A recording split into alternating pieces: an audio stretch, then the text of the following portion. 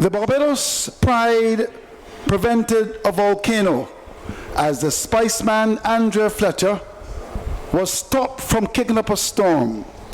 Thanks to Shamar Holder, with the energy of Little Rick, was on a roar like Allison and burned them turf like Sizzler at the region's Mecca in the heartland of the nation's capital. Good morning and welcome to Kensington Oval. Good morning and welcome to a great country. The scoreboard tells the story. 417 Barbados, batting a second time, they're 6 without loss. And when the volcanoes batted, they got 258. The weather is absolutely brilliant in Barbados after 1 or 2 early morning showers. As I speak to you, the players are very much on the field. A lovely breeze is coming across the ground, and we're looking forward to the action on day 3 of the battle between the volcanoes and the Pride. I'm Andrew Mason, and the commentary team is very much in position. We've got Jamal Smith and, of course, Antonia Allen. They're in the hot seat in terms of comments, and alongside me is Keith Holer, who's going to start the broadcast. And first of all, let me say good morning to you, Jamal. Let's see what, in terms of tactics, what you would employ had you been captain of the volcano's side. And after that, the Pride. And then we're going to hear the voice of Keith Holder. Good morning to you. Nice to see you. Hey, good morning, Lovely colours as usual. Good morning, Andrew. Well, I think the tactics are pretty clear. Captain Hodge already employing that man at the deep point region, so he's looking to save some runs. He's also looking to take some wickets, 2 slips, and about 2 gullies for Shane Mosey. So a bit of tactics being employed here early in the morning, Keith. Indeed, good morning to you, Jamal, and good morning to listeners. And it's going to be the big left arm pacer, Preston Maxwell, to operate from the Joel Garner end with 2 slips and 2 gullies, bowling over the wicket to the left-handed Mosley. And the first delivery on day 3 is pitched up, and Mosley comes forward, plays it back down the pitch to the bowler who picks up. There is no run. So 6 without loss in their second innings, Barbados Pride. And that's an overall lead of 165. Mosley is on 1. And his Wanderers club mate, Craig Braffett, the captain, has 5. An overall lead of 165 then. 2 slips and 2 gullies delicately placed. And a short delivery from Max Sween is defended on the onside, and there is no run as Cato comes in from that short mid-on to do the fielding. Then the cover is out on the boundary, extra cover, mid-off, mid-on, and a fine leg to complete the field for Max Sween. Jordan bowled a solitary over last evening for 6 runs, and the Windward Islands looking for early success, having been led on first innings by 159, and that, if achieved, certainly will help their cause to get back into this game with 2 days remaining. It's the 6th series, and Max Sween on the legs of Mosley, where he's very strong, and he turns it down to long leg for the first run of the morning as he goes on to 2 and 7 for no wicket. The surface, Jamal. Well, unfortunately, Keith, I wasn't able to get out there this morning, but as we've said, as I've said, so far it's played very well. Has a bit of pace and a bit of bounce, and not exaggerated by any means. I'd say the previous surface that the game against the Red Force would have been played on, but certainly a good cricket wicket. We saw 417 being scored. We saw a rally by the Windward Islands as well. With Braffett on strike, one of the gullies being removed, 2 slips and a gully, and Maxwell is over the wicket, pitches short, and Braffett is in behind it for a bit of flourish, playing it down to the extra cover, and there is no run as Maxwell comes back to the top of his mark. 2 slips, a gully. There is the cover point just a couple of meters inside of the boundary, the extra cover, Kotoy, then mid-off in Cato, mid-on, a straight mid-wicket and the fine leg. Here's Maxwell from over the wicket, and Braffett comes across his stumps and defends it up towards mid-off, and there is no run. Shadowed by Kotoy with a bit of byplay and picked up by Cato, 7 without loss. Braffett on 5, Mosley 2, and another 5-4 for Shamar Holder yesterday, and pushing his tally of wickets for the season to 29, the leading wicket taker among fast bowlers. Veerasamy Permaul, the Ghana Jaguars left arm spinner, is the top wicket taker. Short delivery, Braffett pushes it into the covers, calls for a single, easily taken as Kotoy had to run to his left, and a single for each batsman in the first over on day 3, with Braffett on 6, Mosley 2, and Barbados Pride 8 for no wicket in their second innings, leading overall by 167. Well, yes, Keith, certainly the equation is rather simple. The Windward Islands Volcanoes, they need to make some early inroads. They really need 10 wickets in a hurry if they're going to get back into this contest and try to cut that lead down to, say, anywhere less than 250, something realistic that they can chase down. Failing that, they'll have to stop the Barbados Pride from scoring quickly and try to eke some time out of this game. And then obviously when they come into bat sometime later this evening or possibly tomorrow, they'll have to seek to draw the game. And as I said, Keith, so far the surface has stood up. It's played relatively well. As I said, we saw some rallies from the Windward Islands suggestive that their batting unit is quite cohesive, especially at the top. It looked good, and then that lower order rally could give them some confidence. So all is not lost for the Volcanoes, but certainly the onus is upon them to make some inroads this morning. So it's going to be Josh Thomas to pick it up from the Malcolm Marshall end, and he has 2 slips in Smith and Fletcher. Gully is the captain, Hodge, and here's his first delivery, right arm fast over the wicket. Braffett is forward and plays it out on the offside. There is no run. Then the deep point, extra cover, mid-off, mid-on, mid-wicket, and a fine leg. Round 6, day 3 of the Regional First Class Championship. And we'll also, in a moment, bring you up to date with playing the other 2 games as well as some international news. 2 slips in the gully. And here is Thomas into bowl to Braffett, very wide of off stump, and quite rightly signaled wide by umpire Banwari, as Emmanuel had to go between the first slip in Smith and the second slip in Fletcher to take. It's now 9 without loss.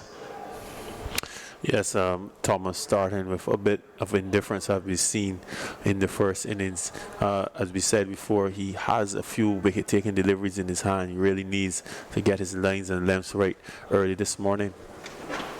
So he's at the top of his mark, rather straightish approach, going in over the wicket from the Malcolm Marshall end, and Braffett is forward. Plays it back down the pitch to the ball on the offside. He picks up, there is no run. Jamaica 216 all out in their first innings, having faced 80 overs and 4 balls, and at the close, Ghana Jaguars 287 for 6 off 92 overs. Stage and Chandra Paul got 8, Chandra Paul Hemraj 82, Leon Johnson 35, Vishal Singh is unbeaten on 93. Christopher Marwell didn't score. Raymond Reef for 16. Anthony Bramble 25. And Kevin Sinclair is 20 not out. Here at Kensington Oval, pitched up and driven by Braffett out to extra cover. There is no run. Josh Thomas, the bowler. And the wicket takers for the Jamaica Scorpions, 2 for 67 to Patrick Harty. 3 for 64 from 20 overs, Dennis Boulay, the left arm spinner. 1 for 27, Alwyn Williams. So the attention here is at Kensington Oval, and Thomas in the distance, bowling from the Malcolm Marshall line, right arm fast over the wicket, very wide again. And on this occasion, apart from being signal or wide, you have to say wide, and it was so wide that poor Stewart got only the tip of the right glove as he dived away again between the first and the second slips, and the ball went all the way down as it rocketed into the boundary. So 5 runs all told on Barbados Pride, now 14 without loss in their second innings. As I continue to say, Keith, some more indifference at this time, being asked to use a new ball, and we saw that delivered. We don't know what we call that in Beijing parlance. We have to say that's abroad, and it was a very difficult take for Emmanuel Stewart. Unfortunately for him, he was unable to reel it in. So here we go again. And Braffett is forward and drives it to the left of the cover. And they will come back quite comfortably for the second run as he now goes up to 8. Mosley's on 216 without loss in their second innings. Yeah, so quiet start here from the Barbados. Probably both batsmen just looking to insert themselves, get a good start. Craig Braffett, obviously, he needs a good score. Shane Mosley looking to capitalize on his good form. And so far, what we've seen from Thomas is nothing threatening, so to speak. And he has a lot of work to do, so too the Volcanoes. So Trinidad and Tobago having made 287 and the Leeward Islands at stumps. They are now 164.5. Pitch on the pads, Thomas, and Braffett whipping it down to the mid-wicket. There is no run, 16 without loss. Monchin Hodge got 14, Kieran Powell 13, Devon Thomas 2. Amir Jangu, the Trinidadian, is 76. Not out against the country of his birth. Jamar Hamilton 9, Terrence Ward 22, and Jason Peters is on 21. 2 for 42 to Uthman Mohammed, 1 for 39. Anderson Philip, 1 for 38. Akil Hussein, and 1 for 28. Imran Khan. There are 2 slips in the gully in place, along with the point on the boundary, extra cover, mid-off, mid-on, mid-wicket, and a fine leg. Here's Thomas into Braffett, and Braffett is on the front foot, and he pushes it out to the extra cover, and the over is completed. No run off that last delivery, and Thomas's first over conceded. He conceded 8 runs, 16 without loss. Barbados pride in their second innings. Braffett on 8. Mosley has 2 in their lead overall by 175. Yes, another indifferent over from Thomas. He really has struggled with his areas. We've seen him be able to eke out 3 good wickets in the first innings, but somewhere in between his spells, he's not being consistent at all, possibly putting a lot of pressure on the thought processes of Captain Hodge and not being able to rely on Thomas to create pressure along with those wicket-taking deliveries every now and again. So worrying signs already for the Volcanoes as Barbados now advanced to 16 without loss. With the left-handed Mosley on strike, Allah his first over, and he runs in and runs through the creases. Mosley backs away and just trying to see what may have caused the decision. Perhaps someone walking across the sight screen. We cannot determine it from our position in the 3W stand on the 4th floor, but there are 2 slips and 2 gullies. Point is out on the boundary, then a straightish extra cover, mid-off, mid-on, and a fine leg. Here's the left-arm pacer Maxine bowling over the wicket from the Garner end, pitches up, and Mosley drives off the inner portion of the bat. It goes down to mid-on, fielded by Cato, and there's no run, 16 without loss. That's a good delivery from Maxine. He started reasonably well this morning, Keith, as I was noted in the first innings. He usually takes the ball away from Shane Mosley, as you see those 2 slips and those 2 gullies, suggesting that that's the general modus operandi, and there's a deep point as well, and the cover and the mid-off. So certainly he's looking to take Mosley somewhere from along the off stump to the 4th and the 5th stump. Maxine is in again, and Mosley is forward and drives it again with a bit more flourish on this occasion, down to the mid-on, partially stopped by Cato, but he has it under control as the ball ricocheted and went a couple meters to his right. It's the first ODI, a day-and-night game between South Africa and Australia at Pearl, and after 44 overs, South Africa 239 for 4. And having won the toss here at Kensington Oval, Mosley turns it down to the fine leg for a single, and he now goes on to 3-17 without loss in their second innings. Barbados pride. Early problems for South Africa with Malan leg before wicket by start without scoring. The captain was caught by Carey, the keeper of Hazelwood, for 15, and Bavuma was bowled by Cummins for 26, but they recovered quite nicely with Vernon scoring 48 before he was caught by Marsh off Cummins. Now Cluson and Miller really put it together, coming together at 126 for 4.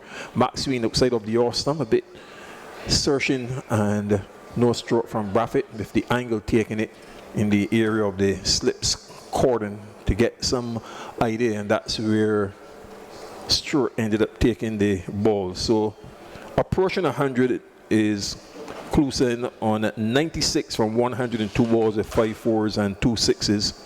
David Miller has 49 off 53 balls with 2 fours and a 6. You know, 242 for 4. That's a very good recovery. Here at Kensington Oval, Max Sween with 2 slips and a gully, bowling over the wicket, and Braffett is back and guys it square on the offside. Hodge running back from gullies now onto the ball, and they go through for a single as Braffett moves to 9-18 without loss in their second innings. Barbados Pride leading overall by 177. Yeah, Mark Sween in pretty good rhythm, getting a few deliveries to rise on Braffett. There, Braffett was having to go back on the back foot, rise on his toes just to punch that delivery into the offside. He looks pretty good in terms of his rhythm, Mark Sween, this morning. Not taking the ball away from that off stump possibly as Hodge would like so far, just a bit too straight to Shane Mosley, but his pace is definitely up and he's in good rhythm.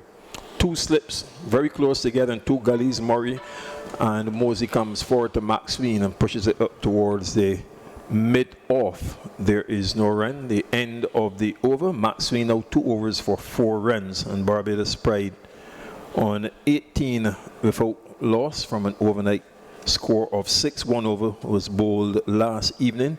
Braffett is on 9, having added 4, and Mosley has picked up a couple runs to move to 3. And as far as that first ODI is concerned, Miller just completed his 50, but the attention clearly on Clausen, who is on 97. Pat Cummins has 2 for 24, 1 for 44 to start, and Hazelwood 1 for 54. Thomas then with 2 slips and a gullies into Braffett outside of the off stump, and he lets it go 18 without loss. Well, a better delivery on this occasion from Thomas. Not much pace in it, looking to be within himself, trying to make amends for that first over and just find his areas, but a good encouraging delivery. The Windward Islands, they look a bit flat this morning, Keith, and not many hands around. But it's a still morning, not much breeze. We can't really see the trees dancing in the background, but certainly the Windward Islanders, they just look like they're waiting for something to happen, and you know, there's not much energy. Hands akimbo, some men are just swinging their hands around, but no real energy as yet. So here is Thomas into Braffett, 2 wide of off stump to induce a stroke, and he lets it go to Stewart. The second test between New Zealand and India at Christchurch, and India were bowled out for 242, New Zealand at stump 63 without loss. And looking at the India first innings, in a moment as Thomas turns and heads in again. This is his second over, right arm fast over the wicket from the Malcolm Marshall end.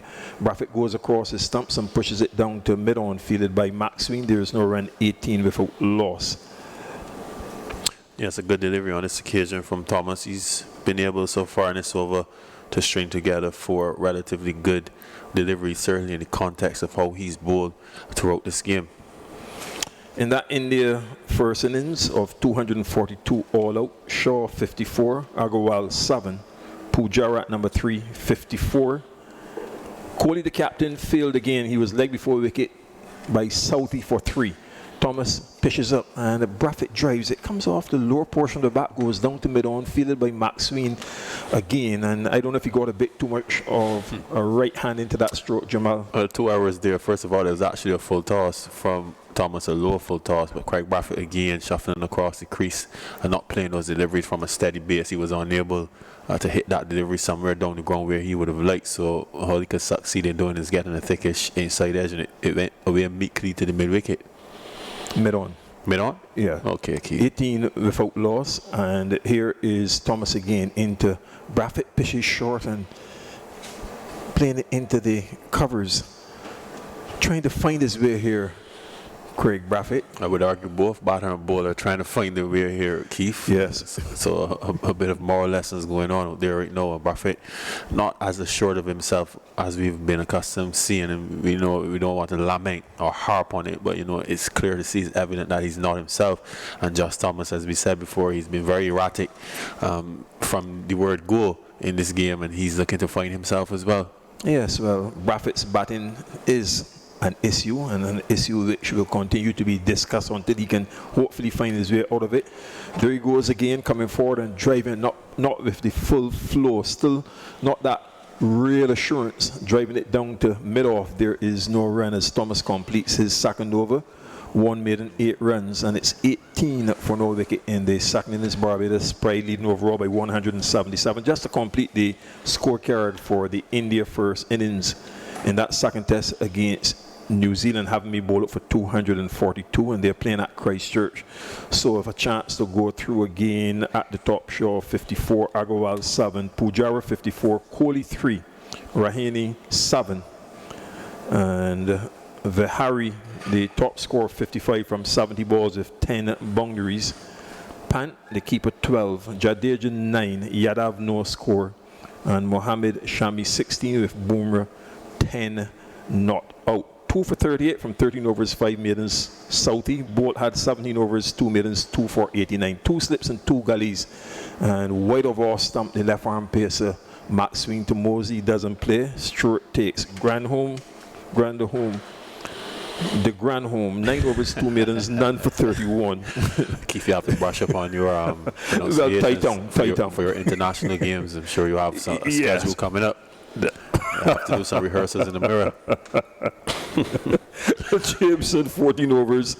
This youngster has come into the side and has really made an impact. And here, outside of the off stump, is Maxwell no stroke from Mosey. It goes through to Stewart. He bowled 14 overs, 3 maidens, 5 for 45. I don't know if you've paid any attention to him since he made his debut. A bit, Keith. I follow the cricket just as much as you. I won't profess to be getting up at 4 o'clock in the morning to do so, but I follow the updates as well.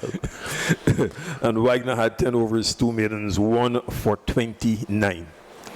Here is Preston Maxwell over the wicket to Mosley, pitches up, and he drives out to the extra cover and dive into his left to make the save. Athanaze, who is now into the side fully, having replaced the opener Maloney, who was struck on the helmet yesterday when on 21 in the last over before lunch. And what's the pretty word, Jamal? Concussion? Concussion, the concussion protocol. But to be fair though, Keith, it was a nasty blow. It really was. Yes, poor chap.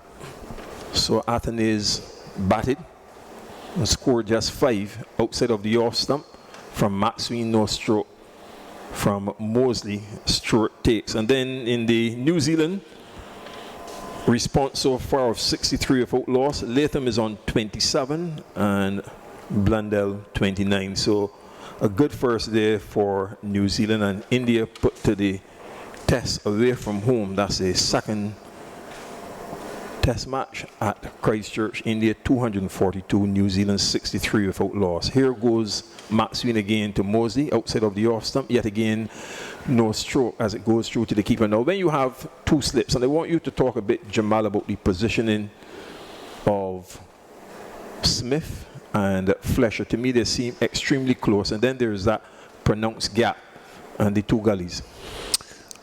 Sometimes there's a bit of guesswork, but some tactics go into it as well. I'm sure the administrative staff of the Windwards, or technical staff rather, would have said possibly that Mosey edges his deliveries in that area. In this over in particular, as he's again outside of the off stump, trying to test Mosey with those 2 slips and 2 gullies waiting, but not quite getting his radar going, and Mosey has been very watchful. And it's 18 without loss. Barbados Pride in their second innings. Braffett 9, Mosley 3. That's an overall lead of 177. You think about it, Keith, as I told you, the field is suggestive that Maxwell will be taking the ball away from Shane Mosley, and we know that's his natural angle. He's gotten some generous movement in that over, albeit that he started those deliveries relatively wide, let's say 4th stump, 5th stump, so that would be just outside the off stump and going away. But it really is that stage of the game where Maxwell may be saying to himself he can't afford to get too straight to Mosley to allow him any scoring opportunities, and maybe looking more to test his patience and bring those 2 slips and, as you said, Keith, those 2 gullies into play. But as we well know, sometimes there's a bit of guesswork because the ball likes to escape the slip cordon and go between the spaces. No, push. Oh, my dear, chance for a run up, push down, but he gets back in. Now, I do not quite understand what really took place there in that Braffett drove Thomas back past the bowler, and he was racing down for a single. Mosley still remains, but he's staring at his captain at long range, and certainly will come forward and have a word with him now, perhaps a bit of an apology. But that looked rather dangerous for a moment, Jamal. Yes, looking to scurry a single there that was non-existent. Mosley rightly sending back Braffett, but danger averted. 2 slips and a gully, point out on the boundary, extra cover mid-off, mid-on, mid-wicket, and a fine leg. And Thomas is over the wicket to Braffett, and he flicks it. That's a nice stroke.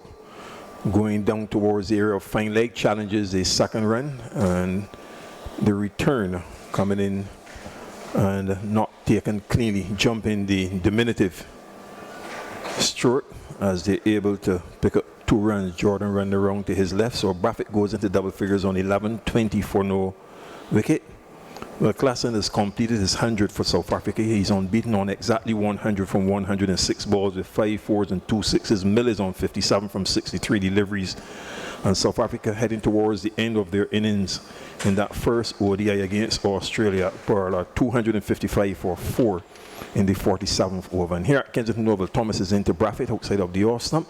Doesn't play and taken by Stewart. You've made the point, Jamal, that the energy in the field clearly is lacking by the Windward Islands, seemingly waiting for something to happen.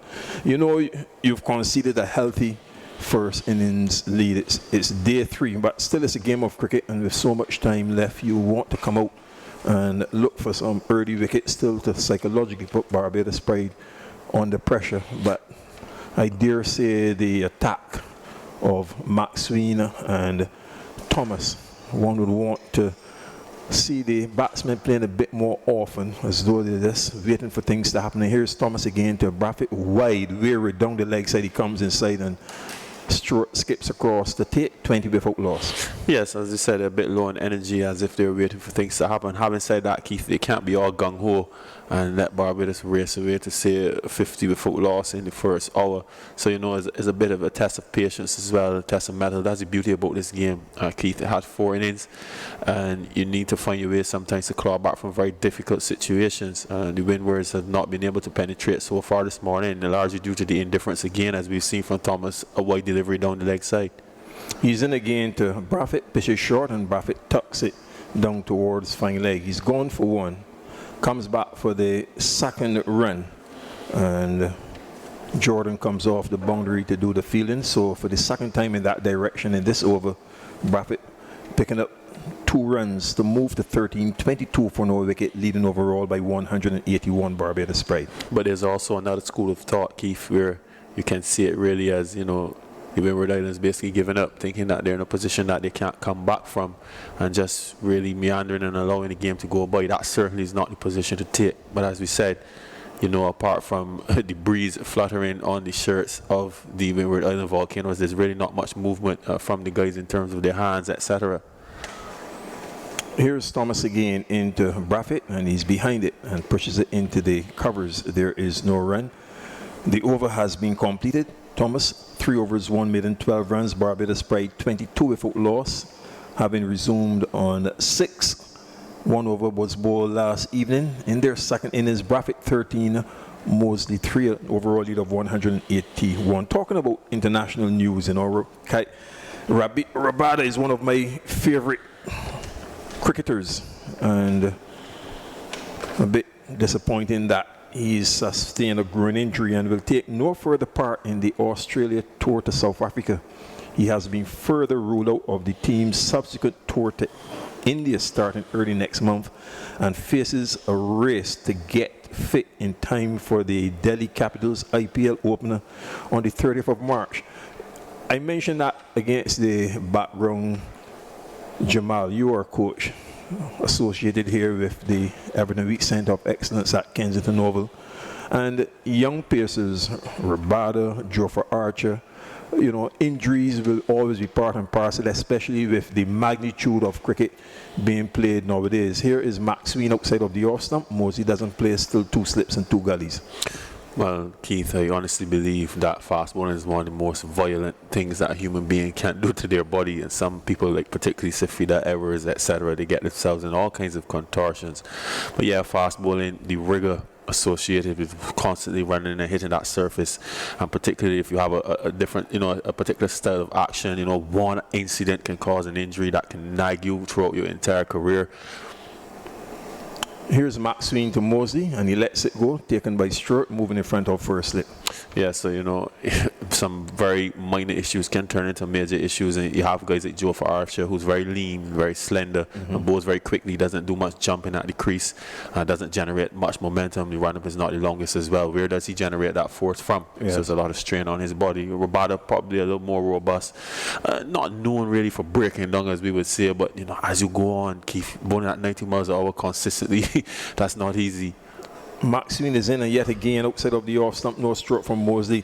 I'll add to what you just said in terms of his career. There's a particular paragraph which has really gotten my attention, and it says that while this is Rabada's first significant groin injury, he has regularly suffered with back problems throughout his career to date. And in 2018 he missed the IPL with a stress fracture, and last year he left the tournament early after a nickel. Mosley drives it uppishly over the head of the mid-off, and it will go into the boundary, and that opportunity presenting itself, and he's taken advantage of it. Now to move on to 7, and Barbados pride 26 without loss. That's an overall lead of 185. But Keith, it was actually a leading edge. Max Sween got a little straighter to Shane Mosley. That delivery starting somewhere around middle to off, and Mosley looking ready to work that ball in the onside. But credit to him for the timing that was on that ball. He actually got it to land some, probably say 40 yards inside before it putted away down the boundary for 4, but certainly not the direction in which he intended. But to his credit, he timed it well enough. Yes.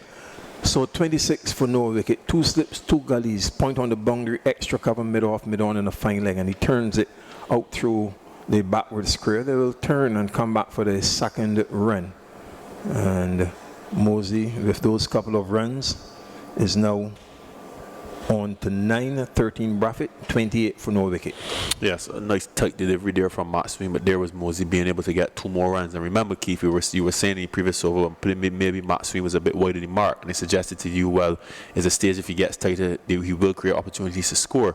And Mosley already collecting 6 runs in the over, lead stretching again is 28 without loss. What will his follow-up ball be here? Ball number 5, does he just concede the over and go wide outside the off stump towards the keeper and call that volley, or does he come in tighter again? I think the smarter option maybe to be wide outside the off stump. Here he is to Mosley, and he's beaten. Beautiful delivery, touchdown, and pushing at it outside of the off stump. Short takes. Max Sween 4 overs, 1 maiden, 10 runs. Braffett 13, Mosley 9. Barbados pride 28 without loss, having resumed on 6 after 1 over. 8 overs have now been bowled. They lead overall by 187. I will leave you, Jamal, and just as I leave you, since I was following closely what's going on with South Africa and Australia in that first ODI at Pearl. It's now 275 for 4. Wonderful recovery by South Africa in the 49th over with Klasan on 113 and Miller 64. More from Jamal and then Andrew Mason. Well, a beautiful delivery there from Max Sween, the delivery that he possibly has been searching for all morning. That was wonderfully pitched on about the off-stump area and going away from Mosley with a bit of pace as well on that perfect length where he's neither forward nor back. So finally Max Sween finding that area, and we'll have to see if he will be able to follow up. Well, good morning again to all of our listeners. I think Jamal is going to leave me, and his place is going to be taken by a man they call Trini, but his real name, of course, is Anthony Allen. Here's Thomas, comes in and bowls, lifting delivery down the leg side, and Craig Brathwaite comes across, allows it to go by, to be taken by the keeper. Barbados are now 28 without loss. Brathwaite is on 13, Mosey's got 9, and with an overall lead of 187, as we say, good morning to Antonio Allen. Barbados in a strong position. Good morning to you, my friend. How are you? Yeah, good morning, Nice Andrew. to I'm see well you. this morning. I'm well. Okay. We'll certainly invite your thoughts in relation to the pitch on the third morning of this match. Here's Thomas as he comes in from the southern end to bowl to Brathwaite, and Brathwaite is coming forward and drives well, but a very good save by the fielder at cover. That looked as if it had 4 all over it, and there he was coming forward and driving. Athanaze is the man who's a very good fielder, the Dominican coming across to his right, making a stop, and that was very well done indeed. It was stroked beautifully by Brathwaite, but he wasn't able to get a run. Yeah, it was for the second time this morning we see Alec Athanaze in that cover region, showing off his agility and his top fielding. Kieran Katoy is another top fielder in this Windward Islands unit, so they seem to have a very good fielding unit. Also is good as well. Thomas comes in, bowls to Brathwaite. Brathwaite is coming onto the front for the no ball is called by the umpire. A ball that was pitched in the line of the off stump. There was Brathwaite coming forward, pushing it out towards cover. Athanaze came across to his right to pick it up, but a no ball carries Barbados to 29 without loss, with Brathwaite on 13. Moses got 9, and Barbados with a lead of 188. No, it's early days yet, but if you were the captain of the Barbados side, what would be your thoughts in relation to a score that you'd be looking to defend? Can you tell me in a minute? And let's watch Thomas. So Mr. Anthony Allen is thinking about it. Here's Thomas as he comes in from the southern end to bowl to Brathwaite, and Brathwaite is coming forward to a ball which is on that middle stump, pushes down towards mid-on. There's no run. Scores kept in 29 without loss. Yeah, first and foremost, Andrew, had I been in the Barbados Pride think tank, I would have been bowling. I would not be batting at this stage, because then you open up yourself to the decision of when you're going to declare, how many is enough, and you end up perhaps taking too much time out of the game when it would have been much more straightforward proposition to secure victory by just bowling at the Windwards again with a fast bowling unit that wasn't, not really stretched. They hadn't bowled many overs and was in very good form as usual. Here is Thomas, comes up now in bowls to Brathwaite. Brathwaite is coming forward and drives out towards Athanaze again, who comes quickly across. Didn't time it very well, Brathwaite. He rehearses that cover drive, but Athanaze having to stretch across his right, and like a goalkeeper stopped it, and the time was off there, Brathwaite. He's got 13. It's 29 without loss. So you're suggesting that had you been the Barbados captain yesterday, you would have been forced to follow on. Oh, yes. And that's interesting. I certainly want to engage you on that, because there's also another view, which I will certainly put on the table in a minute. Here is Thomas, comes up now, he's in and bowls to Brathwaite, and Brathwaite is off the back foot and plays the ball away, down to third man. Oh, it's going to go for 4. It was outside the off stump, he got on top of that, chopped it down to third man. The fielder on the boundary came across, got his hands to it. I think that looks like Maxwell, and the ball just dribbled over the rope. So it means that Brathwaite gets a boundary to carry Barbados to 33 without loss. Yeah, that's a very good positive shot from Craig Brathwaite. I note that a few of his shots this morning have, had a little more, gusto and a little bit more intent behind him, and that's very good. He's been challenging the cover fielder Alec Athanaze to dive and stop some fierce drives, and now we see a powerful cut shot from him. So it's good to see him, looking a little more positive. Very well played indeed, down to backward point for 4. Here's Thomas as he comes in from the southern end to bowl to Brathwaite, and Brathwaite gets a wide ball outside the off stump and is happy to allow it to go by, to be taken by the keeper to end the over. Brathwaite is on 17, Mosey's got 9, and Barbados started in the morning at 6 without loss. They've gone to 33 without loss, which is the latest score at Kensington. Yeah, so just to continue that debate that you would have started, I think Barbados Pride is easier to win this game if they were to bowl at Windward Islands again. It's a very good batting surface, so you have to be wary that you don't, set a target which is too low, because there's still quite a lot of time left in the game. So I know for sure, batting at this point in time, nothing below 350, Andrew. Well, conversely, because there are always two sides to the argument, I would think. The thinking could very well be that, look, I've got a lead of 100 watts. Was it 59?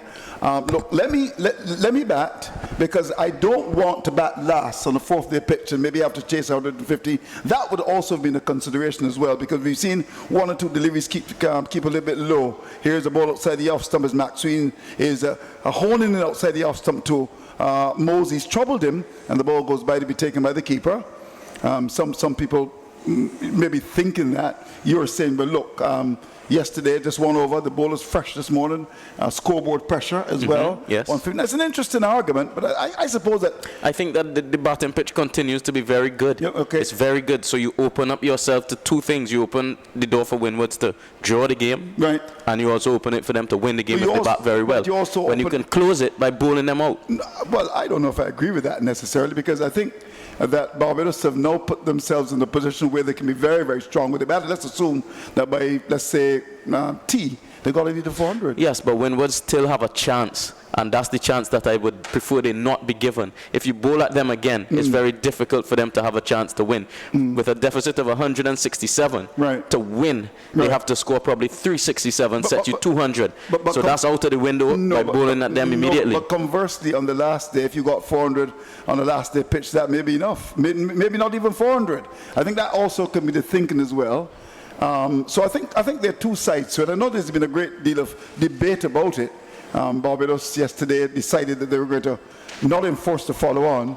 And I see your point, but I think we can also see the other point as well. Oh, yes. Logic is a sense of reason, they say. Yeah, I can entertain other point of views from this situation, but I just think that the surface here at Kensington Oval, it remains very good for batting. I think it's the best pitch we've seen so far this season for batting. Here's Maxine, comes in, bowls, the ball pitched up. There's the batsman driving up towards mid-off. That's Mosley in there a little bit, going up to mid-off. There's no run. Cato comes to pick it up.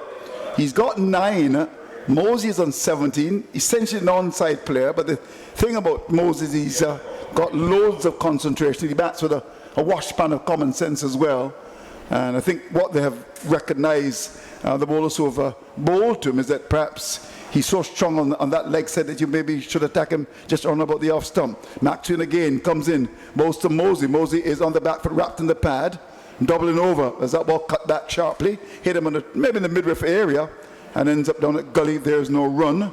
Score is kept in 33 without loss. So the fact Barbados have not enforced the follow-on, what kind of target would you be looking for here, Antonio? Can you tell me? It certainly cannot be anything less than 350. It's a very good batting pitch. We are into day 3. There's ample time for 350 runs to be scored in this game. So you're looking at least about 400 then. Here is Maxine comes in, bowls a ball which beats him outside the off stump. Fine bowling, as there was the batsman Mosey coming forward. The ball went through, taken by the keeper. Beautiful piece of bowling, and he certainly got his radar right there, tackling him outside the off stump, and it has presented a problem or two for young Mosey, who's on 9.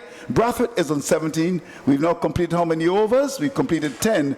Barbados batting the second time, having made 417, to which the Volcanoes replied with 258. They are 33 without loss, and overall lead of 192. Yeah, a very dominant position to be in so early on day 3, leading by 192.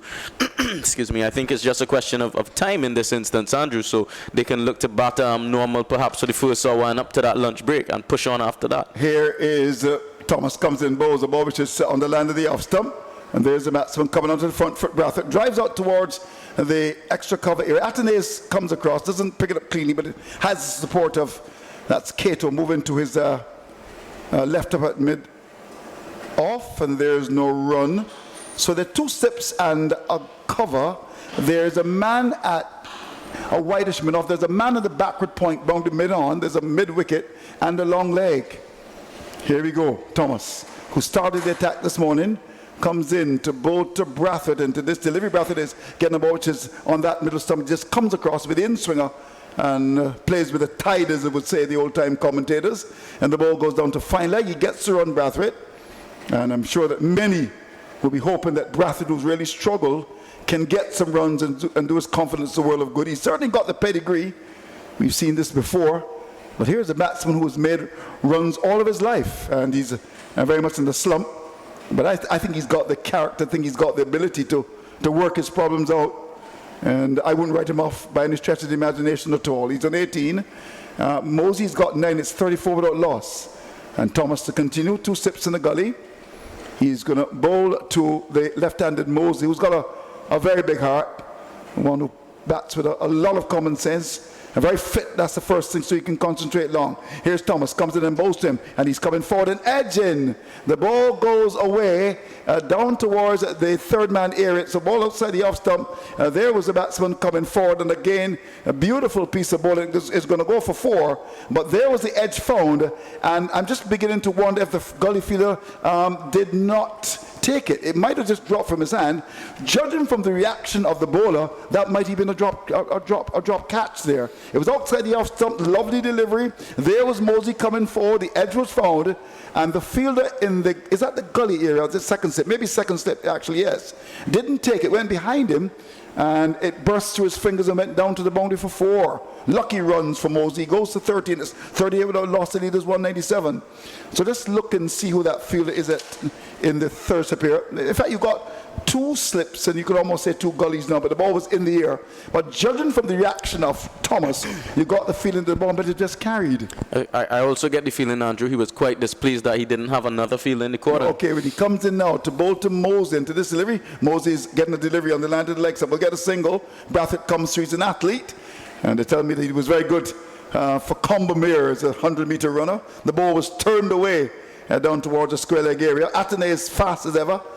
Picked it up, had a shot at the stumps of Brathwaite, beat it comfortably. So single to him now. Mosey goes up to 18. Make that 14. Brathwaite is 18. It's 39 without loss. The lead goes to 198. So Barbados are in a position of control here. And what a dominant performance from the Barbados Pride this year. They lost to the Volcanoes in the first round in St. Vincent. Here's Thomas, comes in to bowl to the Barbados captain, who to this delivery is allowing a wide ball to go outside the off stump. Another no ball is called by the umpire.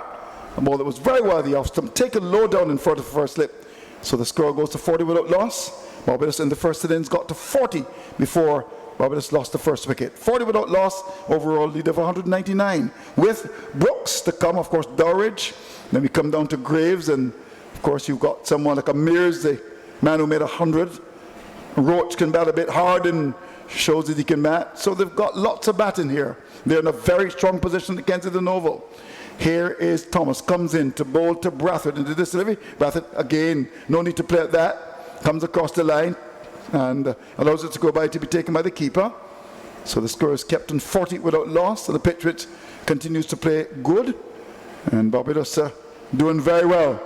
At 132 for 5, you would have maybe not bet that they would have gotten up to 417. They did, thanks to some good, very solid batting from the lower order.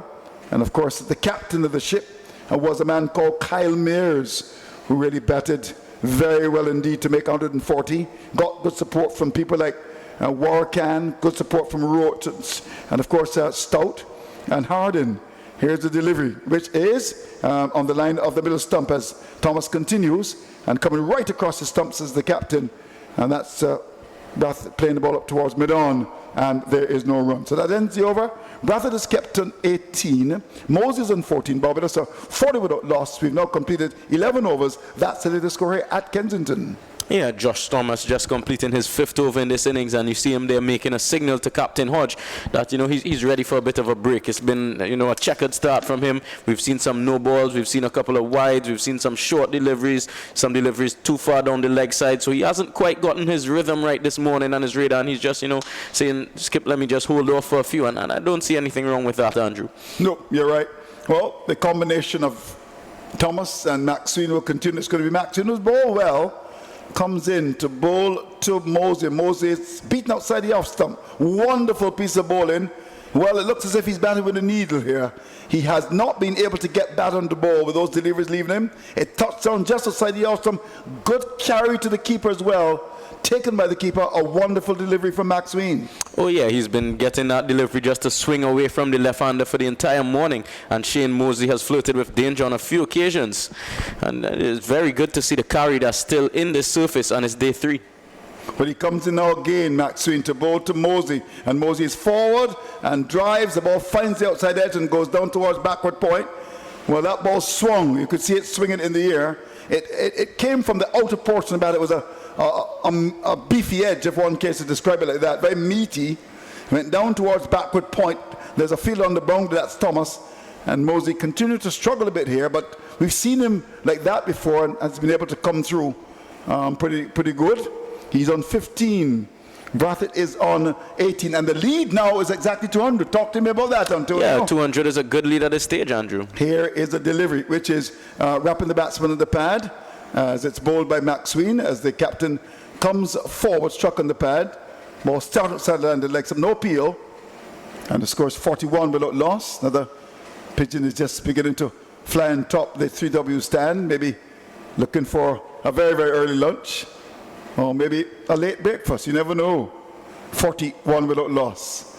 Lovely breeze coming across the ground. And the action continues. Maxwell looking for the first wicket. Comes in to bowl to Brathwaite. And to this delivery, Brathwaite is allowed to go outside the off stump, taken by the keeper. It was not all that far, but his judgment is impeccable. And the ball goes by to be taken by the keeper. Saturday in Barbados. Of course, it's Agrofest. The school children had a wonderful time in the stand yesterday. Are you going to Agrofest? You're not an Agrofest. No, I don't imagine I'll venture No, that way. okay. Well, it's in Queen's Park, and I'm hoping to go maybe tomorrow. 41 without loss is the Barbados score. Maxine is not thinking about Agrofest. He's thinking about getting rid of Brathwaite. Comes in and bows to him, and to this delivery, he's onto the front foot, pulls the bottom hand away, and while it was pitched up, a little bit of swing into the batsman, but he just plays it quite easily up towards that mid-off area. There's no run. It's 41 without loss. So lots of activity in Barbados. Of course, the regathering. I think there's a big match in St. Peter tonight as well. Boscobel, is that right, Keith? The T20 game tonight in Boscobel. So we're looking forward to that as well. I think the move is going to be to St. Thomas come tomorrow. Here's a delivery which is bowled by Maxwell on the line of that middle stump. Brathwaite is forward, pushes out to cover. There's no run. But he's a St. Michael man. I think St. Michael will be the last around Independence, if my memory serves me right. So we've had St. Lucie. Now we're just about to finish up with St. Peter. Then, of course, it's going to be to St. Thomas. I think you're going to have St. James. I wonder when my parish is going to have its day in the sun. Of course, we're talking about the best parish in Barbados, St. Philip. You got connections in St. Philip, Antonio? Yeah, I do. I would say I have connections in most parishes, Andrew. Wonderful. Well said indeed. 41 without loss. We're going to have the first change of the morning. Yeah, and I think it's somewhat of a forced change with Josh Thomas not really finding his radar so far this morning. But I must say, Preston Maxwell, he's bowled well. He's bowled with good control. He's swung the ball, which is always good to see. A left armer typically would bring the ball back into the right-handers. He's done that, and he's bowled a very testing line to the left-handed Shane Mosley, just teasing him just outside that off stump. We saw him on a few occasions almost getting the outside edge. So it's been very good stuff from Preston Maxwell. Well, in fact, it's going to be Ryan John to come into the attack now, and to me it looks as if Maxwell is the workhorse on the side. In comes John with his first ball, comes up now, he's in and bows to Mosey, and Mosey off the back foot. You can't bowl there at him on the leg stump. He's going to pick you off every time, and he works the ball away. Well, he's an onside bully, there's no doubt about that. Working the ball through forward of square, back for the second, and with that he goes now up to, I make him 16, now he's 17, and Barbados go to 43. Without loss. So the first ball was on that leg. Somebody came inside of his stumps and worked it beautifully through that square leg area forward and was able to come back for the second. So 43 without loss. The lead is over 200, 202 to be precise. This is over number 13 being bowled. And Mosey's on 17.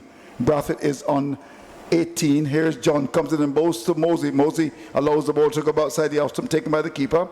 What was interesting there was after John bowled a delivery on the line of the leg stump that was turned away, I just saw the captain. I looked at him and he was just suggesting to the bowler, look, you've got to pitch it outside the off stump. You can see the hand signals.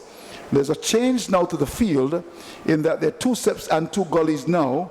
Athenaeus has been moved from the position of mid-wicket. He now is going to go into the gully area. So there are 2 gullies. Here is John, comes in to bowl to Mosey. Mosey's forward, ball on the off stump. Good length, good line, and head well over the ball and strokes the ball up towards that mid-off area for Thomas to come across to pick it up. Scores captain 43 without loss. A generally good batting pitch, there's no doubt about that. And Barbados will want to do very well on day 3. They've actually had things their own way, really. By the end of the first day, after being 32 for 5, reached 357 for 7. And if day one was a good day, day two was an even better one. Here's the delivery, which is outside the off stump, bowled by John, full, not all that wide, but Moses happy to allow it to go by to be taken by Stewart. Yeah, as the lead passes 200, is 202 at the moment. I think they'll be eyeing up getting around 250 by lunch, and they'll feel very pleased with that. Of course, maintaining all of their wickets would be icing on the cake. Yeah, I agree with that. Of course, Brooks to come next. Then, of course, you've got Graves, Dowridge, and, of course, the big fish, who's done so very well for Barbados this year. You're talking about young Kyle Mears. Here is the delivery as the action continues. Ball which is outside and the off stump, bowled by John, and it's taken by the keeper. Too wide to influence the shot, and the ball is taken by the keeper.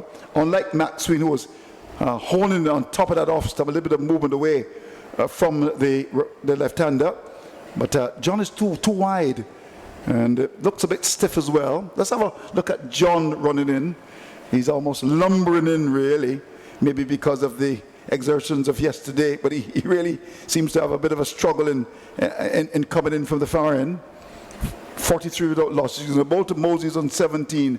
Brathwaite has got 18. In he comes on the way. Here we go. Goes past the umpire. Now he's up, and to this delivery, which is outside the leg stump. The batsman is looking to turn the ball away, but from the reaction of John, it looks as if that shaved the leg stump. He came very far across his stumps there, Mosley, and the ball missed the bat and was very close to that leg stump, taken by the keeper, with John holding his head because he thought he'd hit the leg stump. He didn't. He walks away down towards the final area. We've now completed over number 13 as we head to the first hour on this, the third day. It's been a quiet start for the Barbados side. They're 43 without loss, which is the latest score here at Kensington Oval. Yeah, I think Ryan John just able to provide his captain with a little more control this morning than he would have received from Josh Thomas. And that's what they'd like to do. They'd like to force Barbados Pride to bat as long as possible for whatever lead that they will have in their mind to set for them to score. And then they'll want to go after it in the best way they can. Maxine comes up and bowls outside the off stump. And there's Brathwaite cutting. Where was he going with that? That was a very ordinary shot by Brathwaite. That was a get-out shot. It went down to be taken by the keeper low. That was almost so wide, and Brathwaite went after that. Well, we don't normally see that from Craig Brathwaite. What was going through his mind there? Well. No.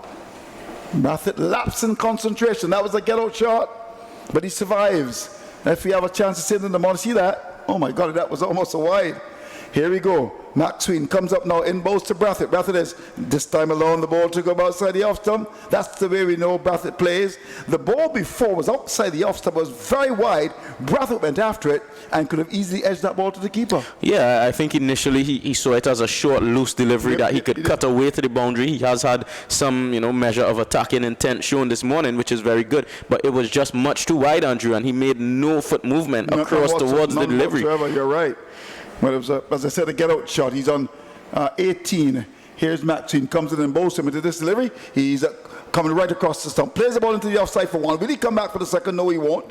Goes out towards the cover area. And the fielder coming off the boundary looks like Thomas. He's at backward point.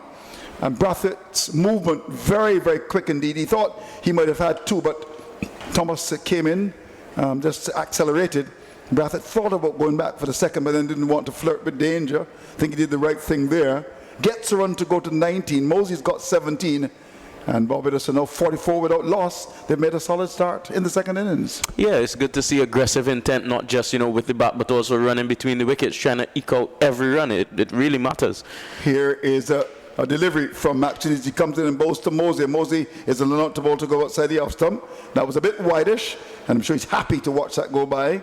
Maxine would want to be just much closer to that off stump, and the ball was taken behind by the keeper. He's got the support. He's got two sips in the gully, and from the northern end of the Joe Garner end, he's just angling the ball across the left-hander. Mosey draws away down towards square leg.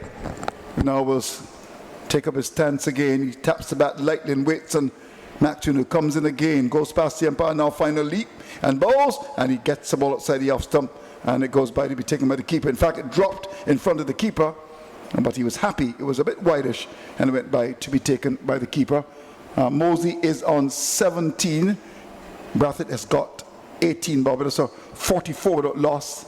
And this has been another solid performance by the Barbados side, with visions of winning again at the region's Mecca. You know what happened when the Guyanese came, they hunted the Jaguars down. Here we go, as this delivery from Maxwell is outside the off stump, too wide. And Mosey says, no, I won't be tempted. And the ball goes through to be taken by the keeper. Good carry, but it was too wide to influence the shot. To end the over, at the end of it, it's Mosey on 17. Brathwaite has got 19. It's 44 without loss. That's the latest score here at Kensington. Yeah, Maxwell continues to impress operating from the Joel Garner end.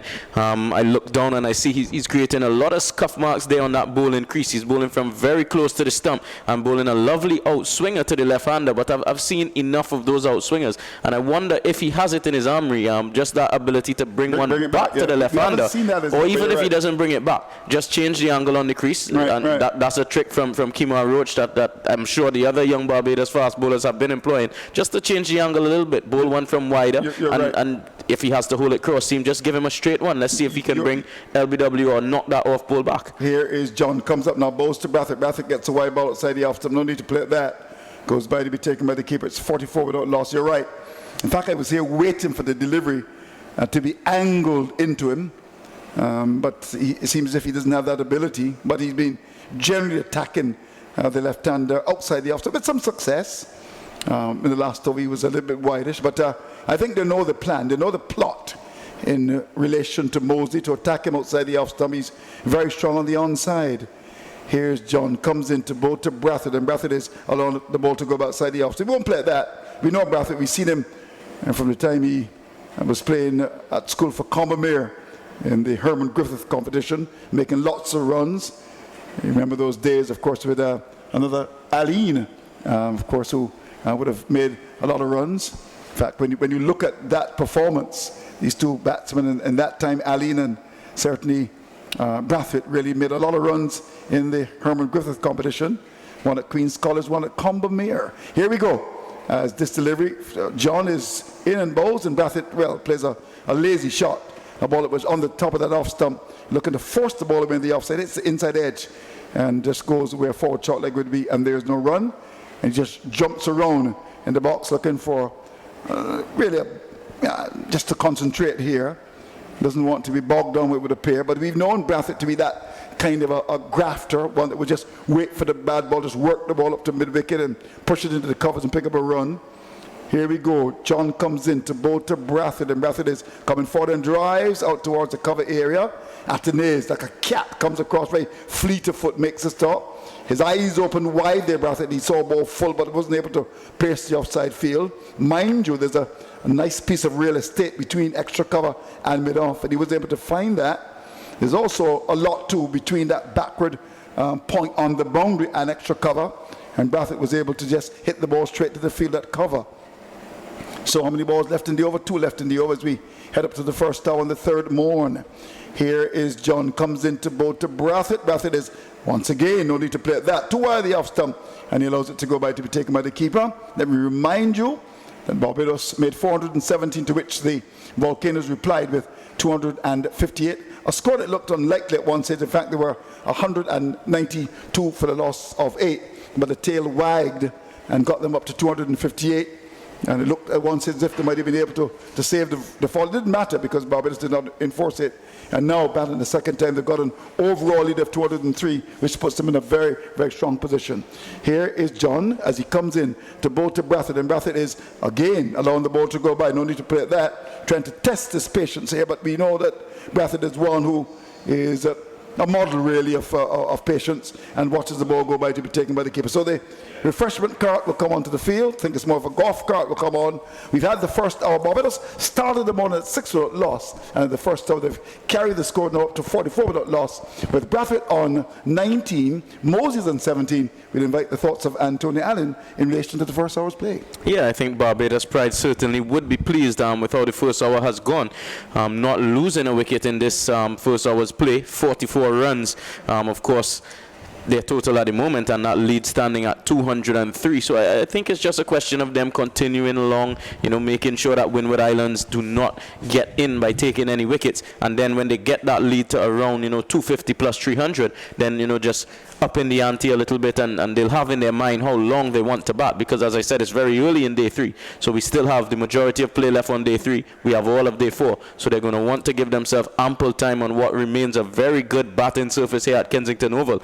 I do know you've mentioned a few deliveries keeping low, but I noticed none of the deliveries that have kept low have actually been pitched on the stumps, and I wouldn't necessarily say that they've kept very low either. It's just been not the best carry through to the wicket keeper. It's not a question of the bowlers are losing some pace as well. I wouldn't say that. I think the energy levels from the bowlers have been good. It's been good stuff from Preston Maxwell in particular. He's been very accurate. He's bowled those lovely outswinging deliveries to the left-hander, and he also challenged Craig Braffett, the right-hander, as well. So it's good to see that type of skill set from a young fast bowler. Okay. So how do you read it now? 44 runs. The lead is 203. Barbados are very much in control. They're in entire control of this game. They can set the tempo, they can set the pace, they can take it wherever they want to from here. They can declare 350 lead, 400 lead, 450 would you do that lead. with Devon Smith in the side? No, that's just a little thing that you have to consider. Windward Islands have potential to bat very well. Remember what you said, 350? 350 is a minimum, Andrew. Nothing less than 350. Okay, nothing below 350. Okay. So but they've got time. They have ample time. This Calvin game is Hodge going frenetic pace. and Devon Smith would have batted out a fourth innings game just one round ago, both of them getting hundreds. And we've seen that this Windward Islands team, you have Kieran Katoy, who scored some runs this season, Emmanuel Stewart. Of course, we know the potential of Alec Athanaze, so it's not by any means a weak Windward Islands batting team. And of course, the Spice Man. I've got a question for you. Do you think Barbados will go on to win this game? I can't say. It's early days yet. I know they are. If there's one team in a position to win this game, it's Barbados Pride. So should I ask the question in a different way? If you would like to. If you'd like a different answer or the same answer, ask it a different way. All right. Now, if you had to put your money, and I know you've got lots of money, would you bet that Barbados will win this game? I'm not a betting man, Andrew. You're not a betting man? I'm not a betting man. But you expect them to win then? I can't say that I expect them to win, but if one team is to win, it would be Barbados Pride. Okay, fair enough. Well, I want to thank you very much indeed for being very much a part of the commentary team. I think we can have a double change now. Keith Holder comes to call in, and in fact, I'm going to slip out the chair, and Anthony Allen is going to be replaced by his very good friend Jamal Smith. I understand they're very, very good friends indeed. I'll just maybe do this first delivery, and then, of course, we'll have...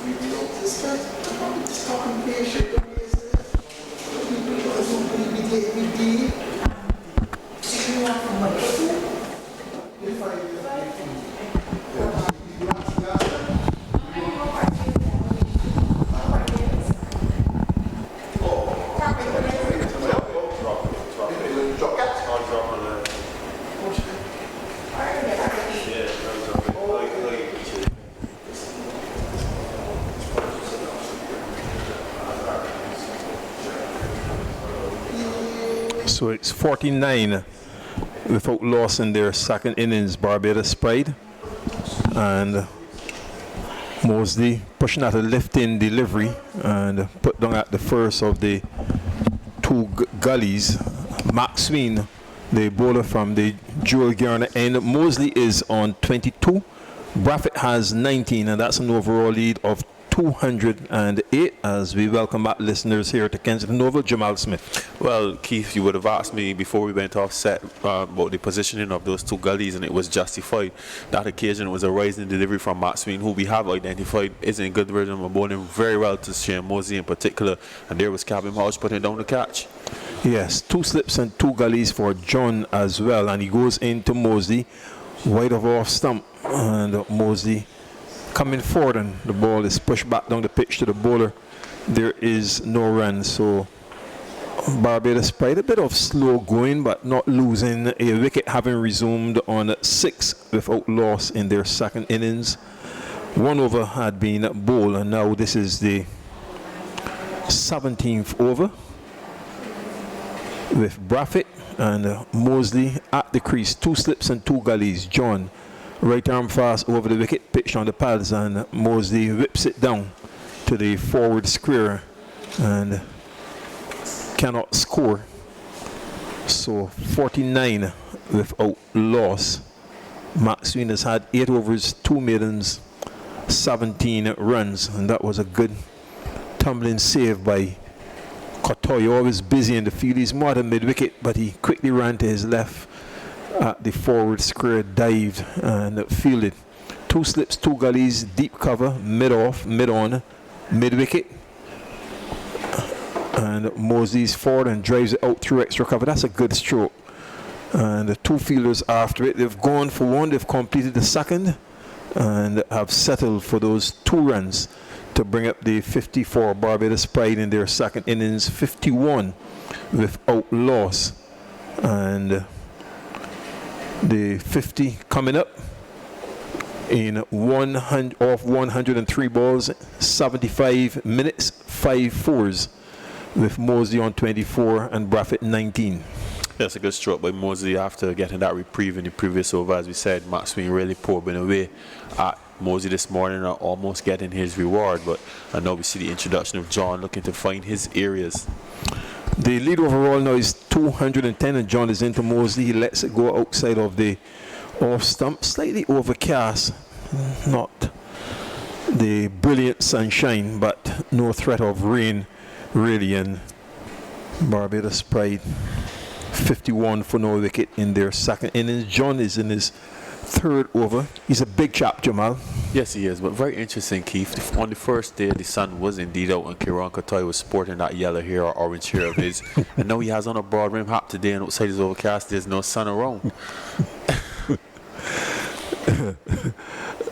Mosley goes back and edges just past the first of the gullies and down into the 3rd man boundary.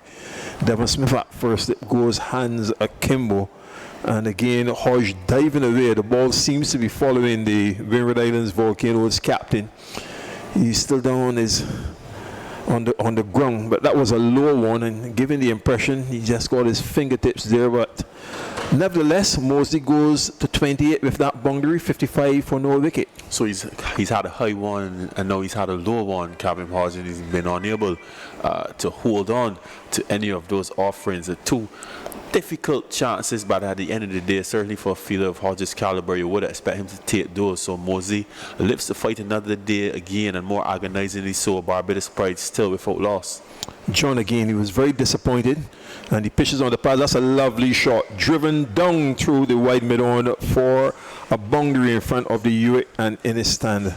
Well, a good comeback in terms of the authenticity of that stroke on the pad. He's very strong in that area, and he really whipped it sweetly down through mid-on for boundary. And it's now 59 for no wicket. Mosley goes into the 30s on 32. Braffett has 19, and Barbados Pride in the ascendancy by 218 runs. Well, Keith, I take this opportunity to use the old adage, rubbing salt in the wounds. Yes. And there was John creating the opportunity and then just getting a bit too straight to Shane Mosley, and he whipped it away beautifully through the mid-wicket region for 4. Certainly, though, the Windward Islands Volcanoes not doing themselves any favors in the field. The bowlers have been pretty good this morning, particularly Mark Sween holding a nice line and length, but there have been 2 chances and off and now in successive overs off Shane Mosley, and none have come to hand. Matt Sween to Braffett, and he comes forward and pushes it into the covers. There is no run. This has been a fairly lengthy spell here by Matt Sween. He's a big, strong guy, and was with the Barbados Pride franchise a couple years ago. Couldn't force his way really into the side, and here we go with the chat, and we'll share that information. Thanks very much to Graham Bell. 2 slips in the gully. Braffett is forward and tucks it out towards mid-wicket. There's Camper single. Braffett now on 20, 60 for no wicket, leading by 209. No, you seem to be fascinated by King Kyle. Actually, if that's the guy that I know, I think he's a student at the University of West Indies, St. Augustine, and he's saying, telling Trini not to let Andrew trip him up. But I'm sure by the time we're finished with Andrew over these 4 days, he may be the one that's on his face, Keith. He'll have to come very good to trap young Antonio Allen and certainly myself. Yes, he's been pounding away at Antonio in relation to Barbados opting to bat instead of enforcing the follow-on. This one is tickled down towards fine leg by Mosley for a single, and he now goes on to 33. 20 Braffett at 61 without loss. Anthony Braffett says, don't wish neither dream, deal with facts. Holt and Harding are going to make a mess of them in the second innings.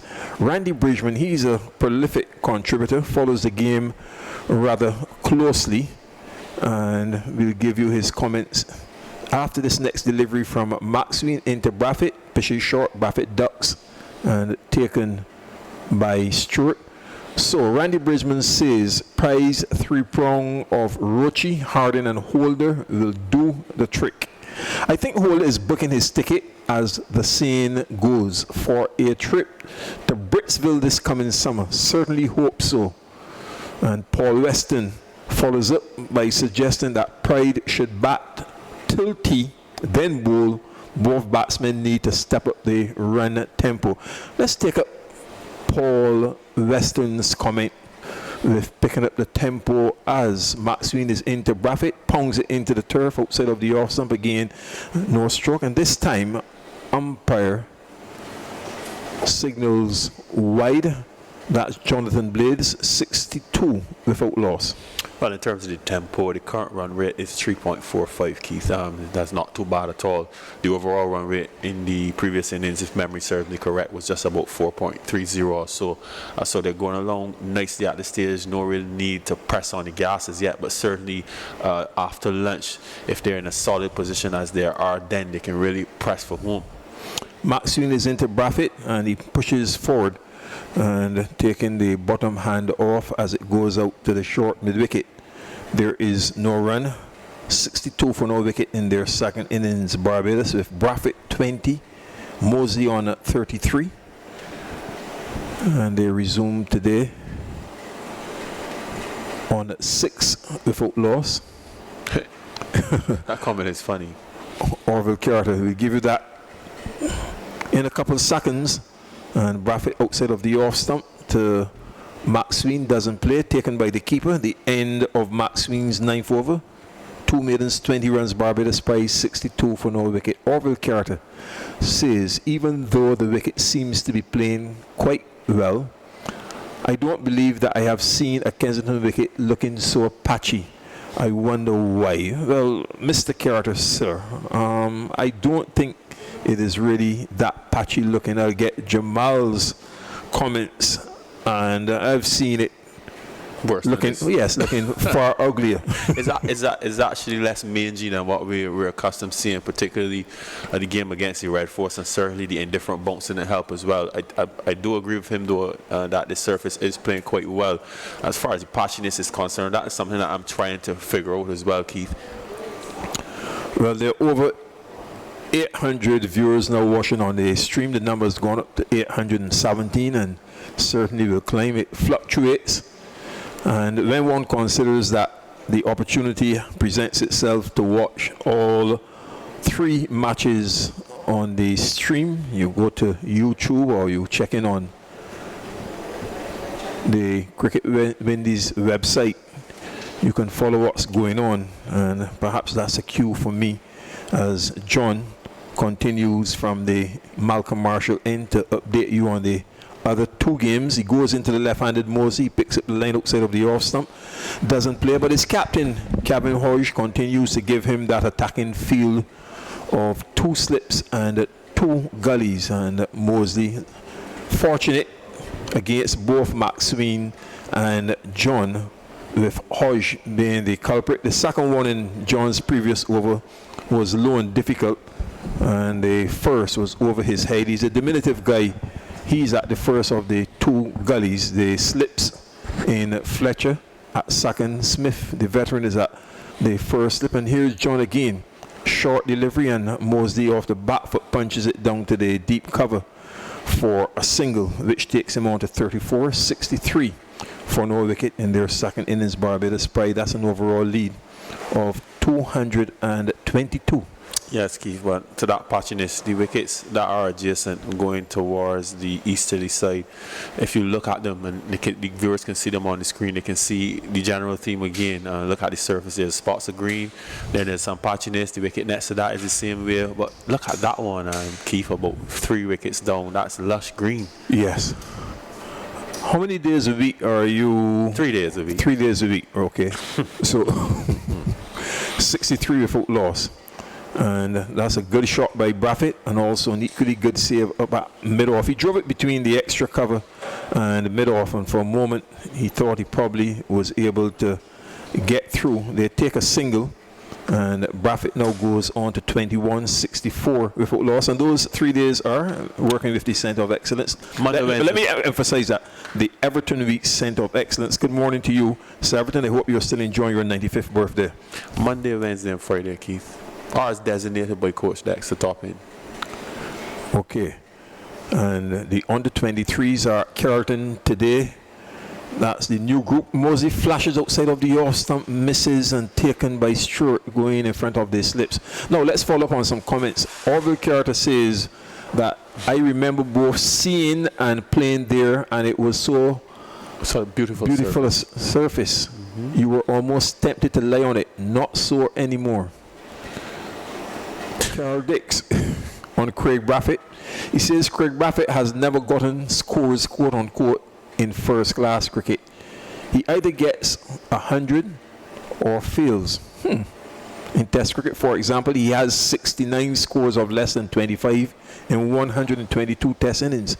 And Mosey whips it over the head of Katoy at mid-wicket, and the ball really races into the boundary. For the umpteenth time, we talk about his wonderful strength on the onside, and with that boundary, Mosey goes on to 38. Braffett has 21. It's 68 without loss, so they're up in the tempo for an overall lead of 227. 19 overs haven't been bowled. Yeah, a bit of purpose in that stroke there, Keith. A delivery that pitched on about the middle stump, and Mosley was certain that he would make good contact on that ball, and he opted to go the aerial route, and he did so with good effect. And he sped away probably some 3 or 4 bounces to the mid-wicket area for 4, so he's certainly blossoming after surviving 2 close chances. The Barbados Pride picking up the tempo, as you said, Keith, over the past couple minutes or so. They've now progressed to 68 without loss, and really, all is on them. These 2 openers in particular, not only to get scores, but to keep pushing the Pride further into a position of advantage. Here's the admirable Maxwell. Braffett drives outside of the off stump, hardly moving his feet, misses, and taken by Stewart. This is now his 10th over on the trot. 2 maidens, 20 runs. It's 68 for no wicket in the second innings. That's true. Well, not a good delivery from Preston Maxwell. He's really deserved the wicket here this morning. Keith, he's bowled really well. He's been in good rhythm. His pace has been sustained, and he's been getting movement away from Shane Mosley, and he's also been taking deliveries away from Craig Braffett. Here he goes again. 2 slips in the gully, pitches short, and Braffett is back and steers it down to point for a single. And he, with that single, now goes on to 22, 69 without loss. Well, Anthony Braffett says, leave Braffett alone. Tell Pollard get some and save the West Indies from getting washed off 3-0. Well said, Mr. Braffett. And Prob says the goal should be to reach there with at least an hour before the end of play today. That's 400 would be good. And then have the last hour and the entire day tomorrow to wrap up the game. 2 slips and 2 gullies. Maxwell is in to Mosey, and he drives it down to mid-off, and there is no run fielded over at mid-off by Jordan. So 69 without loss. Now over in Jamaica at Greenfields in Trelawney. Jamaica having made 216 all out in their first innings. Guyana now 288 for 7, and Vishal Singh missed out on a century. Cheesy outside of the off stump. Maxwell no stroke from Mosley. He was stumped by Smith of Merchant for 93. 173 balls, 7 fours. Sinclair is 21 and Permall is yet to score, and that's 288 for 7. See, Rez sent that email for the second time this morning about McGrath picking 3 top places. Good morning to you, Reds. I'll try to look at it and share it, because the fact that it's not come for the second time, that's a message that you want it to be addressed, I believe. 2 slips and 2 gullies. Maxwell is in outside of the off stump. Mosley doesn't play.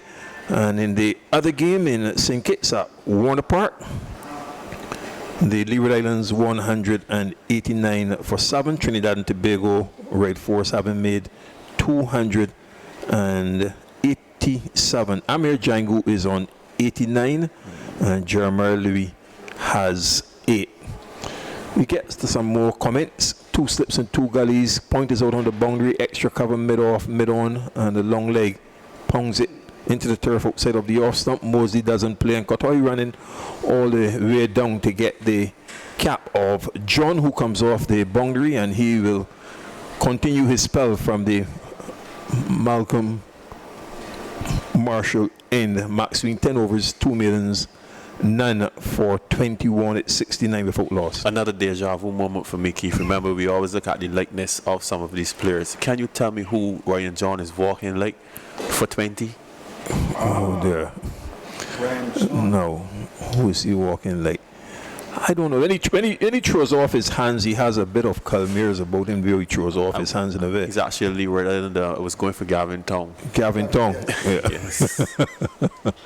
Okay. He does, you're right, yeah. He also got a little bit like fella home ball. So with 2 slips in the gully, pitches short, and Braffett plays it down to gully. There is no run. Now let's pick up Orlando Gaskin here, Jamal. He says it's nice to see the young fast bowlers around the West Indies. I see Holder as the West Indies. I guess he hasn't completed next pacer to be picked. And Carl Dix, I always knew that all of those centuries Braffett scored would affect his batting and be problematic when he loses form. I don't understand that. Short delivery of Braffett pulls it out through mid-wicket, heading towards the boundary, and will get there now. So that stroke will give him even more confidence. And Barbados Pride up to 73 without loss. Braffett on 26, Mosley 36. Let's complete what Carl Dix was saying. He says you have to get quote-unquote scores to be a successful player over an extended career. And he continues, I like Braff, but you have to get scores between 25 and 60 to have a successful career. Can you translate that language for me, Jamal, after this next delivery. And he's really having a ball here, Carol Dix. I'll get back to him after King Kyle, who says, we like to save drop a guy, but it doesn't stop at a simple drop. John is in over the wicket from the Marshall end. Braffett drives and looking to beat the extra cover, is unable to do so as Athanaze dives to his right, partially saves but has it under control. Colin Goodrich, West Indies should start grooming the next ODI World Cup team. Hetmeyer and Shea Hope, captain and vice captain. My pick for pace bowlers, Shamar Holder, Alzari Joseph and Kimo Paul, wicketkeeper Puran. Well, you and Andrew will have a lot to discuss. Andrew and I, it's 11:28. It's almost time for my break. I'll hand that over to Antonio. Here is John in again to Braffett short, looking for his favorite cut stroke.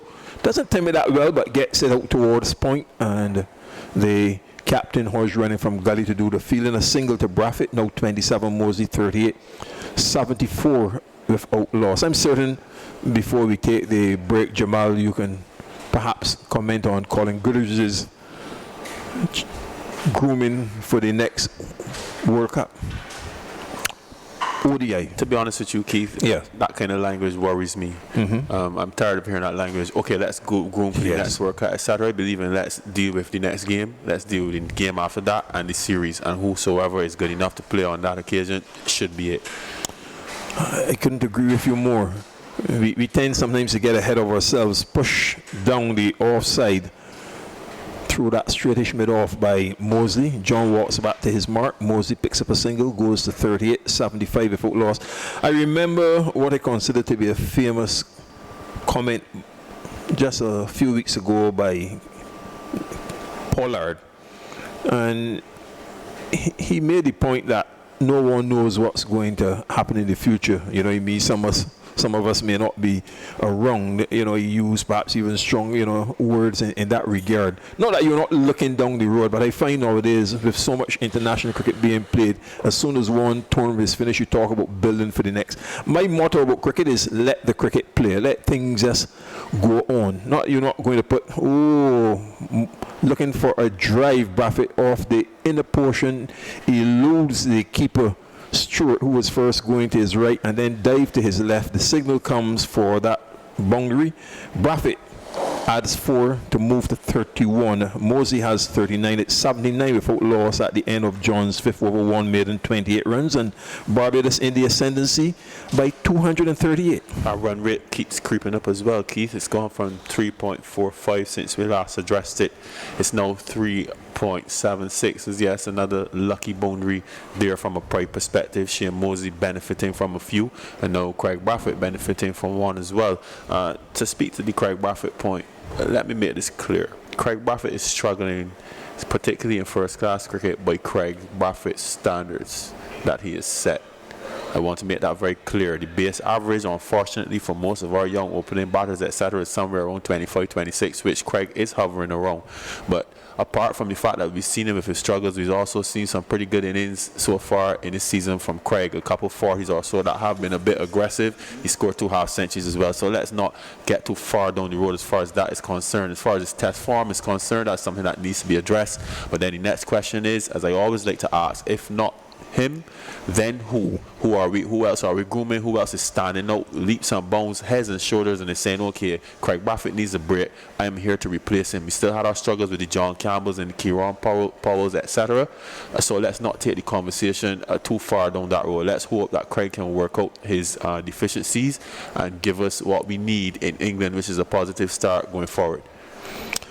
Again, well said, Jamal. 2 slips and 2 gullies, a change in bowling, and finally Max Sween, admirable I dare say, comes off after figures of 10 overs, 2 maidens and 21 runs he has conceded, and replaced by Jordan, who bowled a solitary over last evening in which he conceded 6 runs. And what's Darrell Headley saying? All these years and he can't play in the V properly with his bat. Looks bad. Right off the off stump, Jordan, and no stroke from Mosley. 2 slips and 2 gullies waiting. Yes, Jamal. That's for me again? Yes, Okay. definitely. Address it. Yeah. Mr. Headley, sir, good morning. There are varying styles of players, and over the years, traditionally, each region really has that type of opening batsman that's very stodgy and stoic, etc. Obviously, when Craig is out of form in terms of his runs, he will quote-unquote look bad, but it's his method that has served him very well for as long as he's been playing. So let's be careful how we conceptualize and go about saying he's out of form. Outside of the off stump from Jordan, and Mosley lets it go to Stewart. 79 without loss. Right, so he will quote unquote look bad when he's struggling for form, but he has his method and it's served him very well over the years. So to make a blanket statement like that is missing all of the gray areas of his batting. Here he is standing at 31 runs. He's still here. Who knows? He may be able to go on as well. But to say that he looks bad and to say all these years, those are some very strong comments. All these years, Craig Brathwaite has been scoring hundreds as well. Jordan is into Mosley. It was right off the off stump. He went into a big drive off the inner portion, and it squirts and goes into the fine leg boundary.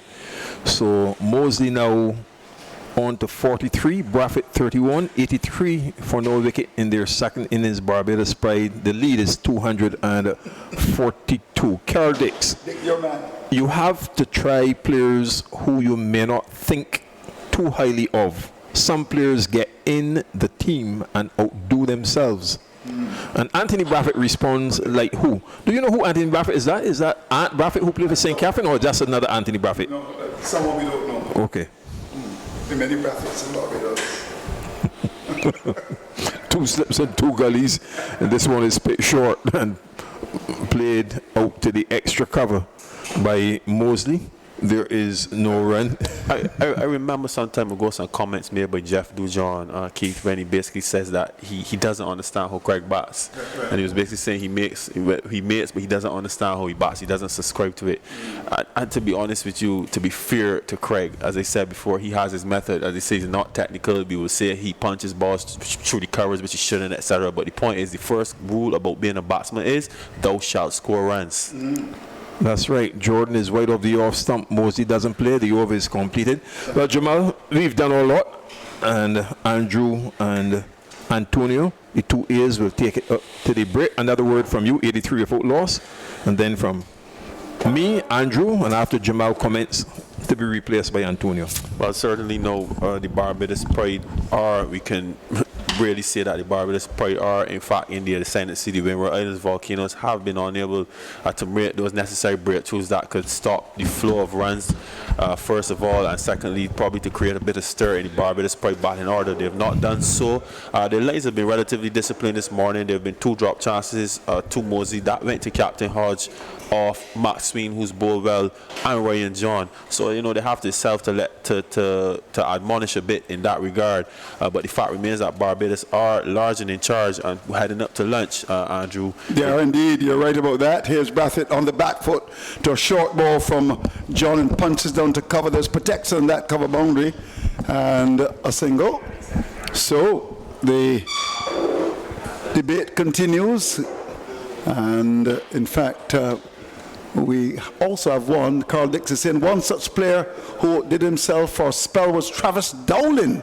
And of course, we know Travis Dowling was a very good middle order batsman for Guyana, played for the West Indies, and good man, and actually was a selector recently. He's now actually still a selector, but he's now with the women, Travis Dowling. As it's 84 without loss. Barbados with a lead of 243 as we head towards lunch on day 3. Here's John as he comes in to bowl to Mosley into this delivery. Mosley is on the back foot, pushes up towards that mid-off area. There's no run. And Randy Bridgman, with all the criticism of Craig Brathwaite, some justified, some not. One never hears suggestions for openers to take his place. Never. I think that's a good one. So the question we're going to ask you, if not Craig Brathwaite, tell me the alternatives to Craig Brathwaite. Please let me know, because certainly somebody's got to open, and it's interesting. I'll take him. I mean, I don't think that he's struggling, but I think He is the kind of player that I suppose will come through. I mean, I've seen enough of Craig to know that he's got the ability. And he's battling away. It is true that he's had his troubles, although when you look at his form in the last, 10 test matches, in fact, 21 innings. I was just looking at it the other day, and he's actually picked up just one score of about 49 highest, which is not good at all. He's actually struggled for the last 2 years or so. But I want people to say to me, if you're not going to carry Craig, who are the others? Stop. Let's start in Jamaica. Is there anybody in Jamaica? Campbell, he's struggling, isn't he? I wouldn't say he's struggling. He has scored a century so far this season. He's not been very prolific. But he's struggling at test level. No, I wouldn't say he's struggling at test level. What is he doing then? He's not struggling? Here's a delivery, a ball by John, which is outside the off stump. And there's the batsman going back and just steering the ball away into the offside. So let me ask you the question. Do you think there should be a debate going around the region as to whether Craig Brathwaite should go to England or not? Do you think there should be a debate? I think it's worth consideration. Okay, we're in the middle of the first class tournament, and we have to look and see who are the performers in this competition. It's merit based. Okay, fine. Yes, it has to be. Yeah, given the fact that he hasn't done well, no cricketer should ever be immune from the selector's axe. It's a game of runs and wickets. Well, Prof is saying Chadwick Walton. That certainly is an interesting one. As John is in bowls to Brathwaite, he allows it to go by to be taken by the keeper. And here's Carl Dix, a good friend. Craig has to go to England. I understand there's no issue there, but we have to look down the road to see who else is batting. So that's interesting. Anthony Brathwaite, not from St. Philip, says neither their bats. What does he mean by that? So the debate continues. We're getting lots of reaction, and we've got over 1,002 now watching, and that's because you've come in to do commentary. Here's Brathwaite, who's looking to stop the cricket tongues from wagging, comes across and just strokes the ball away into the offside, down to cover for a single. He now goes to 33, or is he 34 now? 33, Barbados 86 without loss, and I really would want, for his sake, for him to get 100. He's gone through the fire. And it's technically things have not been the best, but for his own sake, we've seen him before, and I think for West Indies' sake as well, we'd want to see him make 100. Kenmore Spencer, not Kenmore Bino, says leave Craig alone. Yeah, I can understand where he's coming from. Every player will have their supporters, but I think it's just a question of merit. What I'd love to see, as you have mentioned, Andrew, 100 here would certainly silence a lot of the noise and a lot of the, whispers in the background. Somebody's suggesting Chandapal, of course. I think Tejnarayan Chandapal, he does have an impressive first-class record. He's played about 40 first-class games. Prof is responding saying, no, Chandapal is not ready. He may be correct, but he's been around the 18. Comes up now, bowls to Brathwaite, who's been the subject of discussion, works the ball away neatly down to backward square, takes off at the first row, will come back for it too. This is very good cricket by Brathwaite. He saw the fielder lumbering away down in the boundary. That looks like John down there. He took off like a hare and recognized, look, I could come back for the second. And, well, in the end, John got up from his slumber and threw the ball, and Brathwaite by then had turned comfortably and must have been even looking for the third. It was poor cricket. The body language not good. Brathwaite back for his second. Barbados go to 88 without loss. 247 is the lead.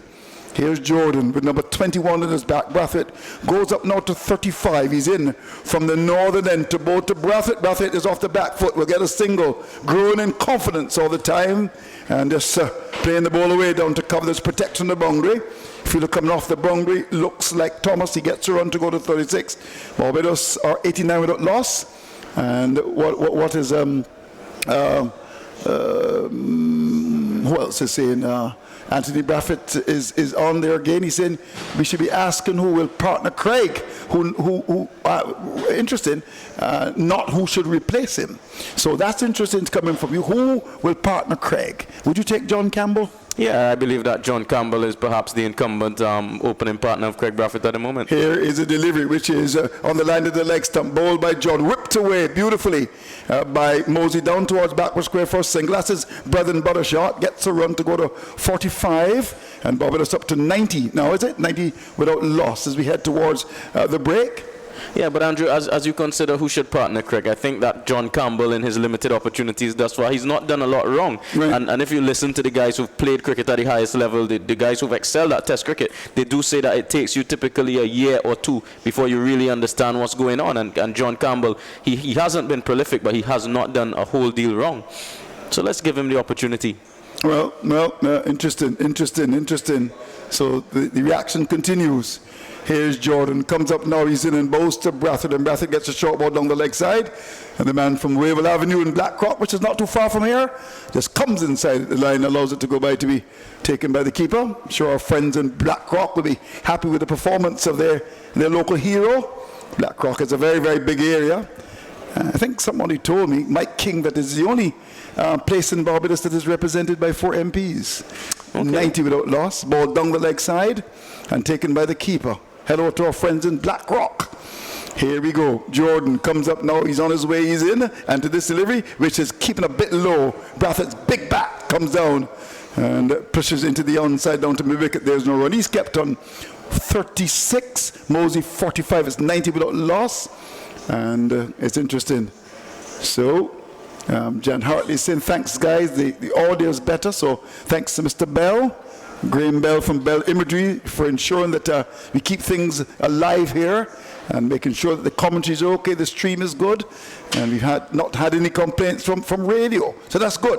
Here's a delivery which is turned away. Fine, 4 runs. A ball that's badly lined there by Jordan, and there was Brathwaite just getting some balance. A lovely glance, beautifully played. The field at backwards didn't have a chance today. Tomorrow, I've got my doubts about next week. It was so very well played by Brathwaite for 4 to carry Brathwaite to 40, and Barbados are now up to 94 without loss. The lead has now gone past 250. It's 253. Yeah, definitely 250. It's 15 minutes before the luncheon break, and I think the lead is where at start of play they would have wanted it to go. They're 94 without loss. That's a strong position as Craig Brathwaite, tickles that one fine there. We've seen in Test cricket on a few occasions, guys have opted to go with a leg gully and bowl at Craig and have him play a similar stroke. So it's something that the Windward Islands can perhaps adapt at this point in time. They've been a little bit flat. It's always going to be difficult when your captain puts down 2 to 3 catches in the first hour's play. So I think that they are very flat and they need something to G them up, and perhaps a change of strategy, or maybe the introduction of leg spin into the attack. He hasn't bowled a lot, Kieran Katoy, so far this season. Well, interesting. Stella, what a good old name. Had a cousin. No. So we're finishing with that? Oh, that's spam. I thought the name was a funny one. So 94 loss. Oh, sorry about that. We wouldn't want to do that. But she said something rather interesting.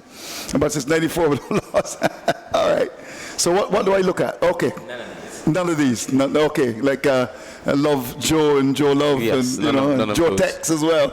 You wouldn't know Joe Tex. Sizzler. 94 without loss. And so that's spam. We got to watch the spam here. Thanks, Mr. Bell. Here's the delivery outside the off stump. Ball by John. There's the batsman coming forward, and the ball goes by to be taken by the keeper. So we just got to watch that spam coming through. So tell me when I can read something up there. It's 94 without loss as we head towards the break. In fact, earlier I was asking about regathering for St. Philip, and someone sent me a WhatsApp and said it's going to be in July. So I'm certainly looking forward to that. So for sure, Carl Dix is good. There's no doubt about that.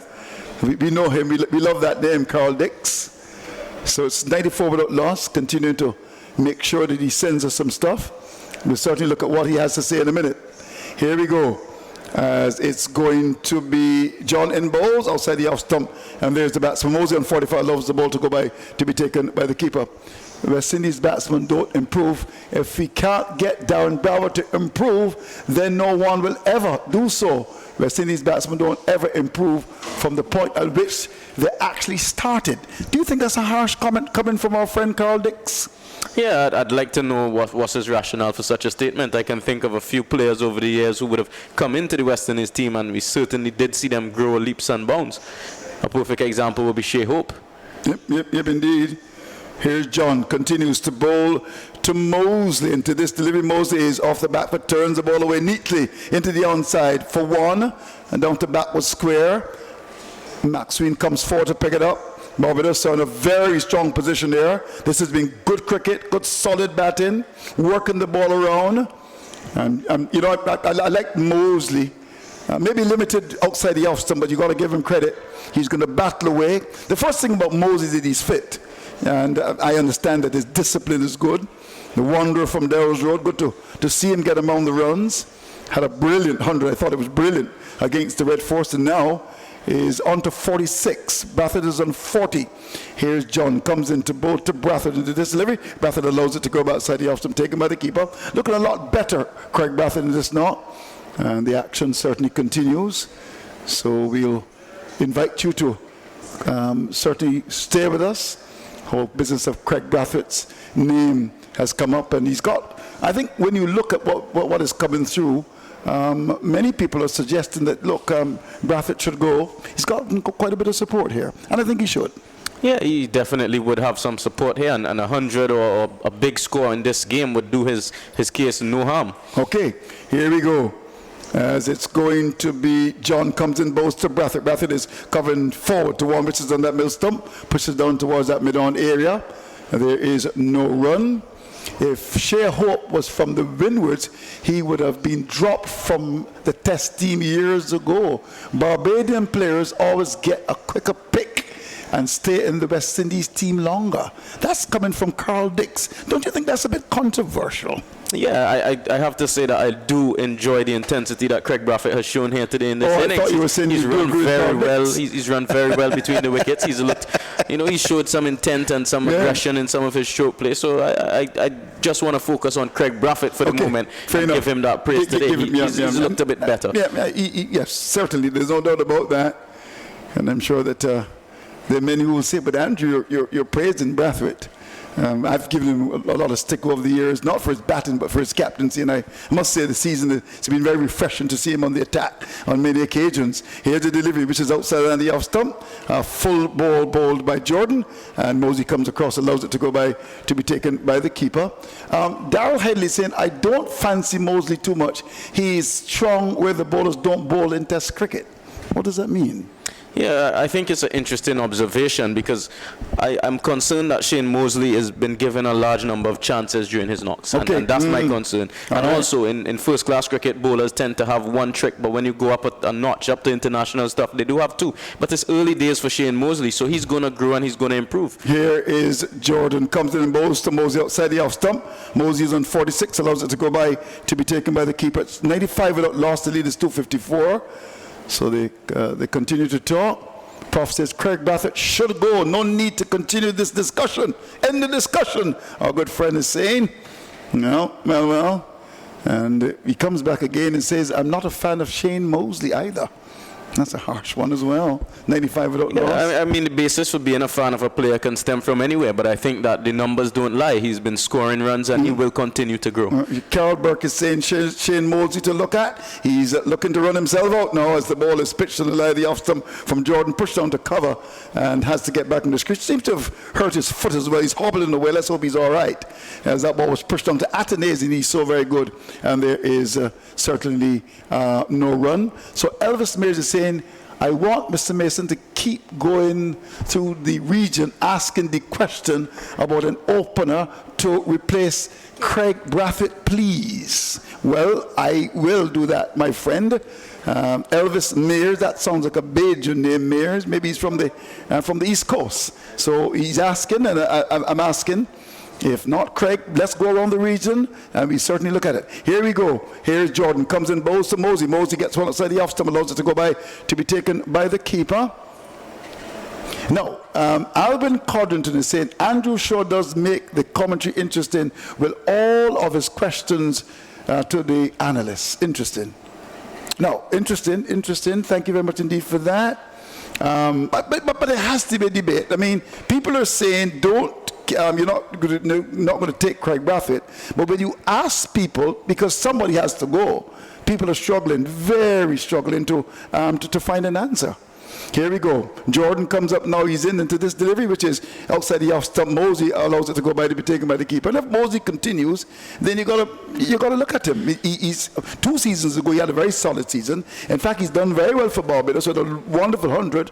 And if he continues to do well, he's a player that you certainly must look at. Andrew is the most entertaining commentator in the Caribbean, in my opinion. Well, I wouldn't allow you to comment on that because you may disagree. 95 without loss. As the action continues, they keep coming. I like my friend Carl Dix. Wonderful name he's got there. We'll look at what he has to say. Here is Jordan. Comes up now. He's in and bowls. And there's Mosey coming forward and strokes the ball away. Lovely shot down towards that backward point with his protection on the boundary. And Barbados looking very strong indeed. They go to 96 without loss with Brathwaite on 40. Mosey goes to 47 as lunch beckons. So, what else do we have up there? We know that Devon Smith won't be on the plane. That's for sure. No debate about that. Do you want to comment on that? Yeah, Antonio? I can't say that Devon Smith for sure will not be there. He continues to pile on the runs, and who knows what the selection panel may say. That's a question for Roger Harper. I really can't speak on it definitively. I've got a question for you. What's the question for me? Would you pick Devon Smith? I don't think the season is done. At the end of the season, Andrew, I will announce who I will pick. Can I ask the question a different way? Yes, you can. Let's assume that Devon Smith gets another big season as he normally does. Yes. Would you take him to England? I cannot say that definitively. Okay. I'd like to see it come to fruition first, and then I'll look and see how he's shaping up. But why would you have to do that? Why? Because Craig Brathwaite is the incumbent, and I believe that the incumbent should be given the maximum opportunity, to stake a claim for reselection. So if Craig is able to, get things together and put a few big scores on the board, by all means, it's his slot. Here's a delivery, which is why the off-stump as John continues, and the batsman Mosey watches it go by to be taken by the keeper. But based on what you're saying to me, though, is that if Devon Smith gets another big season as he normally does, you may want to give consideration to taking Devon Smith to England. I believe, Andrew, and that's not what I've said, but I believe that if there are 6 franchises and each franchise has 15 members, there are 90 players who are eligible to go to England. So I am not saying or singling out anyone in particular. Okay, right. Okay, here we go. This ball is outside line, the off stump, bowled by John off the back foot. Mosey pushes the ball away into the offside down to cover. Comes back for a second, and he continues to impress Mosey. I like him. And I like people who work hard. It's important to work hard. I've been very much, in terms of the promotion of the sport, fitness, I've said it for a long time, and you got to be fit. And once you're fit, you concentrate better, and this young man has done so. He's on 49 now, falling up on a brilliant 155 not out against Trinidad and Tobago. So the 50 beckons for Shane Mosey, the man from Wanderers Club, the oldest club in the country. Here we go. Here's John, comes into bowl to Mosey's in and bowls to Mosey, and Mosey's forward, plays the ball up towards mid-on, can't score. The bowler tries to stop the ball, hits his hand, and just drops in the pitch on the far side for Cotoy to come across to pick it up. So Mosey's kept on 49, Brathwaite is on 40, Barbados on 98 without loss with a big lead of 257. Yes, certainly a position of dominance here for Barbados pride as Shane Mosley nears what will be a good half century for him, and I'm sure that it will do his confidence a great deal of good, continuing to just pile on the runs and of course putting his name in the hat as a potential future West Indies opening batsman. Well, there's a Roger Archer saying, Andrew, please get this man off the fence. Does he mean you? Antonio, I love that. Here's Mosey coming forward as John is in and bowls him, and he pushes down towards that mid-on area, and there is no run. So, Roger Archer is saying, Keith Holder, listen to this, Keith. Andrew, please get this man off the fence. Do they mean you? Yeah, they have to be speaking about me, but that's very difficult for you, Andrew. No, I just don't think you can get me off this fence. There are 90 players, and all of them are eligible for selection. No one is more eligible than another. Yeah. They're playing, they're putting their runs and wickets on the table, and all must be considered. Although Devon Smith has been tried several times and has failed, you're suggesting to me that you will still consider him. Cricket is a present tense game. Fair enough. All right, here we go. As this delivery is beaten outside the off stump. Beautifully bowled indeed. A ball that's cutting across the batsman and is taken by the keeper. What is that you're showing me? Is that what Colin Goodrich is saying? You cannot leave Craig Brathwaite out from the West Indies team to England. Does Shane Mosley get a serious consideration for England? Carl Barker is saying. That's one for you, Antonio. Can you tell me? Yeah, I think that we have a few young openers around the region, and I'd love to see them play some more A-team cricket so I can speak definitively.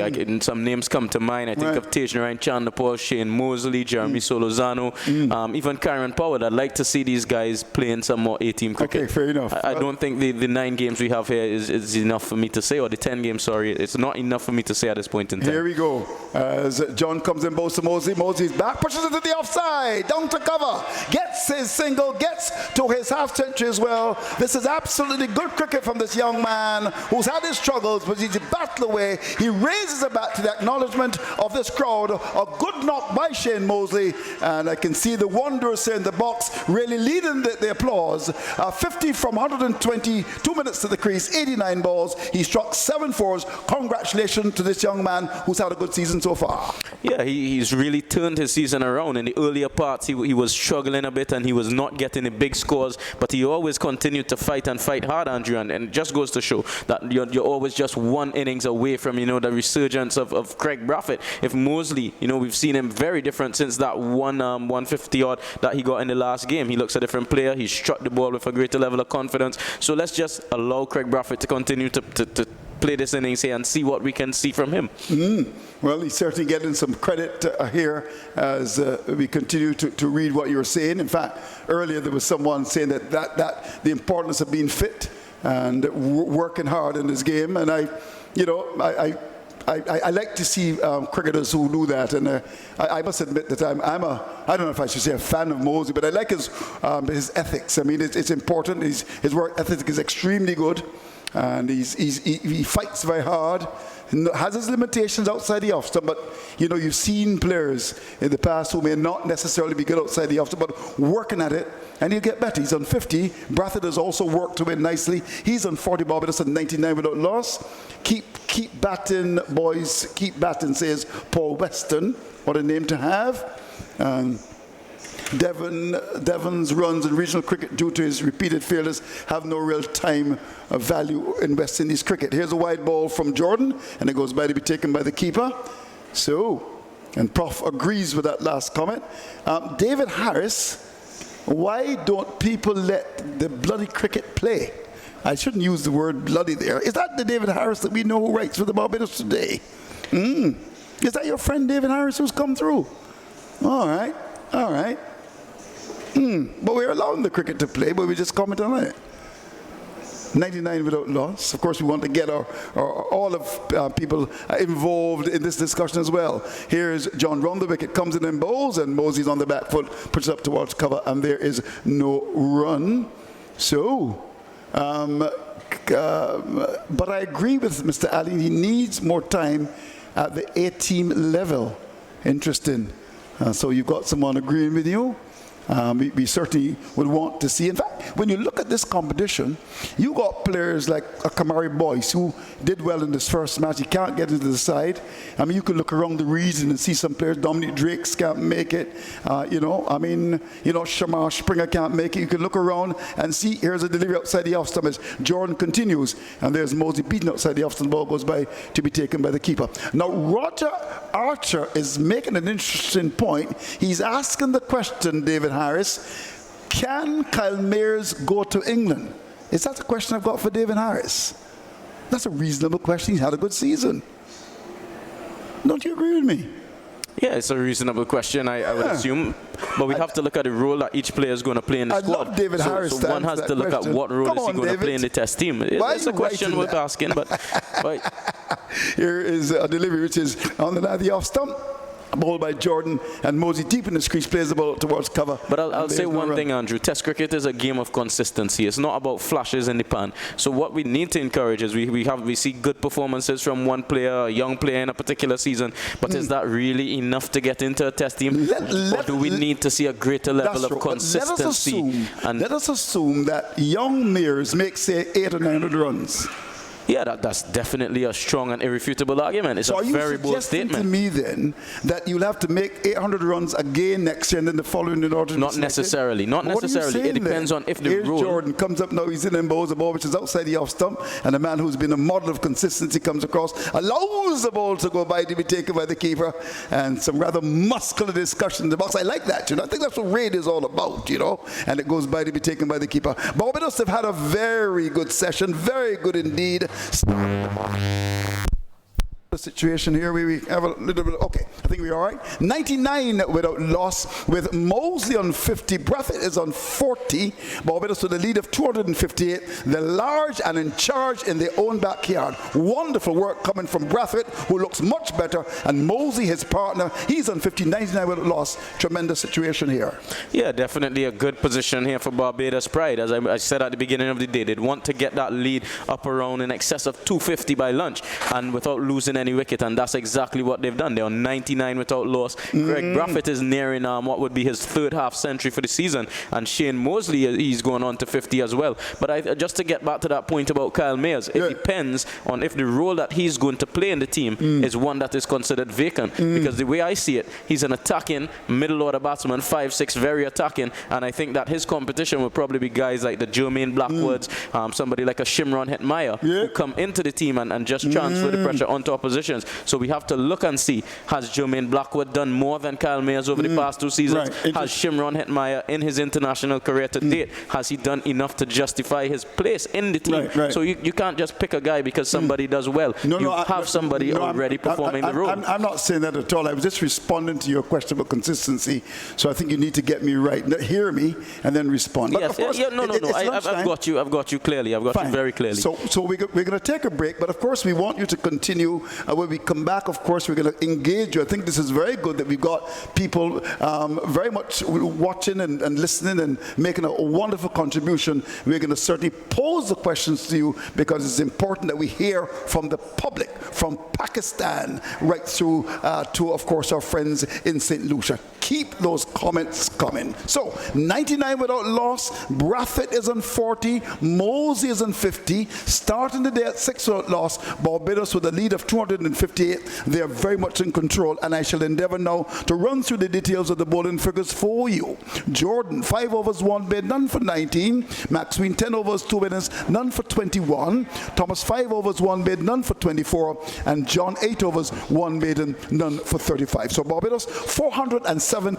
Batting a second time, they've done very well. They're 99 without loss, with their captain looking good. He's on 40. Mosey continuing his good form. He's on 50. And Barbados with an overall lead of 258 with 10 wickets in the bag. They're very much in control. We're going to take a break and come back in about 20 minutes or so. Make that about 30 minutes. Please join us then.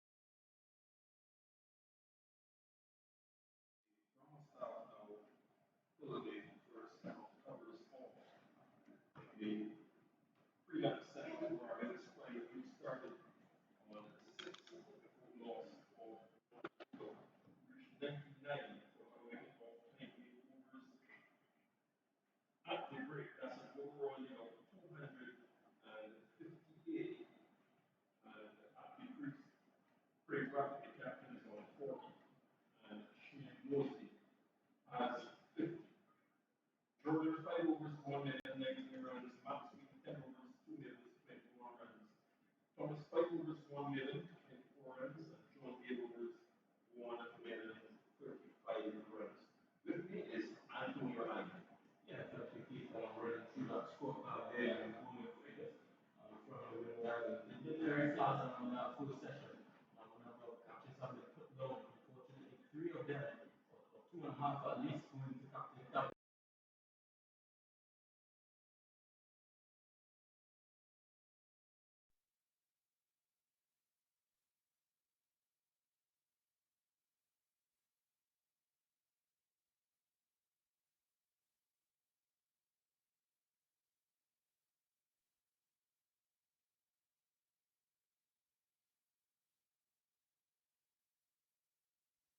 But other than that, Keith, it really hasn't been a lot from the Windward Islands. We have not yet seen the use of spin in the cities. That was much was effective, and I think it's always worthwhile trying to attack on a Craig Rafa from time to time. There's been a lot of discussion on him, but attacking in the spin, we have not seen much coming in and being quite useful in that first innings. And then, of course, there's the conversation of Kieran Couture, who has not done a lot of goal in the first innings and not a lot of goal in the season for the Windward Islands. Now, in this commanding position, one would assume that Barbados Prime Minister would look to score even quicker. In the second session, the technical was a original rookie. It's now 158 overall lead. So if there were to get virtually at a run more to take it past 350 as the key rate, would it be fair like key or based on the fact that, whether as it stands still with regards to the into the final seven? Yeah, I think the weather is somewhat of a factor.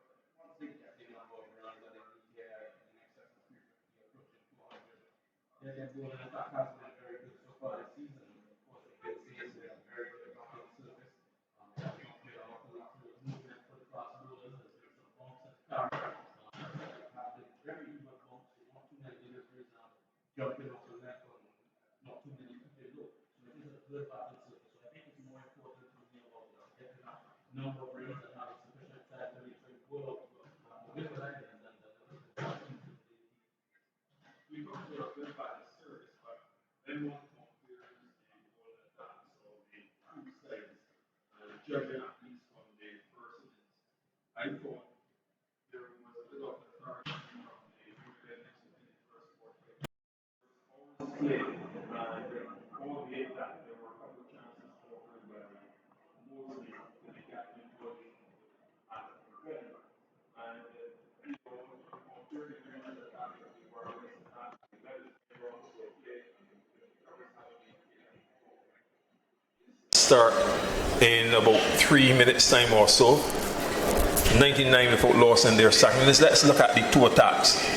Yeah, I don't think that the Windward Islands have been at their best. It has been a surface which we said it has not been as helpful to fast bowlers as the previous two encounters here at Kensington Oval. Of course, when they would have played the Jaguars and then when they would have played Red Force in the last round, those pitches were particularly helpful to the seamers. But that said, I think the Windward Islands have not been very inventive. They have not used the full available resources. Captain Hodge has not bowled as yet in the second innings, and neither has he opted to use Kieran Couture. This second innings is 28 overs old, and it seems as though there's a template that they're going to follow.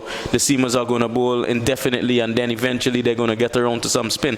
But I think as the lead continues to grow, they have to do something, perhaps out of the ordinary or something unconventional, as they are not able to break that partnership, as they're closing in just 1 run away from a 100-run opening stand. So a leg spinner is always a very attacking option and a good option, when nothing is going on. You throw the ball to a leg spinner and they have a knack of just picking up wickets. But Kieran Couture has not been utilized a whole lot with the ball in this franchise, and I'm not sure why. Yes. Updates on the other two games as the umpires and players head on to the field. This is one of the features sometimes in modern day cricket. Both umpires are there, and the openers Craig Braffett and Shane Mosley are right out in the middle, and Kevin Hodge and his Windward Islands Volcanoes haven't put a step over that rope yet to go onto the field. I believe in the old traditional way, Antonio, you know, that's the good old gentleman's game, that the field inside come on and then followed by the batsmen. But that looks so weird, so odd. Both umpires are there, both batsmen are in the middle, and the Windward Islands team now going on to the field. Yeah, I think it gives us a good indication as to who's on top. Barbados Pride, the batsmen are on top. They're eager to get on with it. Their lead at the moment, 258 runs, and another 63 overs available to be bowled in this encounter here today. So they are in full control. They're 258 effectively without loss, Keith. So the Windward Islands somewhat deflated, and it's going to be a tough task for them to get back into this game and really fight to put themselves in a position where they are not only vulnerable to be being beaten, but in a position where they could possibly find a way to fight and make a victory out of it for themselves. Updates on the other two games that Warner Park in St. Kitts. Trinidad and Tobago, 287 all out from 102 overs and 4 balls, and the Leeward Islands are 215 for 8 after 104 overs and 3 balls. Hodge 14, Powell 13, Thomas 2, Jangu 90, he was caught by Mohammed off Hossain, Hamilton 9, Ward 22, Peters 21, Cornwall 3, Louis is unbeaten on 22, and Henry has 9. And the bowling, Phillips 17 overs, 7 middens, 2 for 40, Hines 5 overs, 2 middens, none for 11, Hossain 28 overs, 7 middens, 2 for 52. Mohammed 17 overs and 3 balls, 4 middens, 2 for 44. Imran Khan 29 overs, 9 middens, 2 for 58. And Pierre 8 overs, 6 middens, none for 4. Just being passed a note here by our scorer Susan Bell, and with play to start at 2 minutes to 1. The tea break has been adjusted to 10 minutes after 3, and the close is scheduled for 5:15. And Kevin Hodge, the Windward Islands captain, will come into the attack for the first time with his left arm spin at the Malcolm Marshall end, bowling from around the wicket to Braffett. He has a slip on a short leg, then a point covers out on the boundary, short extra cover, mid-off, mid-on, short mid-wicket and deep backward square. Here's the first delivery after lunch. A belated restart because of rain, and it's driven by Braffett down to the deep extra cover for a single. That brings up the 100 for Barbados Pride in their second innings as Braffett goes on now to 41. Mosley is on 50, and the century first wicket stand coming in 128 minutes off 174 balls with 12 fours. So with the left-handed Mosley on strike as he retakes his guard from umpire Banwari, slipping a short leg, cover point, extra cover mid-off, short mid-wicket, mid-wicket on the boundary as well as long on and backward square. 100 without loss in their second innings, Barbados Pride. And Mosley, the one down the leg side, tries to tickle it. It goes through the legs of Stewart, but Smith quickly runs back from slip, and there is no run. And in the other game, Jamaica haven't made 216 all out in their first innings from 80 overs and 4 balls. Ghana 288 for 7. Heading to lunch, 94 overs have been bowled here at Kensington Oval, picked short by Hodge, and Mosley goes back and turns it down toward his fine leg. Kotoy has to run around to do the fielding. They take a single. Mosley 51, Braffett 41, 101 for no wicket in their second innings, Barbados Pride. Braffett on strike, and Hodge will bowl from around the wicket short, and back he goes and cuts it down to point. Not fielded cleanly by Kotoy, but he runs back and quickly recovers well, wringing his left hand. Struck on the fingers, slip on the short leg, and Braffett is forward and plays it back down the pitch. Hodge picks up, bowls with his sleeves buttoned down. The Windward Islands captain, overcast conditions at Kensington Oval. It's the third day of the 6th round match in the regional first class championship. Short and flatter from Hoysian. Braffett goes back and drives it down to the deep cover for a single, picked up by John, and Braffett now on 42, Mosley 51. 102 for no wicket in their second innings. Barbados Pride in the ascendancy by 261. Yeah, that lead just continuing to grow there. Barbados Pride just, negotiating that first over without too much alarm. Kavim Hodge coming into the attack himself, bringing spin on for the first time in the second innings, this being the 29th over. Barbados Pride still yet to lose a wicket, and it seems like it's going to be Ray Jordan to start with him. He did bowl very well in the first innings from that Malcolm Marshall end and cause a few, nervous and anxious moments, especially when he was operating to Shane Mosley. Indeed. So he has 2 slips and gully, deep cover, extra cover, mid-off, mid-on, mid-wicket, and a long leg. It's 102 without loss. And Jordan with figures of 5 overs, 1 maiden, 19 runs, just having a couple practice balls with Maxwell, who's up at mid-off, and he goes over the wicket right arm fast from the Garner end, and again Kotoy with some loose work. It was driven up to the extra cover and it went through his legs, coming off his hands, allowing the batsman to go through for a single as the mid-off in Maxwell had to tidy up. Mosley now taking his guard from umpire Blades. A single for Braffett, taking him to 43, and it's 103 without loss. Kotoy will move over on the offside. 2 slips are already in place, and they've gone for the most part with a field of 2 slips and 2 gullies, with Mosley on strike against the fast bowlers, and this has been sustained. Covers out on the boundary, extra cover mid-off, mid-on, deep backward square outside of the off stump, bowling from around the wicket. Jordan, and no stroke from Mosley. Yeah, Jordan there just continuing with his mode of attack to Shane Mosley. We would have seen him in the first innings really just angling the ball across Mosley and trying to tease him, outside that off stump. It has been a strategy that some teams have employed against him to good effect at times, and other times he's been able to leave the ball well. He's set on 51 at the moment. He'll have his eyes on back-to-back hundreds. Here's Jordan again, still from around the wicket, and for this delivery, Mosley reaches for it and drives it into the covers, and that cannot score, fielded by Kato. So 288 for 7. Guyana from 94 overs. Jamaica made 216 all out from 80 overs and 4 balls. Chandapal 8, Hemraj 82, Johnson 35, Vishal Singh 93, Barnwell no score, Reefer 16, Bramble 25, Sinclair 21, and Permol not out. With 3 for 64 to the left arm spinner Dennis Boulay, 2 for 67 Patrick Harty. Again reaching for that drive, and that's a wonderful shot on the front foot, driven past the mid-off and into the boundary. A half volley served up by Jordan and well executed by Mosley on the front foot with that drive.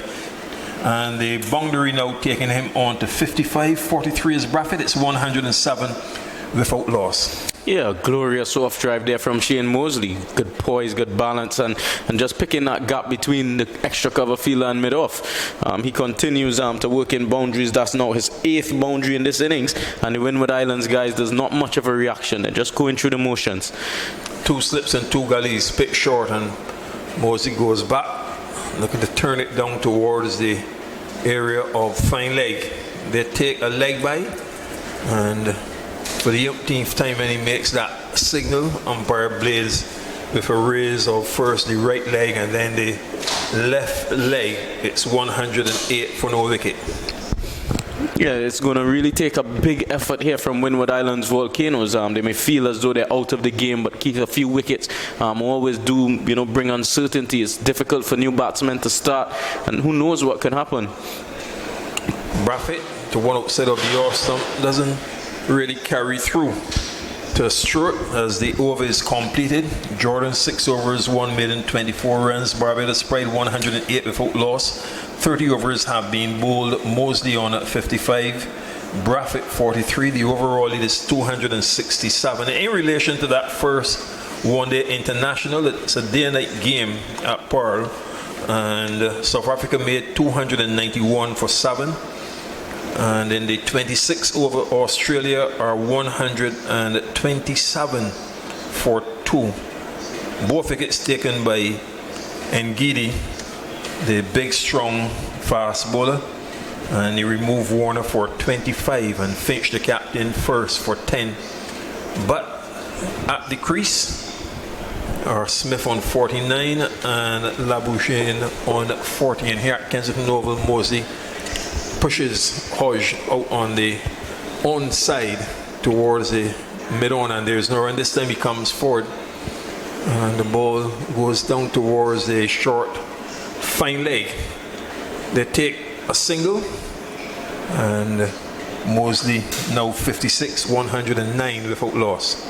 Yeah, immediately there, Keith, with the introduction of spin, we see some, just some measure of interest in terms of an appeal. There hasn't been a lot outside of those drop chances in the morning session for the seamers. There haven't been any appeals or anything. Hodge from around the wicket to Braffett, short, and he goes back and clips it down to mid-wicket. And there's no run. They slip on the short leg in. Point covers out on the boundary. Extra cover mid-off, mid-on, mid-wicket. And backward square about halfway to the boundary. Hodge from around the wicket at the Marshall end.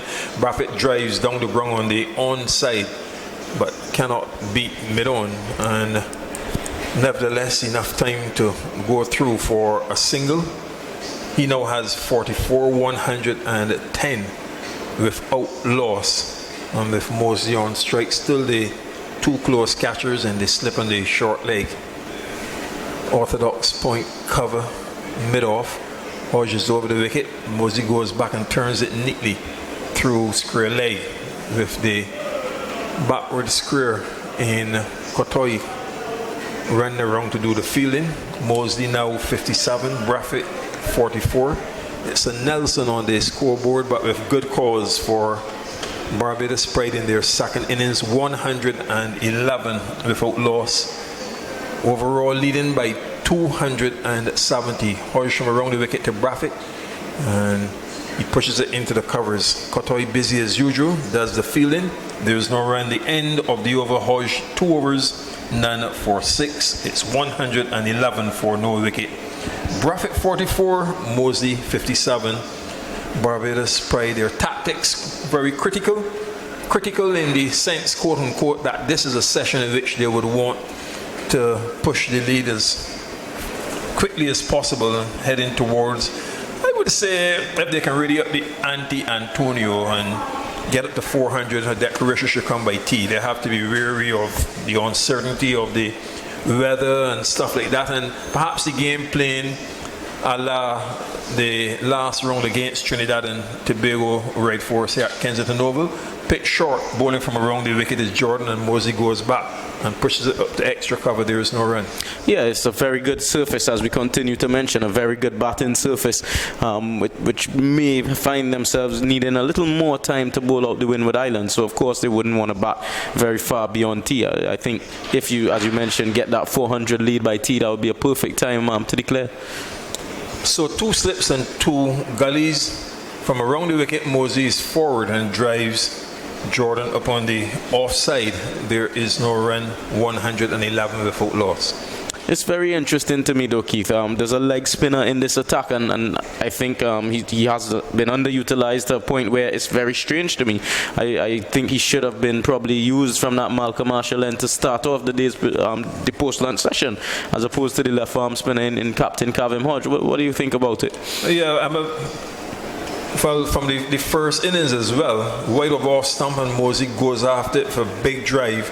Misses, taken by Stewart, 111 without loss. I really anticipated that Hodge correction, that Kotoi would have done more bowling in this game, but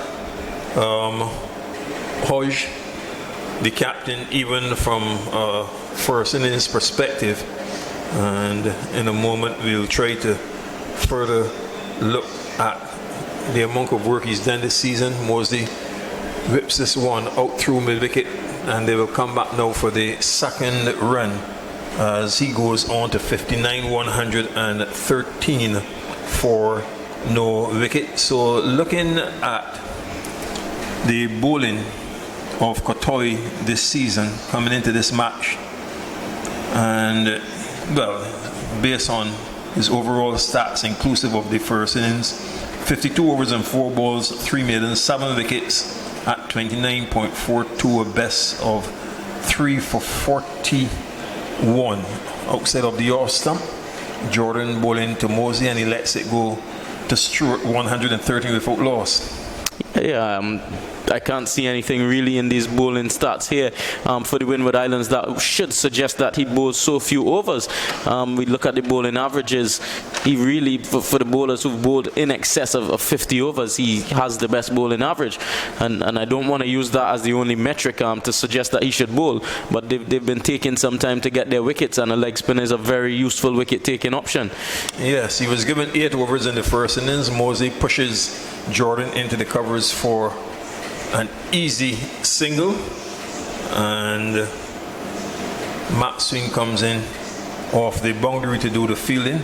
Mosley now on 60, 44 is Braffett, 114 without loss at the end of the 32nd over. Jordan 7 overs, 1 maiden, 27 runs. I think you're making a good point here in that Kotoy, apart from your drum, and you really can't base a lot because he just had the solitary match, 2 wickets for 23 runs at 11.5 knot. But of the main bowlers, Kotoy has then the best average at 29.42, Max Swing 17 wickets at 29.47, Sherman Lewis, who's not playing, 11 wickets, average 31.72. Here's Hodge, left arm spinner and captain. Mosley looks for a sweep, and he's been given out leg before wicket, and he seems surprised by that one, Mosley. We'll have a chance to look at it on the monitor, but Mosley was looking to sweep, and he was going after a single as well as the ball went down towards fine leg. And umpire Banwari, the Guyanese in his first-class match, has given him leg before wicket, and the Barbados Pride 114 for 1. Yeah, I think that Shane Mosley probably getting further across towards the off stump than he had realized, and umpire Banwari, he is best positioned to make that decision. So perhaps that ball just going on to clip leg stump. Certainly real time it looked as though it may have been heading down, but having the benefit of the replay here on the monitor, unfortunately the viewers are not able to see it on the live stream as well, but it does look as though it probably may be going on to clip leg stump, and it just strengthens the point that spin perhaps could have been brought into the attack a little bit earlier into the piece, as opposed to just having those seamers before lunch meander along without too much alarm being caused for the Barbados Pride batsman. But Mosley, he certainly was startled by being given out, but I think he just went further across to the off stump than he noticed. I think it's a very good point, having the benefit of the replay here and seeing it a couple of times, and you look at where he was struck as he witnessed it one more time. Yes, that pad was placed in front of the middle stump, in my opinion. Yes, he did. He thinks that he was, in leg stump position, and that ball was sliding down leg. Certainly real time, as I said, that was the impression that I had as well. But the replay did show that umpire Banwari there did make a very good decision, and credit must go to him. Many times umpires come in for a lot of criticism and a lot of heat because, we think that their decision making may not be the best, but I think he's been spot on here. We've seen a couple of difficult decisions being made in this game, and there was an LBW shout as well in the first innings that was also given, so credit must go to umpire Banwari on this occasion. So it's 114 for 1. The new batsman is Shamar Brooks. Mosley, leg before wicket, bowled by Hodge for 60, was in for 143 minutes, faced 111 balls and counted 8 fours. So his first delivery, Brooks comes forward and pushes it down towards the short mid-wicket, and there is no run. Here's Hodge again from the Malcolm Marshall end. Brooks forward, and it's pushed just past the forward short leg. Again, he cannot score. Cato is in that position at the short leg. Smith at slip, Kotoy at point, and Brooks now drives up to mid-off and cannot score.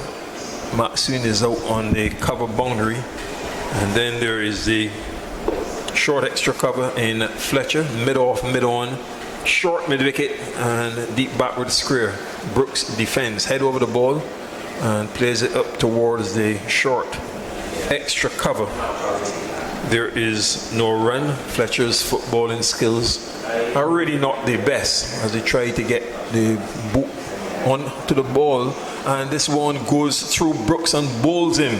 Brooks looks at the bottom of his bat and perhaps further justifying your point about the spinners coming into operation, and Shamar Brooks's checkered first-class season in which he scored a century, but in between some rather disappointing strokes for the relatively new West Indies Test batsman.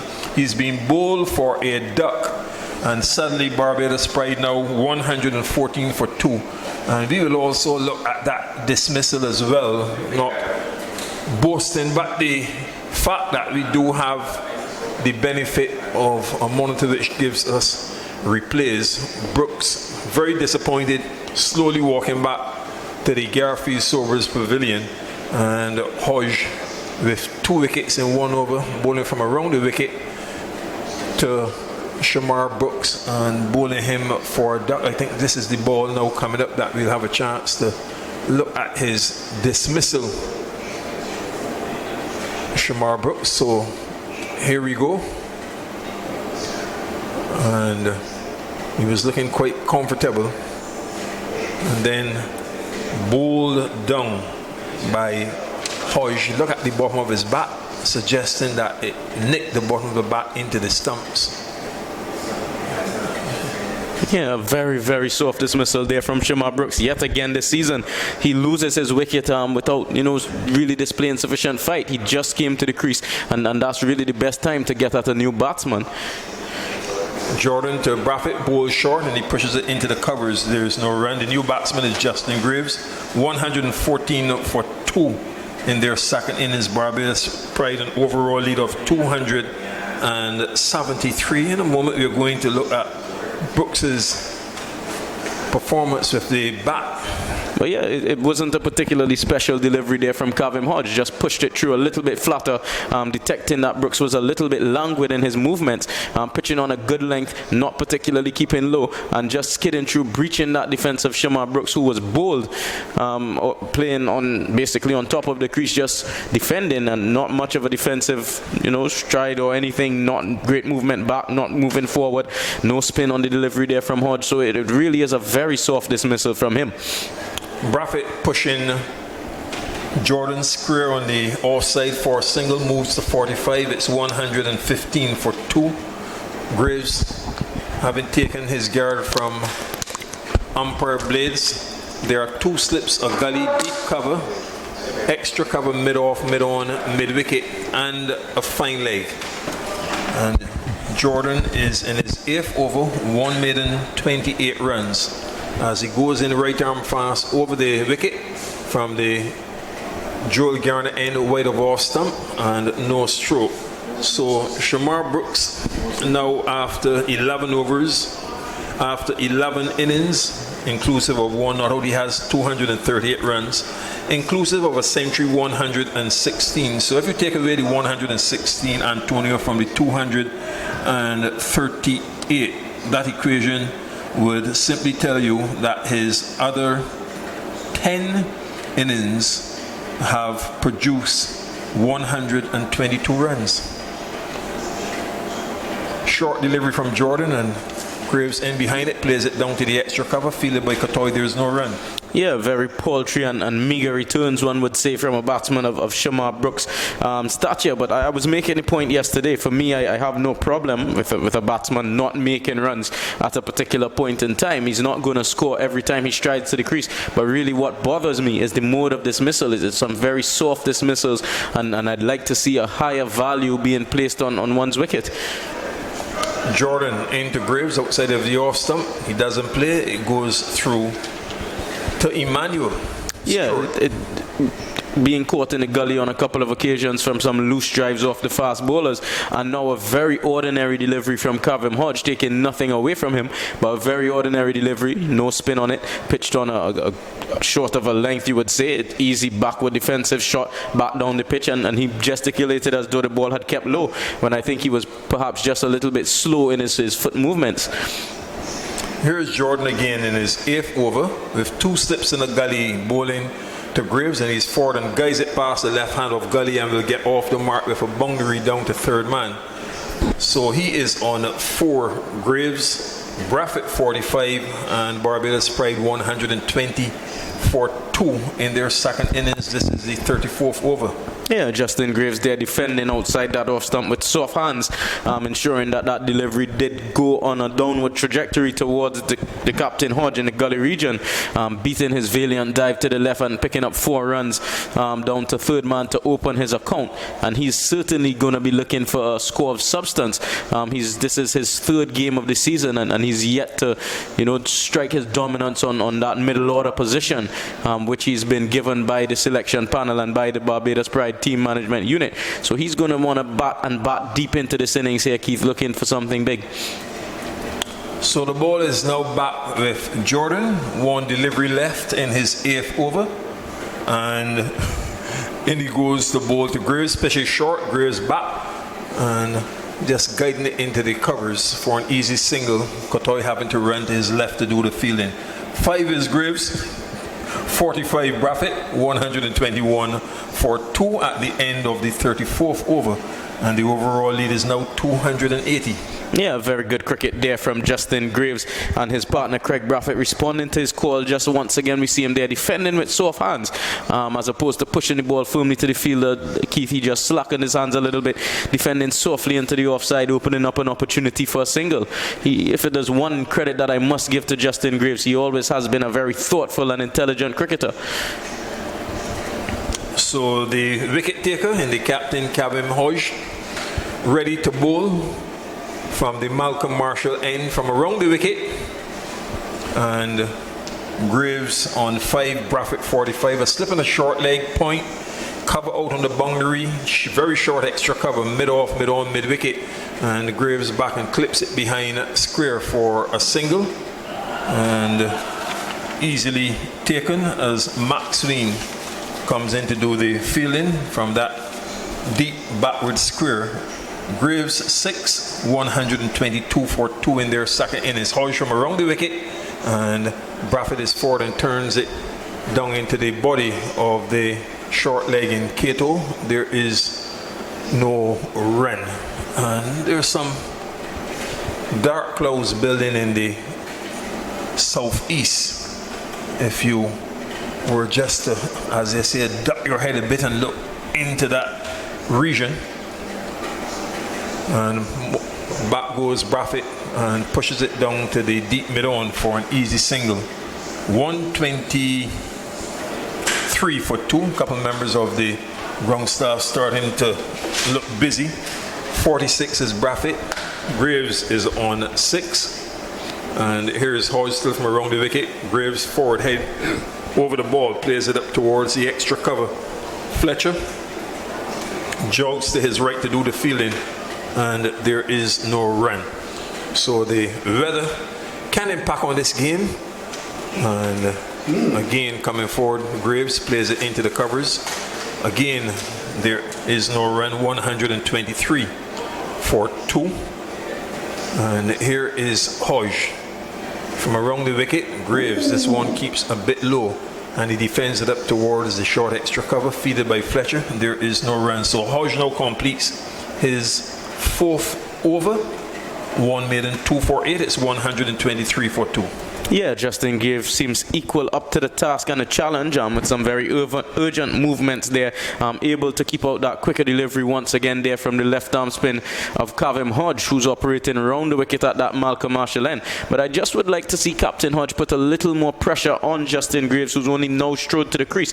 He would be aware that Graves has not had the most prolific run scoring season so far, so that deep backward square leg that afforded him that easy single in the first delivery of the over should be up saving saving one, and that sweep on the offside boundary should be up squeezing him as well, despite the lead being 282, Keith. Yes, and turn down behind square by Braffett. They will come back now for the second run and get home quite comfortably.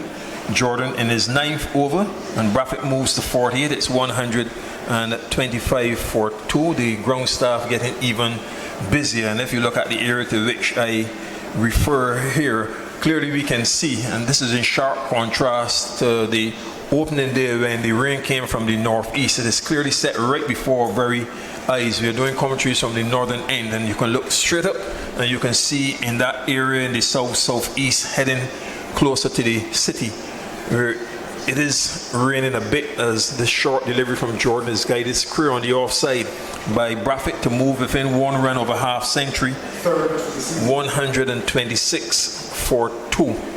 And 1, 2, 3, 4 members of the ground staff close to the electronic scoreboard, already looking very eager to run onto the field because they can see it even much better than we are, pitched up and driven into the covers by Graves. Cotoy does the fielding moving to his left, and there is no run. Umpire Blaze just moves out of the way. How close now? Can you see the rain to Kensington Oval, Antonio? Yeah, I think it's probably about 3-4 minutes away. 3-4 minutes away. Yes. It might be a fairly heavy downpour as well. Yeah, well, it's getting darker, and 285 the overall lead. Play resumed at 2 minutes to 1 o'clock because of rain pushed into the covers by Graves for a single. Again, some work for Cotoy moving to his left and fires it at the non-strikers end. Graves with a single goes on to 7. Craig Braffett on 49. It's 127 for 2 in their second innings. Barbados Pride and Braffett with a top score of 72 this season. This, if he gets it, will be his 3rd half century of the season, and he faces Jordan, pitch short, and back he goes and pushes it into the hands of Gully. Hodge takes the catch with great excitement. Jordan does a jiggle, and Craig Braffett falls for 49 and 3 quick wickets, now reducing Barbados Pride to 127 for 3 in their second innings, with Braffett dismissed for 49. Before him, Mosley was leg before wicket, sweeping at Hodge for 60, and Brooks' defender was bowled off the bottom edge by Hodge without scoring. It's 127 for 3. Here's Antonio Allen as the rain in the distance, sweeping down towards the central bank and getting heavier. And I think the umpires are not going to take any chance, and those members of the ground staff coming from 2 sides, over by the electronic scoreboard and also from beneath the Coppin Cozier and Short Media Center at 27 minutes after 1. Yeah, I told you, Keith, I think I was fairly accurate in predicting that the rains would have been 3 or 4 minutes away, and Craig Braffett just falling in that last delivery, which was bowled before the covers came onto the field, caught in the gully region off the bowling of Ray Jordan, just hanging his bat to dry outside that off stump. No real attacking intent there shown from him, and Captain Hodge on this occasion, the 4th time lucky, able to hold on to 1. It's almost as though, Keith, he was asleep before lunch and now he's awake. He's come on to bowl from the Malcolm Marshall end. He's picked up 2 wickets, dismissing Shane Mosley, LBW, walking across his stumps, going for a sweep shot, and then he had Shamar Brooks bowled with a quicker delivery, and now he's into the act again, taking the catch off the bowling of Ray Jordan in the gully there. Captain Hodge, we've spoken a lot about him. I was just about to wonder about the strange tactics of giving such easy singles to the new batsman Justin Graves off both his own bowling and also the bowling of Ray Jordan. And before I could even get to mention it, Keith, Jordan creating that wicket-taking opportunity, and he's gone. So it's going to be interesting to see. Yes, the lead is 286, so Barbados Pride now 286 effectively for 3. It's going to be interesting to see what type of approach he's going to adopt. Is he going to continue to give them those easy singles in the inner circle, protecting boundaries that they seem not too keen on going for at the moment, or is he going to try to apply some pressure and put Windward Islands, like, wrestle themselves into some sort of position in this game? And we again are going to talk about the weather, because it will be very critical. And based on what we are seeing, it's now spreading virtually all around. And you look further into the south, the rain is over there on the sea. You look towards the east and then the northeast. From what we can gather, the overall lead is 286. So let's put that in perspective again, Antonio. Yeah, 286 is a fairly sizable lead. One would imagine if a significant amount of time is lost in this game, and if perhaps there's no further play on day 3, I don't want to make such a bold prediction just yet, but the rains certainly are coming down quite heavily. So if no further play is available on day 3, 286 runs is still enough for the Barbados Pride, given the form of their fast bowling unit. Although on a very good batting surface, it's still enough, Keith, to make somewhat of a game of it. So I don't think they're in a terrible position, but it just takes me back to my point from yesterday, that with a lead of 160 odd coming into the end of day 2, I would have opted to bowl at the Windward Islands again. I know that has been debated. The question is, a lead of 159, 1 over was bowled before the close. From what perspective? Yeah, I just think that the fast bowlers, they had enough rest. They did not, spend a very long time bowling at the Windward Islands in their innings. It was not particularly a long innings. It was well below 100 overs they would have bowled at the Barbados Pride unit. They have the spin bowling option of Jamel Warrick, in the event that you say that their bowlers may have been a little overworked. He could just operate from the one end and rotate the fast bowlers from the other. After that initial burst, of course, from the new ball bowlers in Kemar Roach and Shema Hola, you just get Jamel Warrick in and then rotate the seamers from the other end if it's a question of them being tired. But we have spent a lot of time talking about the fitness of this Barbados Pride bowling attack, so I don't think it's a question of them being particularly tired after just bowling. Could you tell me exactly how many overs Windward Islands would have batted in their first innings? Yes, well, the Windward Islands in their first innings were bowled out in 62 overs and 3 balls. 62 overs, and there are 5 bowlers in this team, so by no stretch of the imagination is that a very long day in the field. With just 1 over before the close of play, one could say that they're going to be well rested and come back fresh. 160 is not a very small lead or anything like that, so they could have been in a position now where they have the Windward Islands, say 4 or 5 wickets down and in a position of dominance, as opposed to they are batting, not sure how much longer to bat, and potentially opening up the game for Windward Islands to draw it much more easily, as opposed to if they were batting at this present point in time. Well, I guess, one can always put a position in hindsight. You have been forthright in your position that they should have enforced the follow. I didn't have a problem with Barbados Pride batting a second time. No one has control over the weather. I believe you may be looking at the psychology of it, that you come out here fresh this morning and you were trying as much as possible to take advantage of your situation and hopefully bowl the Windward Islands out to defeat them by innings, or even if you were to chase, that the target wouldn't be so much. Yeah, I think the Barbados Pride has been in very good bowling form this season. I would like to have it at my disposal, but it's not with me right now. I'm not sure what the highest score against the Barbados Pride has been this season. So they have been dismissing their oppositions typically for 200 or not much more than 200. You subtract that 160 run lead, you're going to find yourself only searching around 90 runs in that 4th innings. So I think it's about backing your strengths, and the Barbados Pride bowling has been doing very well. Yes, it is a flat surface, so that typical 200 we saw here, Windward Islands getting to 250. So I just think that your bowling has been doing well enough that you just want to go and win that game as quickly as possible, because at the end of the day, the cup is determined by points.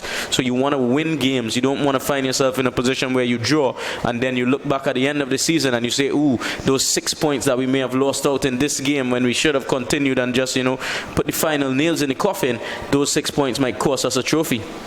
Yes, well, I guess one would suggest that you're speaking from Barbados perspective. In the opening round against the Windward Islands, they made 233 and 269. The Windwards 234 and 267 for 9. And obviously 269 for 7, Barbados lost there, and then they reeled off 4 consecutive victories. So you talk about having and wanting to check the scores. They dismissed Guyana for 209 and 258. made 389 and 79 for 3, and hence they would have won by 7 wickets. So we've gone into the second round, 209 and 258.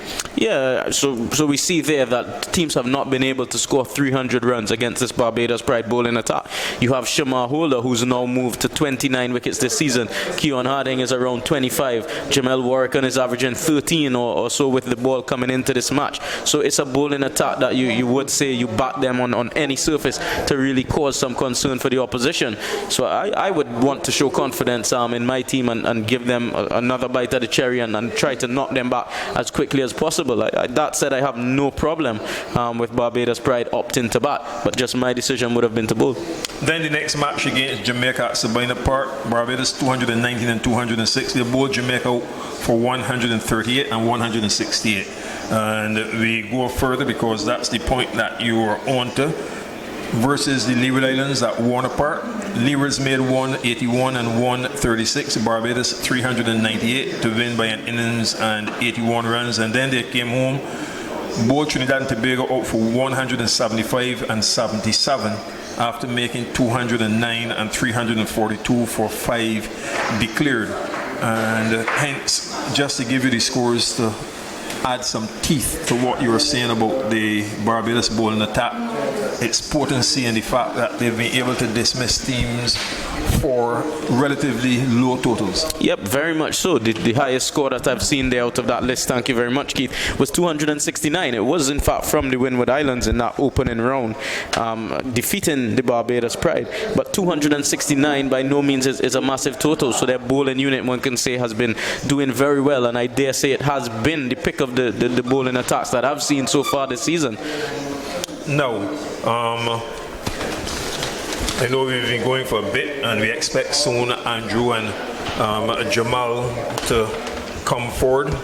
It's raining here at Kensington Oval. To update you, it's the second interruption, so to speak, since lunch. Play was delayed by 18 minutes before the resumption, 2 minutes to 1, and Barbados Pride since then moving from the lunch score of 99 for no wicket to 127 for 3, and they've lost Shane Mosley, leg before wicket, bowled by Hodge for 60. Shamar Brooks bowled by Hodge without scoring, and Craig Braffett caught at gully by Hodge off Jordan for 49. Justin Graves is on 7, and Barbados Pride at 127 for 3 from 35 overs and 5 balls. That's an overall lead of 286, and the bowling to date, Jordan 8 overs and 5 balls, 1 maiden, 1 for 38. Max Sween 10 overs, 2 maidens, none for 21. Thomas 5 overs, 1 maiden, none for 24. John 8 overs, 1 maiden, none for 35. And Hodge 4 overs, 1 maiden, 2 for 8.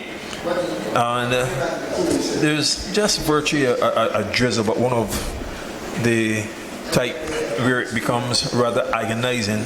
Remains overcast all around Antonio, and then we'll give you an update in that ODI.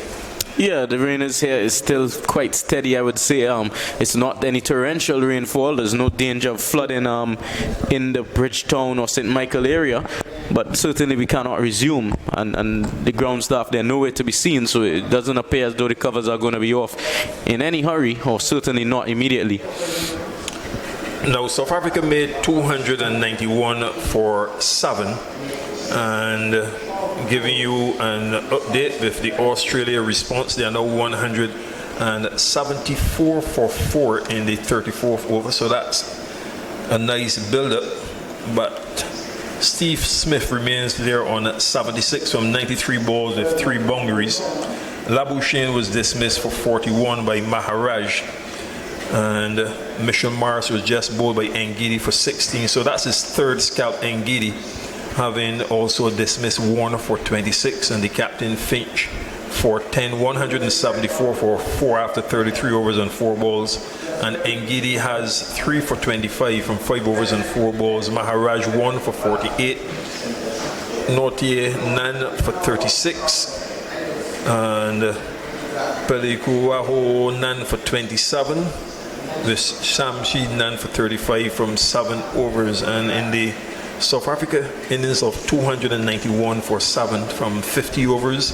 Milan didn't score. De Kock 15, Bavoom 26, Verne 48, Klassen 123, not out from 114 balls with 7 fours and 3 sixes. Miller 64 from 70 balls, 4 fours and 1 6. Pelikuwao didn't score. Maharaj 2, and Nortier was not out on 1. Stark had 10 overs, no middens, 2 for 59. Hazel with 10 overs, no middens, 1 for 63. Cummins 10 overs, no middens, 3 for 45. Let's say no middens were bowled in the innings. Mitchell Marsh 5 overs, none for 35. Short, similar figures, 5 overs, none for 35. And Zamba 10 overs, none for 48. Antonio. Yeah, it certainly can't be much fun work bowling at Labuschagne and Steve Smith. Keith, would you fancy yourself having a bowl at those guys? Top batsmen, you know, top batsmen, let's put it that way. Yeah, certainly very prolific. What do you make of Virat Kohli at the moment? You think his struggles are something to be concerned about?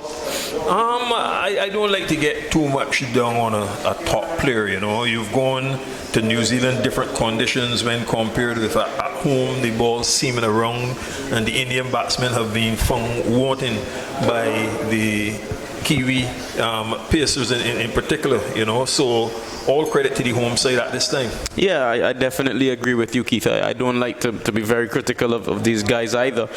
Test cricket is a very hard game, and of course, if there are two places that batsmen really don't enjoy batting good seam bowling, would be in England and of course in New Zealand. So I think New Zealand, all credit goes to their fast bowling attack. Jameson in just his second test match, they're taking 5 wickets, and of course you have Trent Bolt, Tim Southee. These guys are very, very effective, especially in their home conditions. One would probably be holding their breath and saying thank God that Neil Wagner is not available as well. Yes. Yeah, Colin de Granham, he does not seem particularly quick. He's just very accurate and he nibbles the ball. He always seems to have a knack for just hitting the outside edge of players all around the world. Yes, indeed.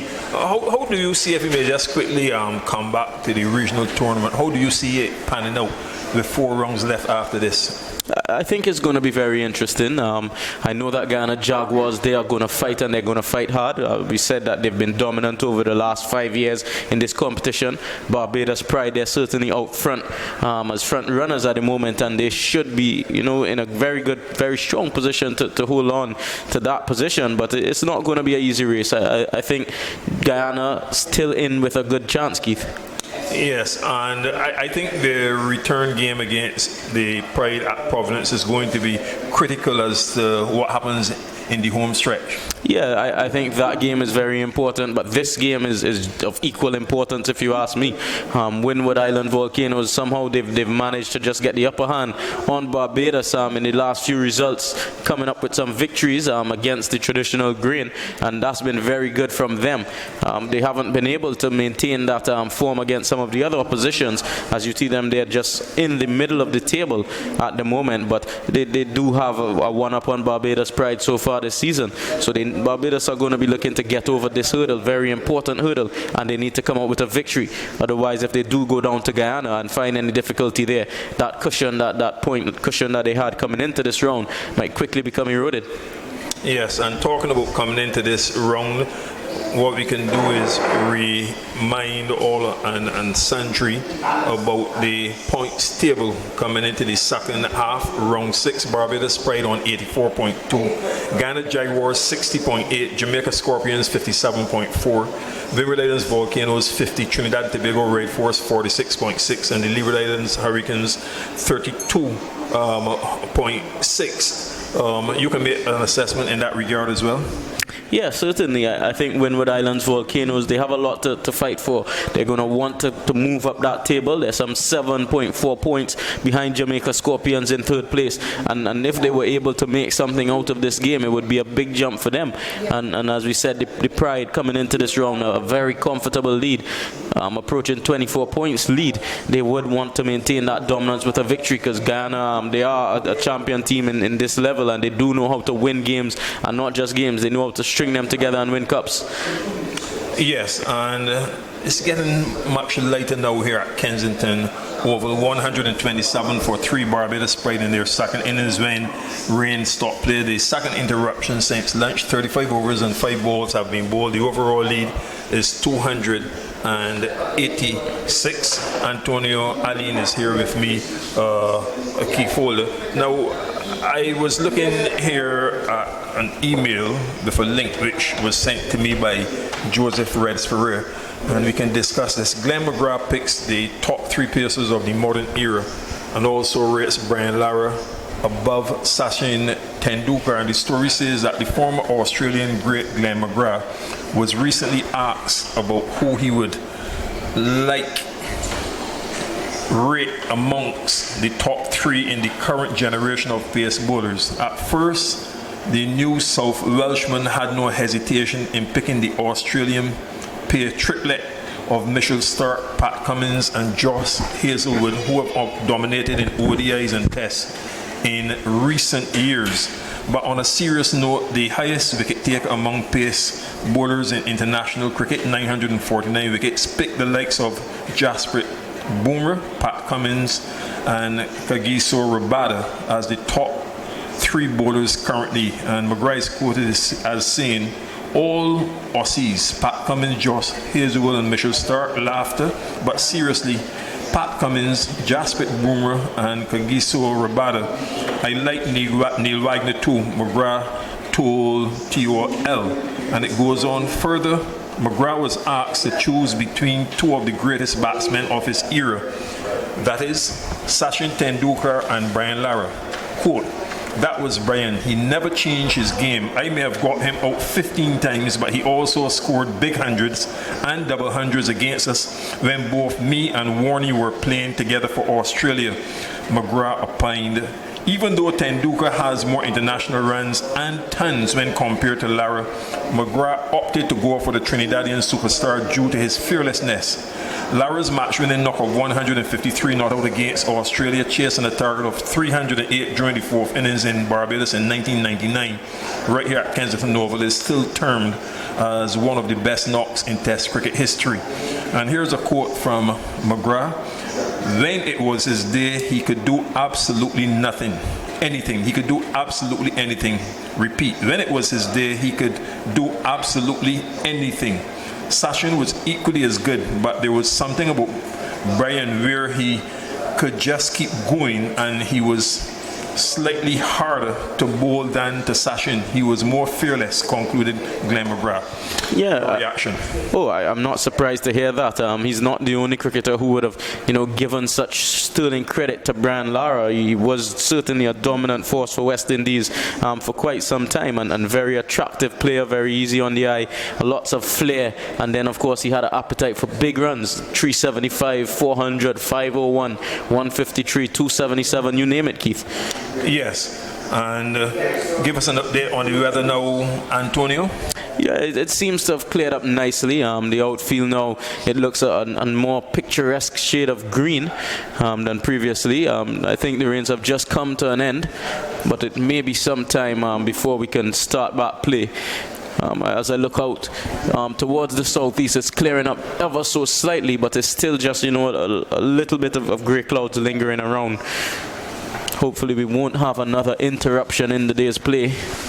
Now let's pay some attention to what's going on in Jamaica, because Barbados Pride, they're clearly going to have their main interests outside of here at Kensington Oval at the Trelawney Multipurpose Stadium in Greenfields. Jamaica having made 216, Guyana now 301 for 9 in the 102nd over. We told you about Vishal Singh's 93. Niall Smith is on 3 and Keon Joseph is yet to score with 3 for 84 to Dennis Boulay, 2 for 67 Patrick Harty, and Marquino Minley has 2 for 68, 1 for 27 to Alwyn Williams, and Jamie Merchant 1 for 39. And then the other game going on at Warner Park in Bastir, St. Kitts, and the Leeward Islands against Trinidad and Tobago. The Leewards 251 all out in response to 200 and 87 all out. And in that innings, Hodge 14, Powell 13, Thomas 2, Django 90, Hamilton 9, Ward 22, Peters 21, Cornwall 3, Louis 29, Henry 34, Berrish 2, not out. The leading wicket taker was the leg spinner, the veteran Imran Khan, back into the Red Force side. 32 overs, 9 maidens, 4 for 67. 2 for 51 from 20 overs, 5 maidens to the pace of Uthman Mohammed. And then Akil Hossein, the left arm spinner, 28 overs, 7 maidens, 2 for 52. Anderson Phillip, the fast bowler, 21 overs, 8 maidens, 2 for 54. Hines had 5 overs, 2 maidens, none for 11. And Pierre, 9 overs, 6 maidens, none for 10. Trini, you follow your Trinidad and Tobago Red Force team rather closely. Of course. It's only natural, Keith. I'm concerned. I'm not sure if it's a case of Terence Hines being injured. It's certainly not something you see every day, where your two opening bowlers, one bowls 21 overs and the other bowls 5. So I'm just hoping that on the back of that fight in 89, that he scored there for the Red Force in that game against the Leeward Islands. I'm just hoping that he's not injured. 5 overs, 2 maidens, no wicket for 11 runs. And Anderson Phillip coming back from injury, him bowling 21 overs. I'm very pleased to see Imran Khan back into the team. He's picked up 4 wickets. Kari Pierre is also back in there. I'm not so certain about how I feel about 2 left-arm spinners being used in tandem, with the possibility of having Brian Charles, the off-spinner, who hasn't had the worst of seasons. Of course, he didn't have a very good game here against the Barbados Pride, but I think I would have gone to have Brian Charles in the team as well, and perhaps not use so many all-rounders. I always like to see specialists being employed, and perhaps if you have 2 all-rounders in the team, that should be sufficient. But in this unit, we have Imran Khan playing as an all-rounder. We have Akil Hussain, who's an all-rounder. Terence Hines also being used as an all-rounder. And of course, the captain, Yannick Otley, he is an all-rounder, although he's opted not to bowl. So I think it's just a question of getting the team balance correct, and perhaps Yannick Otley using himself as a left-arm spinning option, and then selecting Akil Hussain or Kari Pierre, but certainly not the 2 of them. Generally, Antonio, how have you found the standard of play in the regional first class championship? Yeah, I think the standard of play, it has been good. It's been aided by some better pitches, I must say. I can remember as recent as perhaps 2-3 seasons ago, there was a lamentation that the pitches were somewhat on the poor side, and they only aided the spinners with the likes of Nikita Miller, Versami Pamol, Jamel Warrican, Rakeem Cornwall, coming on to bowl in the first session on day 1 and finding generous amounts of spin. Gudakesh Moti was another spinner who was quite dominant as well. We did see Larry Edwards from the Windward Islands. He was among the wickets as well. He's not in this squad at this point in time, but all of these guys would have enjoyed some very spin-friendly conditions, and there was a feeling that did wrong in a number of ways. 1, it gave these spinners a false sense of security, and then 2, it also made things very difficult for the batsmen, who were not able to really form solid techniques and get good form and preparation for international cricket, where seam bowling tends to be the weapon of choice by most captains in most conditions. And while we chat with a bit of relief, the first bit of cover is being removed. 1, 2, 3, 4, 5, 6 guys just sprinted like Usain Bolt to remove that first bit of the covers, taking them over on the eastern side out by the electronic scoreboard. And the little rain water which came off, this is the fast drain outfield here at Kensington Oval. Ever since the World Cup was played here in 2007, and no danger in that area. The reserve umpire Ryan Willoughby is out there, and then we have another 2, 4, 5 guys, including my mate, who said when Queen's College defeated Cojan Parry on the 15 championship, the final was played at Wildy, that it was a case of girls beating boys. Shea Hope was the Queen's College captain, and Cojan Parry as a once all-boys school, losing that final. And my friend there in the red cap was saying he's been around for quite some time. He summed it up as girls beating boys. Yeah, I think that's a very unfortunate statement there, and quite embarrassing for the CP boys who would have been on the losing end. I'm guessing, Keith, that was a very dominant performance by Shea Hope and his team from Queen's College. Yes, those were the days. I thought that was then, at that time, coming on to the back end in relation to the big crowds which used to go up to Wildy at the BT ground to watch those under 15 finals, you know. And it was a case that you would always tend to judge players, but times have changed, Antonio. I don't know how much you follow the BCA on the 15 championship. Well, I do have a keen interest in the ongoing under-16 cricket, as I would have been at Empire Club and would have been part of their coaching staff for a few years while I was with them. So I do still, monitor those scores very closely. But I'm just interested to know in that game, that finals, how many players from that game would have gone on to play first-class cricket?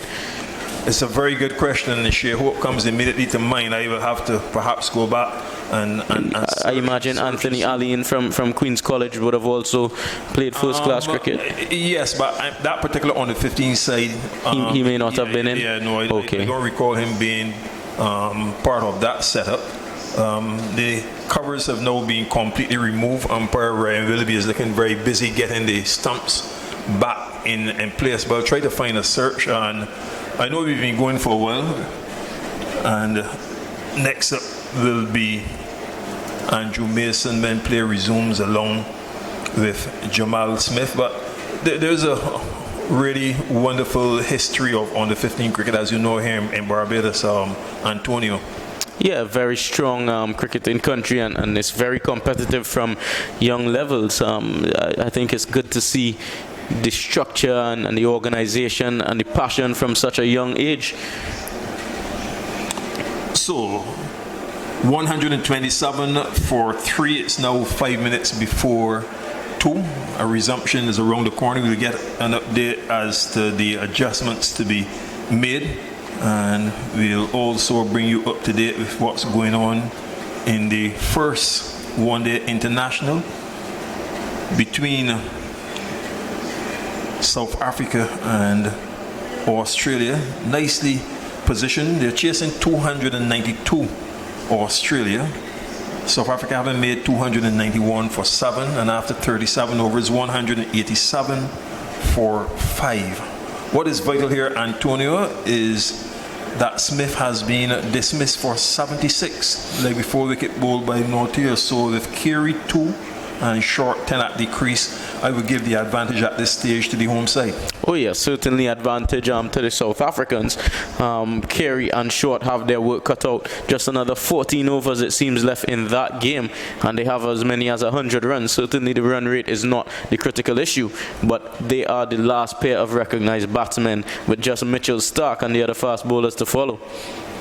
Yes, well, I think it is cleared here rather nicely, because when rain stopped play, it was virtually overcast all around.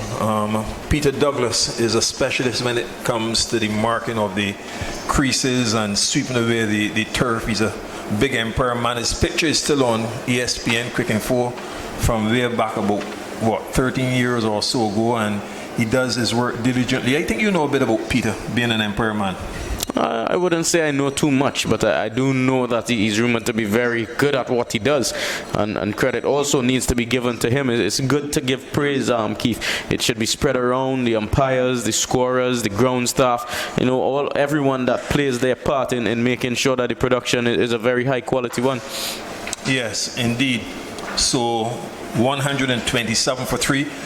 What do you reckon are going to be the tactics for Barbados Pride from here on in? Yeah, their foot is certainly going to go on the accelerator. Of course, they've just lost a couple of wickets before that rain break, so they will want to form a partnership for some time before, just kicking into overdrive. Justin Graves, and I suspect it will be Shane Dorrich to join him. Of course, at the fall of the wicket, the rains came, so no batsman did come out to join Justin Graves, who's on 7 from some 10 deliveries. So I think it's just a question of, making sure they don't lose another wicket in the next 3 to 5 overs and then really getting a move on. Justin Graves has been running well so far in this innings. He always is a very intelligent and very smart cricketer. He's also one who is quite fit. So the rotation of strike is going to be important for the next few overs. And then they're going to look to try and score some more boundaries as they search for that 400-run lead or 350-run lead by that T interval, which, of course, as we mentioned, will be pushed back in some way. And I think for the Windward Islands, it's about trying to restrict that rate of scoring for the Barbados Pride. And there's no better way, Keith, to put pressure on the Barbados Pride than to take some wickets, which is why I would have been calling for some changes to be made before lunch and perhaps bring the leg spinner on. I really would like to see Kieran Katoy bowling in this team. He's bowled well so far. It's not a question of his economy rate being particularly high. He's only in the 3.9 area, which is not particularly poor for a leg spinner playing first class cricket, and he has hit the cheapest wickets in this bowling attack, certainly. So I don't know why he's been so underutilized. I think it's certainly something that the Windward Islands camp need to consider and consider deeply. Now, the Ghana Jaguars have managed to secure a first innings lead of 88 against Jamaica Scorpions, so that's a more than handy lead to put the home side under pressure, having made 216, and Ghana were bowled out for 304 in 103 overs and 2 balls. Vishal Singh, very experienced, the left-hander top, scored with 93 from 173 balls with 7 fours. And that apart, Leon Johnson, the captain, got 35. Kevin Sinclair towards the end, 29. 25 from the keeper, Anthony Bramble. And the leading wicket takers were Marquino Minley, who formerly, up until last season, represented Barbados Pride. He took 3 for 68 from 23 overs and 2 balls, 2 maidens. And Dennis Boulay, the left-arm spinner, had 20 overs, 1 maiden, 3 for 84. With Patrick Harty, 20 overs, 3 maidens, 2 for 67. Jimmy Merchant, 23 overs, 7 maidens, 1 for 39. Alvin Williams, 12 overs and 1 ball, 2 maidens, 1 for 30. So I think that's a handy lead. Day 3, Ghana Jaguars looking to press for victory. Yeah, it is a handy lead there, and I just want to look at Dennis Balai, 20 overs there for the Jamaica Scorpions, taking 3 for 84, and once again we see the impact of wrist spin. We have Imran Khan, the leg spin over in Trinidad. He got his 4 wickets, and Dennis Balai, I think he's the only left-arm Chinaman operating in this year's PCL competition at the moment, and we're seeing the value of a wrist spinner in terms of taking wickets and taking wickets quickly. Yes, and we saw him here at Kensington Oval a couple of seasons ago. Interesting campaigner. Oh yeah, interesting campaigner. He has a very chest-on action. He moves fairly quickly as well. But of course, he does have that Chinaman delivery and the variation, which is the googly, which can be very challenging for regional batsmen, as we've seen. If you avert your attention to international cricket, leg spinners have continued to wreak all sorts of havoc on our senior men's team. Playing in that most recent game there against Sri Lanka, we did see 2 of them all over the West Indian batsmen, unable to pick the googlies. Yes. Well, it's just gone past 2 o'clock. The players are back on the field. Play is to resume. We have been going for about an hour non-stop here now, Antonio, so time for a double change. Is your watch somewhat broken, Keith? We've been on for almost an hour and a half. Oh, dear me. I think it's been an hour and 22 minutes to be exact. Well. Okay. Well, Andrew Mason has had a lovely lunch. He just got up from his... Well, he says he got a rest, but I would call it a good little sleep as well. It seemed like he was dozing off. Did you see how his head was... Yes, I did. Bobbing and weaving? Yeah, you know he gets like that after lunch. He has a very heavy plate. How many dribbles did you see come down? I didn't count. I lost count by now. Well, okay. So you'll give way to Jamal, and I'll ease for Andrew as I'll do this very first ball. And to complete the over, which had been truncated by rain, and Jordan now completes his 9th over, 1 maiden, 1 for 38. Play resuming here at Kensington Oval on day 3. Barbados Pride 127 for 3 in their second innings. Graves on 7, joined by Dorrich, who defended An overall lead of 286. Thanks to Antonio. And we welcome back Jamal along with Andrew Mason. Jamal. Well, good afternoon to the listeners. I really don't know what everybody's complaining about, Andrew. I'm the marathon man around here. Yeah, you are. Certainly, I don't know what the problem would be, Keith. But nevertheless, I'm in the seat as Andrew Mason is as well. Yes, I'm the marathon runner. All right. So all you read it now, 286 for 3, Barbados losing a couple of wickets. At the break it was 99 without loss. By then Bathurst had gone to 40 and Mosey was on 50. But since the resumption, the Volcanoes have been able to kick up a storm, if one case to describe it. They've been able to pick up a couple of wickets. Yes, courtesy Calvin Hodge bowling a relatively decent line and length to the private batsman, succeeding in getting 2 wickets. But he comes in now to bowl to Graves, and to this delivery, Graves is coming forward and steers the ball square in the offside down to backward point. It was one that was just outside the off stump. Kotoy comes across his right to pick it up. There's no run. There's a slip and a forward short thing. There's a short point as Hodge comes in to bowl to Graves, and Graves is forward and drives out towards that extra cover area. There's no run for him. Ball is picked up by, looks like that's Fletch out there. Short extra cover, there's no run. There's a mid-off, a deepish mid-on. In he comes and bowls, and Graves is off the back foot and steers the ball down to that backward point area. It was a bit short, and he went back and played it down to backward point. Graves has got 7. Dowridge has now come to the crease, and Barbados losing. Brathwaite caught in the gully, a loose shot to a ball short outside the off stump. Here's the delivery, which is on the line of the middle stump.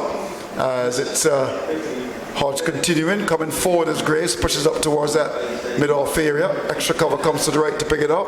So pretty tight. Here's Hodge. Comes in again from the southern end. Bowls to Graves. Graves is onto the front foot, no problems at all. The ball is on that middle stump, plays up towards mid-on. The bowler comes across to pick it up. 127 for 3. The lead is 286. Hodge again, last ball of his over. Comes in and bowls to Graves, and Graves is forward. The edge is found, and the ball goes down towards that backward square area. It was given a bit more air, and might have maybe drifted into him, and he got it off the inside edge down to backward square for 1 to keep the strike. The over comes to an end. So with that, Graves goes up to 8, and Barbados go to 128 for 3.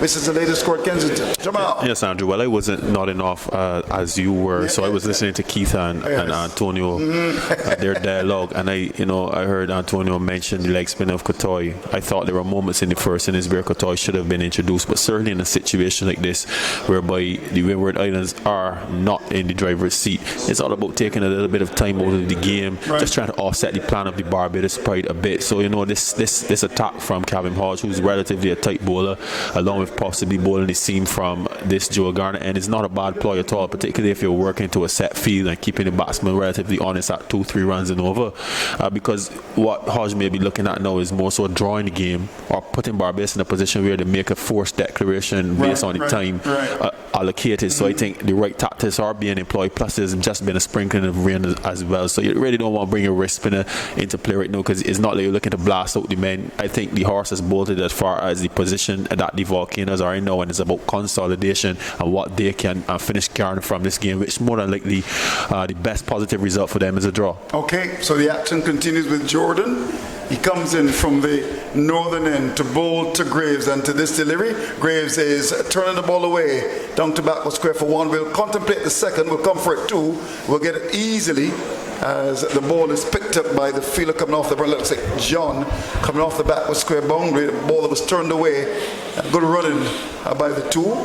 The score goes to 130 for 3 with that. Graves now goes to 10. The lead has gone to 289. If there's one thing I like to see about this Pride batting, apart possibly from say Kyle Mears and Kevin Stout to a lesser extent, is the way they scurry between the wickets. Majority of the Barbados Pride batsmen are relatively fit. There was Justin Graves scampering 2 runs with Shane Dowridge, really pressing the man at that fine leg position. There are a lot of pairs that would have just run 1, Andrew. Yeah, you're right.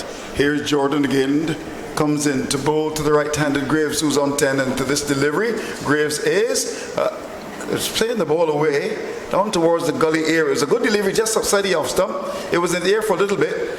and went down to gully for Hodge to pick it up. He was cocking the arm and threatened to throw. Hodge is a very good cricketer, very good fielder, good batsman, tidy left arm spinner, and has taken 1 or 2 good catches so far. Yes, he's been in the thick of it for the Windwards, no doubt. First innings, having to bowl, getting a good score.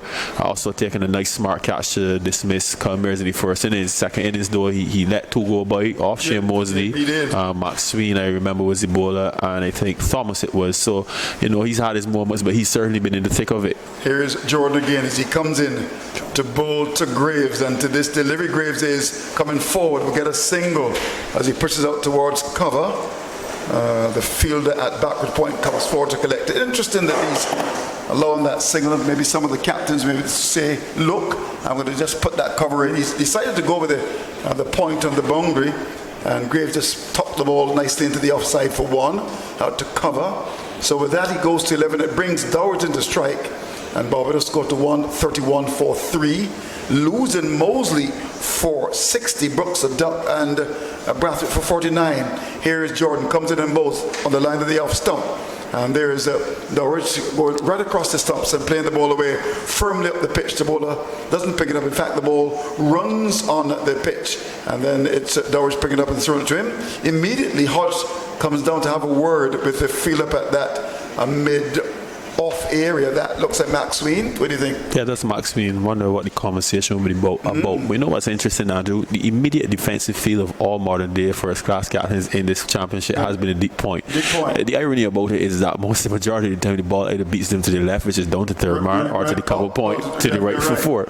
Here's Jordan, comes in to bowl to Dowers, and Dowers is off the back foot and strokes the ball away down to that backward point, which is deepish in no man's land. He's now come to the crease. Well, you need to get the man in the normal position and stop that single. He's not been in the crease. How many balls has Dowers faced now? Just a couple. And he's allowed to get that single there, backward point. Yes, Andrew, having said that, but again, the horse has bolted. It is about consolidation, but Hodge has to work out where he wants to save that run. As you rightly said, if the point was there, it would not be a single, but he's probably worried about the ball escaping the infield. Right.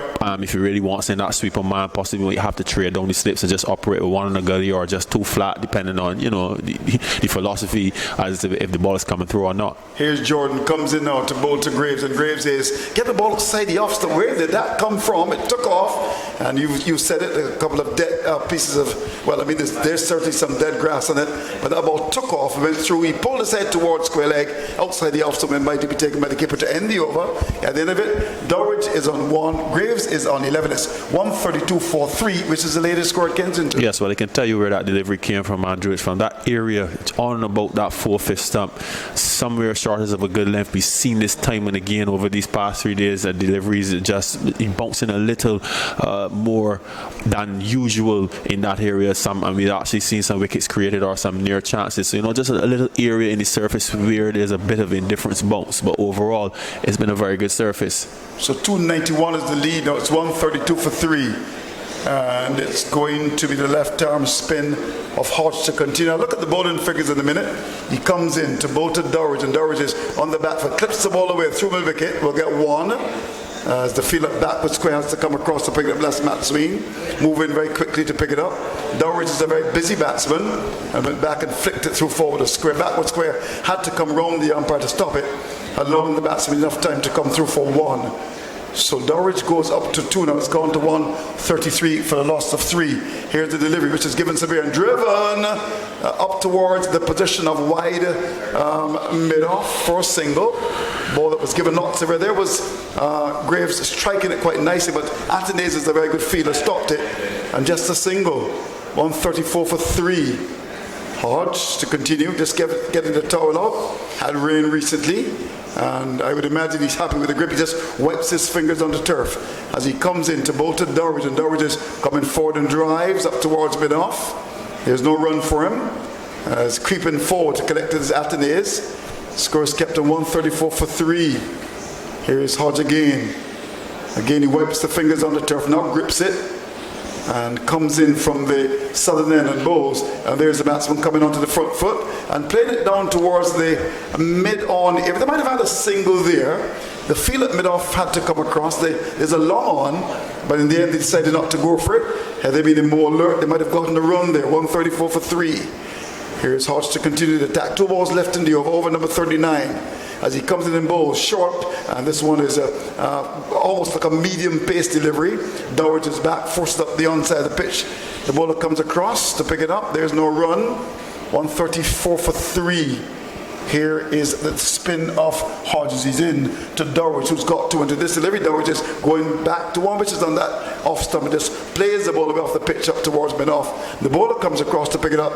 The end of a pretty tight over from Hodge, who's doing a good job at the end of it.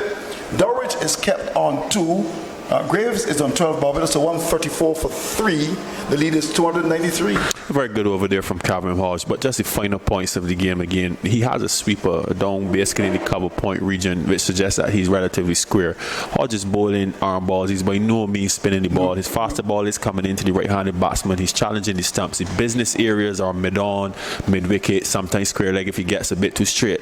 I do not understand why that man is on the sweeper boundary, because he suggested to me then that he's going to bowl what, a rank long hop outside the or something that's going to be drilled up there. Not even the cover drive will go in that area. So that's a slight error as well. Here's Jordan, comes up now, bowls to Graves. Graves is covered up and steering the ball away nicely down to backward point for 1. He played that very well, got on top of it. Looks a good player, Graves. Looks very organized and just got on top of that. Played it quite nicely. It was very well timed as well for a single. Yes, Andrew. So just to finish the point, it's just those little things that stop you from creating that extra bit of pressure. If that man says in the second mid-wicket, you have a straightest mid-wicket and Mr. Dowridge can't get the single up to mid-on. He knows if he tries to turn the ball too square, a square at the mid-wicket region, he can't get a single. He may just go for a different stroke and may create the opportunity. 135 for 3 now. Here's Jordan, comes into bowl to Dowridge, and Dowridge is wrapped in the pad. The ball going down the leg side, hit high as well.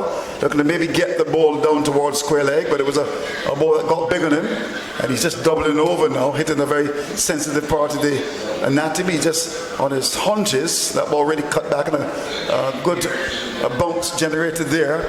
And now Graves will come down to have another word with him. Yes, a very good delivery there from Ray Jordan. I know I gave him a bit of stick in the first innings. I have to say so far, Andrew, he's looked pretty good in the second innings. He's bowled with a lot more control, a bit more pace. His economy is just there or thereabout, a 4.1. He is an attacking bowler.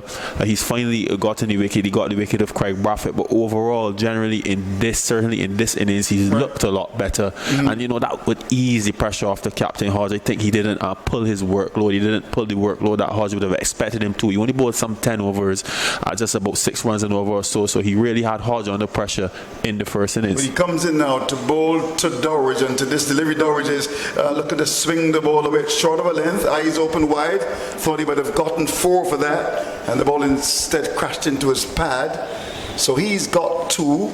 Graves is 30. Let's run through what has happened so far.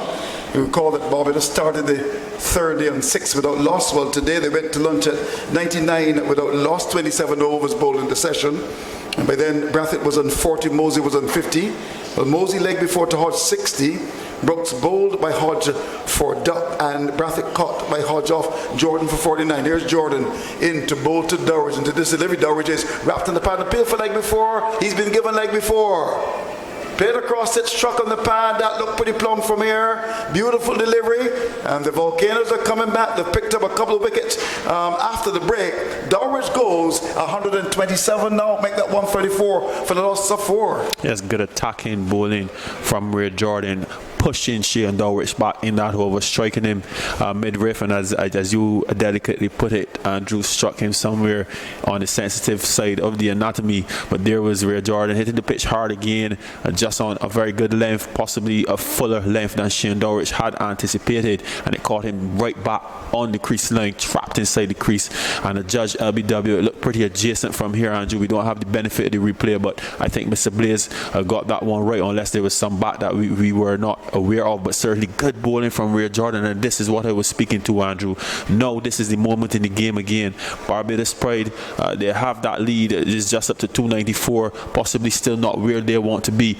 Enter Kyle Mears. How does Hodge respond to Kyle Mears coming to the crease now at this critical time?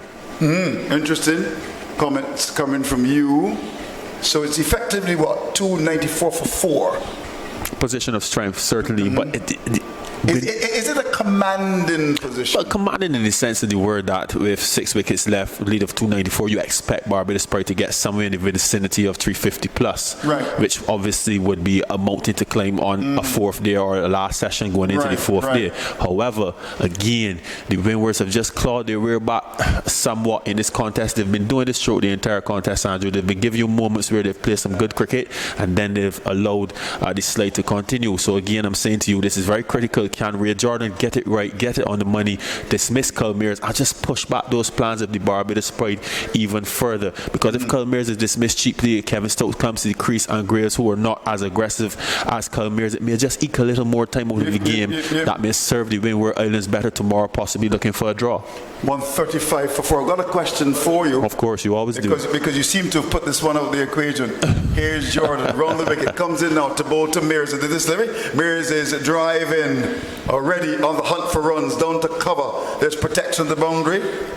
And it's Jordan coming across to pick up. In fact, that's John out there to get a run.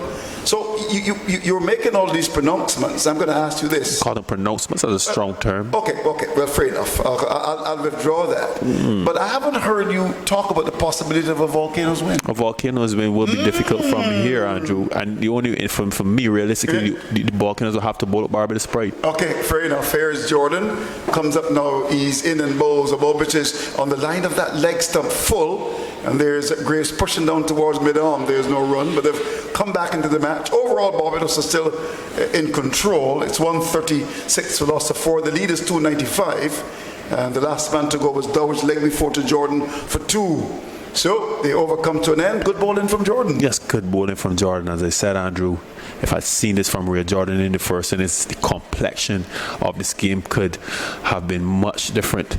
And as you said, you were speaking to a Volcanoes win. The only way for them to do that is to collect a cluster of wickets within the next half an hour to 45 minutes, bowl out the Pride. But you know they've done that since the break. They picked up 4. Yeah, they picked up 4, but they need 10, Andrew. They need 10. Right. And the lower order resistance from Barbados Pride has proved very worthy so far in this tournament. All right, fair enough. Interesting. And then they'll have to battle their skins. Yeah, suppose Mears gets out now, followed by Stout, then you find yourself at 150 for 6. I mean, that's a pronouncement, Andrew. No, I'm saying it could happen. May not happen, you never know, but I'm just looking at the possibilities. Here is Mears coming forward as the first ball is given lots of air by Hodge, played firmly down the pitch. The bowler picks it up, there's no run. So 136 for loss of 4, the lead is 295. He comes up now, Hodge is in and bowls, and there's a batsman coming onto the front foot. Mears drives in the air down to long off for a single. They're worried about Mears' power, and he's just come to the crease. But look at this field. They're scattered all over the place, long off, long on the wicket. Yes, they're worried about him. I was saying off here to my friend Shane Ramsey, we were speaking, and I told him as soon as the dapper comes to the crease, it would spread. Yes, indeed, and it has. Here is Hodge, comes in and bowls, and there's the batsman, solid as a rock. That's Graves coming forward, plays the ball up towards that mid-off here. Fletcher comes across to pick it up, there's no run. 137 for 4. Hodge again continues on his way to bowl that's the batsman. Graves drives down to long on for a single. Well, would you need a long on for Graves? Would you maybe put him up at mid-on and just keep him in strike? Don't give that single away. It brings that's Mears into strike. A single to Graves. He goes to 14. And Mears is on 2. Hodge is in and bowls him into this delivery. He's coming forward and plays it square in the offside. Down to backward point for 1. Will get a second. So he's really already flowing. Goes down to backward point. He's got a lot of confidence. He gets 2. So he's now up to make him 6, is he? And the score is up now to 140 for the loss of 4. The lead has gone to 299. You've asked a worthy question, Andrew. Would you put in a long on for Graves, a man that is batting for his place in his side? Right. You wouldn't, would you? No, I wouldn't. Okay. So here we go. Here's Hodge. Comes up now, bowls to Mears. Mears is coming forward. Ball which is on the off stump. That was very flat and played away down towards the cover area. There's no run. So the over comes to an end. Mears is on 4. Graves is on 14, Barbados at 140 for 4, which is the latest score at Kensington. Yes, Andrew, so I'm taking you into the mind of a captain, and all of these things we're speaking of, how do you go about your tactics based on conditions, etc. But an outlier, something that captains sometimes don't take into consideration, is the psychology of the batsman. Justin Graves is the one batter in this team, I can tell you, that will not take any chances. He's probably looking for that red star, as we would say, 30-40 now, to help further his cause. Kyle Mears is at the crease. You really don't want him on strike too much. It is worth bringing up that mid on to see if Justin Graves will look to play an aggressive stroke, particularly into the fact too that you got him out back pad in the first innings. You're right. Here's Jordan, comes in and bowls to him, and he's coming onto the front foot. And that's Graves pushes at one, which is short of a length on top of that middle stump, pushes out towards Kotoy, who comes across to pick it up. So the lead is 299. And Barbados, do you think you'll be looking for what, 350, 375? Anything in excess of 350, certainly. Okay. We'll see what happens. 140 for loss of 4. On the other hand, the Volcanoes are looking to push them back. They're looking for more wickets, and they've done very well since the break. Overcast conditions. Here's Jordan, comes in to bowl to Graves, and Graves is covering across the stumps, the one which is in the off stump, and just strokes it down towards that extra cover area. Kotoy, very fleet of foot, comes to his right, knocks the ball down. And there is no run. It looks as if we're going to have some more rain. The ground staff getting very busy on the far side of the ground. I think the rain is up in St. Philip. It's going to dash across St. George and come into town. Pass, of course, by Queen's Park, where there's Agrofest, and they may come to Kensington Oval. You never know. Here's a delivery, which is on the line of the off stump, and played away by Graves up to cover. And that was just on top of that off stump. That single action from Jordan again. Kotoy drops to his left to make the stop. There's no run. It's 140 for loss of 4. He's so good in the field, Kotoy. He is, and it's wonderful to see. He moves like a Floyd Ruffer used to call him the Gazelle. Oh, the Gazelle. And that's a guy that's been seriously injured and probably took about 3 years of rehab and trying to get back. I saw Kotoy many Christmases sometimes, jogging by himself, hobbling, getting back there. Here's Jordan, comes in to bowl to Graves into this delivery. Graves is off the back foot, plays the ball towards Kotoy, who comes this time to his right at extra cover to pick it up. The ground staff getting very busy now, and I can feel the rain in the air. Yes, it's a bit cooler inside here. And look at those flags on the far side dancing very merrily in the wind. And as I look towards the central bank, I can't see the St. George Valley from here, but I can see the tower and, of course, the central bank. And it looks as if we're having some rain. Here's Jordan, comes in now, bowls to Graves. Graves is getting outside the off stump, a loose shot. And that was happening when you're not scoring. It was outside the off stump, went for the big drive. Good carry to the keeper. Past the outside edge taken by the keeper. And as I said, just the pressure of not scoring. Normally, he might have allowed that to go by, but he had a big shot and it was very close to the edge. And let's not forget the brilliance of Ray Jordan in this session. He's bowled really well. He's in beautiful rhythm, Andrew. He's getting the ball to go through at good pace. First time that I'm seeing him forcing a keeper Stewart to catch the ball above midriff consistently. He's in beautiful rhythm. Last ball of the over number 42 into this delivery. Graves is coming forward, back to the bowler, and he drops it. Oh my golly, there was the ball pitched up. The batsman came forward, the ball was in and out, and he's on the ground spread eagle. Well, he had a chance to take it. It was popped to him, in and out. Jordan does not take the catch. Graves survives it on 14. Barbados could have been 140 for 5. So which side are you going on, Andrew? Was it the fact that Justin Graves was in 2 minds better to put that delivery to the boundary, or is Ray Jordan bowling that well? Well, that's a good question. It was pitched up.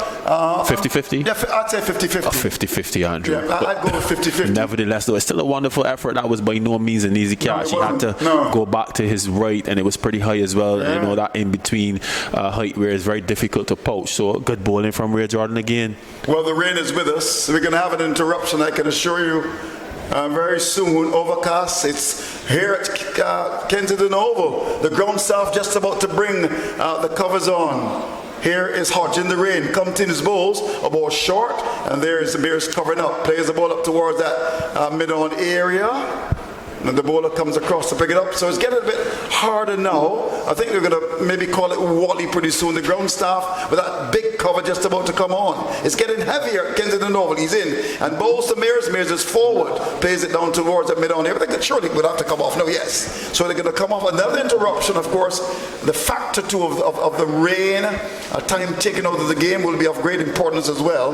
But we've had good tight cricket. The Volcanoes have not allowed Barbados to get away with it, because perhaps had that been maybe just a loss of one, Barbados could easily be maybe 320, 330, and that's what happens when you lose wicket. You tend to go into your shell, which has been the case. 140 for 4, Barbados still in control. The lead is 299, and it's raining at Kensington Oval. Yeah, it's a credit to the Volcanoes. As I said, Andrew, they've had their moments in the first innings. They had Barbados 132 out for 5. They allowed them to slip away. They had a good start when they responded with the bat, 132 or so for 2, and they lost the way. And coming out this morning, they looked a bit flat, but they were able to claw their way back into this contest, relatively speaking, of course. And, you know, to be in a position where Barbados probably cannot dictate to them at this very moment, look, the rain is falling, and let's have a go at them.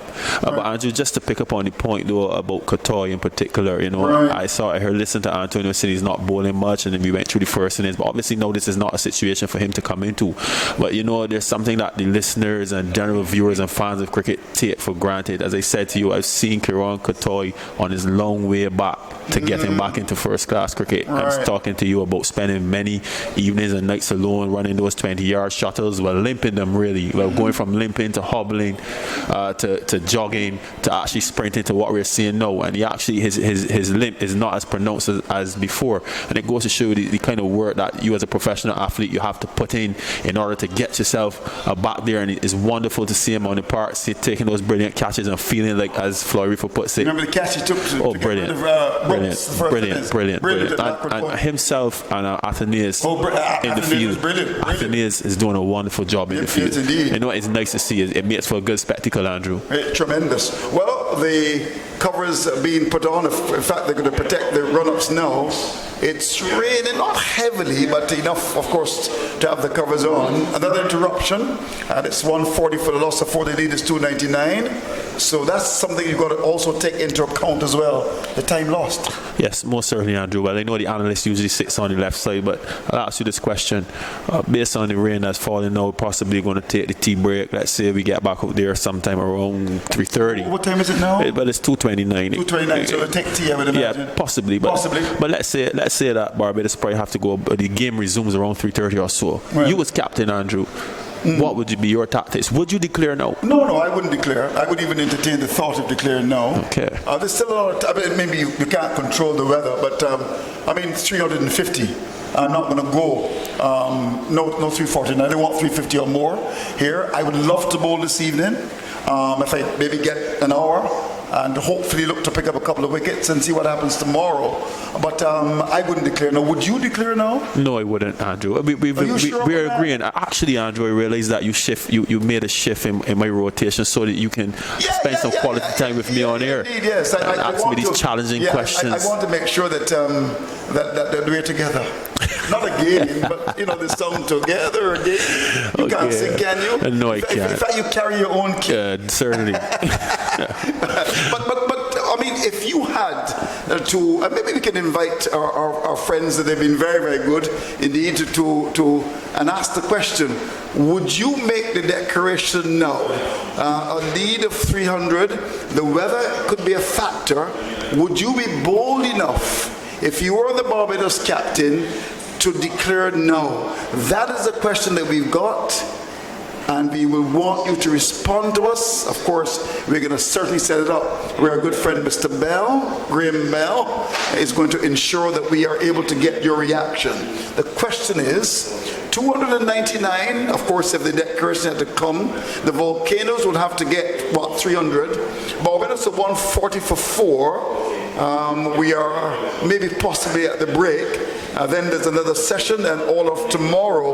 Will you at this time look at making the declaration, or you may want to bat on and maybe make 350, 375? Well, that's a fair question. And it's a fair question. So, Andrew, we're just speaking through the list of hypotheticals based on the weather. As I said, at 3:30 start again, you will go back out and possibly be back for an hour, right. See how many you accumulate, get to that 350 target. For argument's sake, Andrew, if the rain continues into today and Barbados probably don't get much play, do you right. come back immediately tomorrow morning and have a declaration with a lead of 320? Do you do that? Yeah. But I mean, if that kind of time is taken up, because tomorrow you never know. I mean, the rain has been, the weather's been a little bit funny, and we've had actually some interruptions. So I think they've got to take that into account. We don't know. That's certainly something that you have to take into account. Already, how much time have you lost so far? Maybe Ms. Bell can tell us if she can work that out for us. Well, 140 for 4, I would imagine that they're going to take Tino, but we've got a question on the table, and in fact already someone has just sent me a WhatsApp to say I will not declare. I would try and get to 350. Yes, 350 seems to be the benchmark, but let's wait and see how the weather plays out, because the longer that we take to resume, the more that target whittles down to something manageable. You go and say, okay, let's have a crack at them. Right. Well, Graham Bell says, and he's captained many teams, that he would have declared with a lead of 250. Would you throw that through the window? Certainly not. Certainly not. Yeah, but I think, how was the pitch played? It's played good, Andrew. As I said from the beginning, I thought it was a batting surface, certainly a batting surface based on what we've seen from the Kensington surfaces a couple games ago, the Guyana game and the Trinidad game as well, a bit of a different bounce, etc. But now we have a surface here that's flattened out just a bit. The first day it had a bit on offer for the seam. We know the Windward Islands volcanoes in the first innings, the seam was a bit flat, but now we have a case where Barbados probably came out in their first innings bowling, and they did well. Shamar Holder was able to extract pace and bounce, etc. and lateral movement. It's tea time now, it seems. It's tea time now, so they're going to take tea. It's 140 for the loss of 4. Brathwaite gone for 49. Mosey a good 60. Brooks, well, he's been hot and cold. Doc. Graves 40 not out. Dowridge plumb leg before for 2, and Mears on 4. So 299 is the lead. So effectively 299 for 4. With of course stock to come and the bowlers, and it's tea time now. Let's hope that we can get some cricket after the break, and it's going to be interesting to see what happens. There seemed to be some indecision in the last match when Barbados played against the Red Forest. Well, in terms of the declaration. Well, yes, we speculated a lot about that. But let's go back to the surface. The outlier right now is that we've not seen any spin. No. Jamal Walker, his spell yesterday was ineffective, and understandably so. He's coming back from injury, and again, Andrew, I like to remind the listeners about the psychology of the game. You're injured, you were injured, especially in your business area in terms of your hand, you're a finger spinner. You come back out on the first day of a game, you're going to be a bit circumspect, working. Don't care how many balls you bowl in that net. You come out in the game, it's something different. You're looking to find back your rhythm, you're looking to hit your areas in the pitch or whatever. It's quite not the same. The psychological aspect has to come into account as well. I can tell you for a fact that when cricketers are injured, or sportsmen in general, you have to get past that fear factor to get into your own. So Walker, had an ordinary spell by his standards. So how does he come into play tomorrow on a 4th day surface that should have enough abrasion for him to get something out of the surface? See, Kevin Hall's doing a reasonable job, but just basically bowling arm balls. So does Joe Mawar can't come into the picture tomorrow? Obviously, Shamar Holder and Kimar Harden are in top form, but let's not forget the Windward Islands volcanoes. They show that they can resist. They have some good top order batters. It was a nice presentation in the early exchanges. Some nice shots from Maloney, Devon Smith, Kevin Hodge, etc. So if Joe Mawar has to come into this game, he then is the outlier, because as I said before, we see no real spin on the surface, and he may have to feature tomorrow and feature heavily as well, because he will be the go-between the fast bowlers as Craig Brathwaite looks to press home to get a victory. Right. Okay, let's look at the bowling of the volcanoes now. Let's start with Jordan. How has he gone? Today, Jordan has been very good. I'm very pleased to see. Why has he been good? who knows, Andrew? Remember we did the Trinidad Red first game, and I think it was Uthman Mohammed who gave us a way of hope in the first innings and then came back flat in the second innings. We have the opposite now with Ray Jordan not operating all that well in the first innings, but really coming into his own here, and that's good to see though, because he could have easily come out belly up and just give away runs, etc., and put Hodge under pressure again. But he's operating really well though from this Joe Garner end, the northern end. So possibly that's a lesson for him to learn, because he operated from the first innings basically from the Malcolm Marshall end. As I was telling you yesterday as well, Andrew, you know, some fast bowlers working out their mechanics, so the wind blowing across or blowing at their back makes a big difference sometimes. So that could be a possibility. But he's looked really good, and it's very good to see him as a seamer coming out on day 3 under pressure and producing wickets. Well, it seems to me as if Maxwell is the workhorse. When I was in Dominica for the Volcanoes game against the Red Force, he bowled some long spells. How did he go today, Maxwell? Maxwell was good today again. Especially to Mosley. Yep, those outswingers. And that is usual Maxwell, get the ball to go away from the left hand. He bowled pretty well at Craig Baffert. Yeah, he did well. And his pace was sustained. He looked in business. Also, it was overcast as well, so that would have helped him, but he looked good. He was in good operation. Unfortunately for him, he didn't get his man, but a very good spell from him. All right, so let's look at Thomas. A couple of wides, seems not to be consistent in terms of in those business areas. How did he go today in your view? Thomas has been indifferent and erratic throughout the entire game. As we said, first innings he produced 3 lovely deliveries to get 3 wickets, but in between there there was nothing much to go on. A ball down the leg side, a ball wide outside the off stump. He started in the same fashion this morning again, but again he has something about him, Andrew. He's nice and tall, nice easy approach. His mechanics look good. Obviously something is going very wrong in his final delivery tries for him to be bowling so way off target. I'm sure Coach Richardson will have to take a look at that, look at the video and figure out just where young Thomas is going wrong, but he has a bit about him, so we're not going to write him off, Andrew. He's just having a bad game. Not at all. In fact, he was at the top in the first innings, picked up the first 2 wickets. Let's look at John's work. How's he gone? John has been the workhorse. They call him the workhorse boxer. Indeed. From that classic, the Animal Farm. He's worked hard. You know, he's just been there about in pace and lines. Every now and again, he gives you a delivery or 2 to think about, but he's been the go-to man for Calvin Horse to try to soak up some runs and also allow him to make some rotations from the other end. But he's been the workhorse. The first innings he went pretty okay, some 3 wickets for 100 and something runs, 27 overs. He'd have to take that. Second innings, he's looked pretty good. Fairly paced. Overall, though, the Windward Island Volcanoes in this innings have bowled well. In fact, there's no doubt about it. 140 for the loss of 4, because it could easily be 100 and maybe 60, 70 for 1 or 2. They've been able to pull Barbados in, and although Barbados are very much in command, you never know, a couple of wickets, you know, that 350 could easily be 300, 320. And of course, Mears is going to be very important in my view. He's got 4 Graves looking to continue to be in the side. He's on 14. We touched on Jordan, Maxwell, Thomas John, and of course, given the conditions here at Kensington Oval, it would have influenced the final selection of the side, because under normal circumstances, I believe Shillingford would have played, but given the fact that you come to Kensington Oval now on a pitch which has got some green, they would have gone with the extra pacer. Let's look at the work of Hodge. Hodge has gone pretty okay. Remember, we're speaking to the leg spin too. Right, of Kotoy. Against the off spin of Shane Shillingford. Right, okay. I've seen Kotoy in the CPL and so on, batting well in the bottom. I think that came into consideration as well. And obviously what he does in the field as opposed to Shilly coming in and doing his business. So that was an interesting selection point.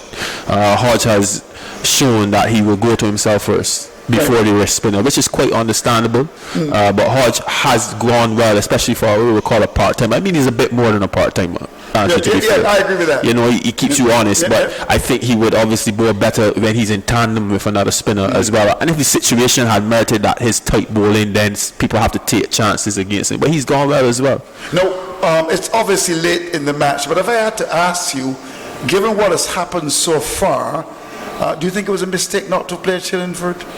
Is that a reasonable question? Based on Shillingford's record, you can argue that easily. I knew you to ask me these probing questions. And the tapes are rolling too, Andrew. The tapes are rolling. I'm not sure I would have dropped Shillingford. Yeah, I'm not sure either. No, I'm going to play Shillingford.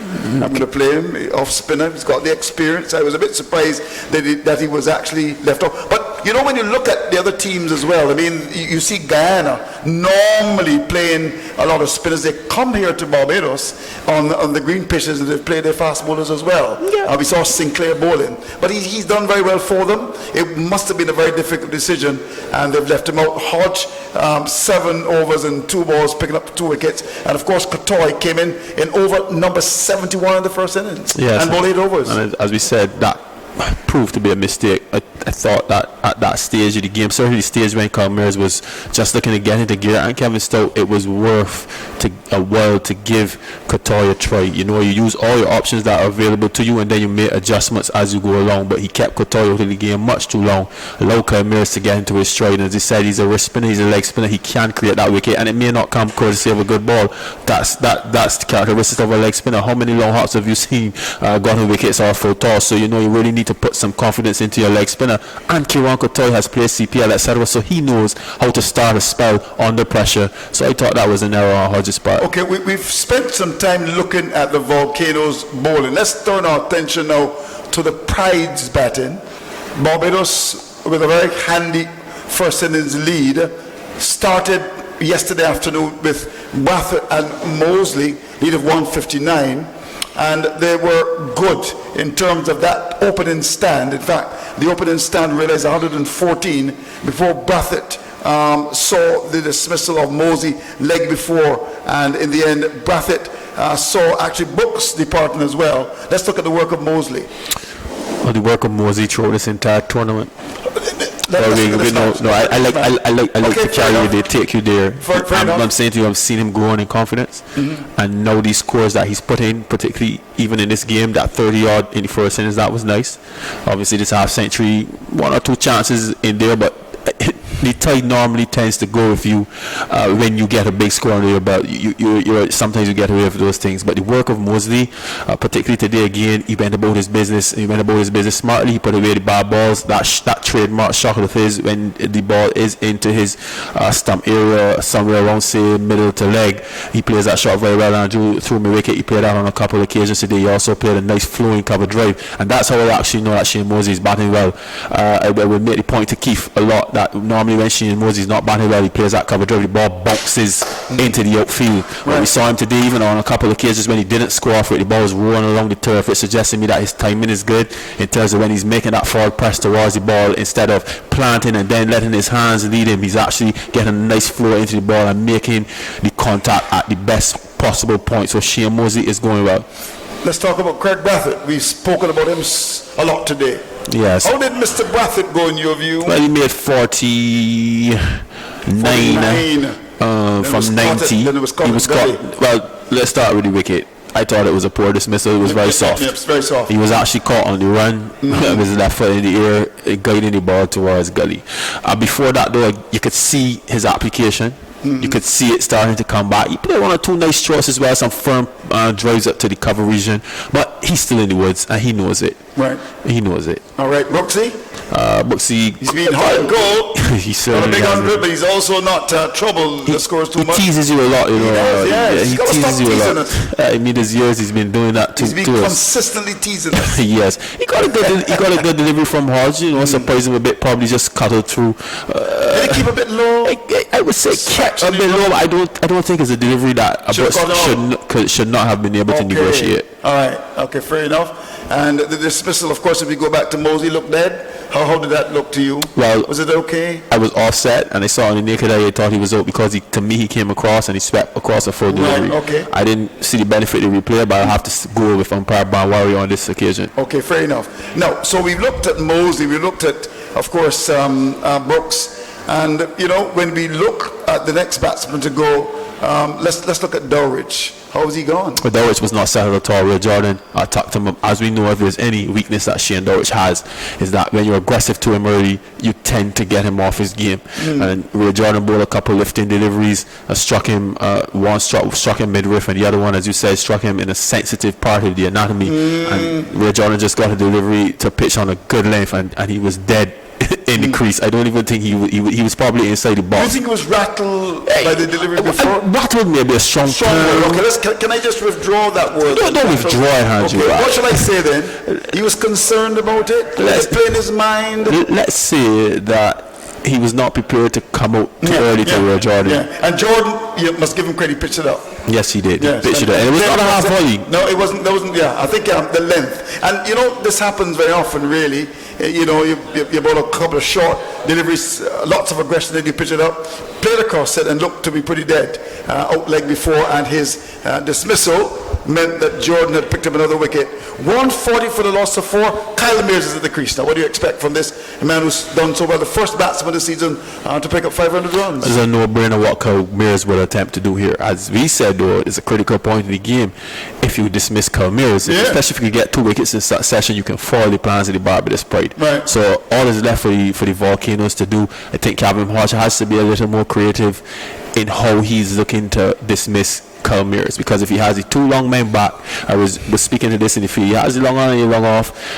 He has a man at deep wicket, he has a man at mid wicket saving the single. Kyle Mears is looking to drive the ball to the offside. Perhaps he can stop one more gap in the offside, leave the open area in the mid wicket region, and look to force him to go across the ball. Sometimes you have to create something out of nothing, particularly when you have, as you like to put it, the big snapper. Yep. And he is a big snapper, in every sense of the word. He's also grey as well. I know you like big snappers. You know, so there's just a key moment again in the game. The Windwards are not down and out. They're down, but they're not out. I agree with you. They have, you know, suppose the score now is say 140 for 7, and you were 320. I mean, Barbados will still be in front, but they would not be as commanding as you would have expected. In fact, this session has been a very good session so far for the Volcanoes. They picked up 4 wickets. Remember, Barbados at the break were 99 without loss. Yes, they were, and to the credit of the Volcanoes, Putting back, yes, that's important. It happens sometimes when you pick up those wickets. So Mears has gone to 4. What about young Briggs, who's on 14? By the way, the covers are off, the thumbs are up, we should get to 36. Yeah, I think we heard the bell, yes. So I expect the players to come on the field now. No teams yet. I think Deborah. Imagine that. Terrible. But I'm sure that Deborah, who's been very lovely, will ensure that you at least get a cup of coffee or your tea. I hope so. Now, 140 for the loss of 4. Let's look at the tactics now. How many overs are left in the day's play? Can you tell me? Your young eyes. 42 overs and 42.2. They're have 40. gone.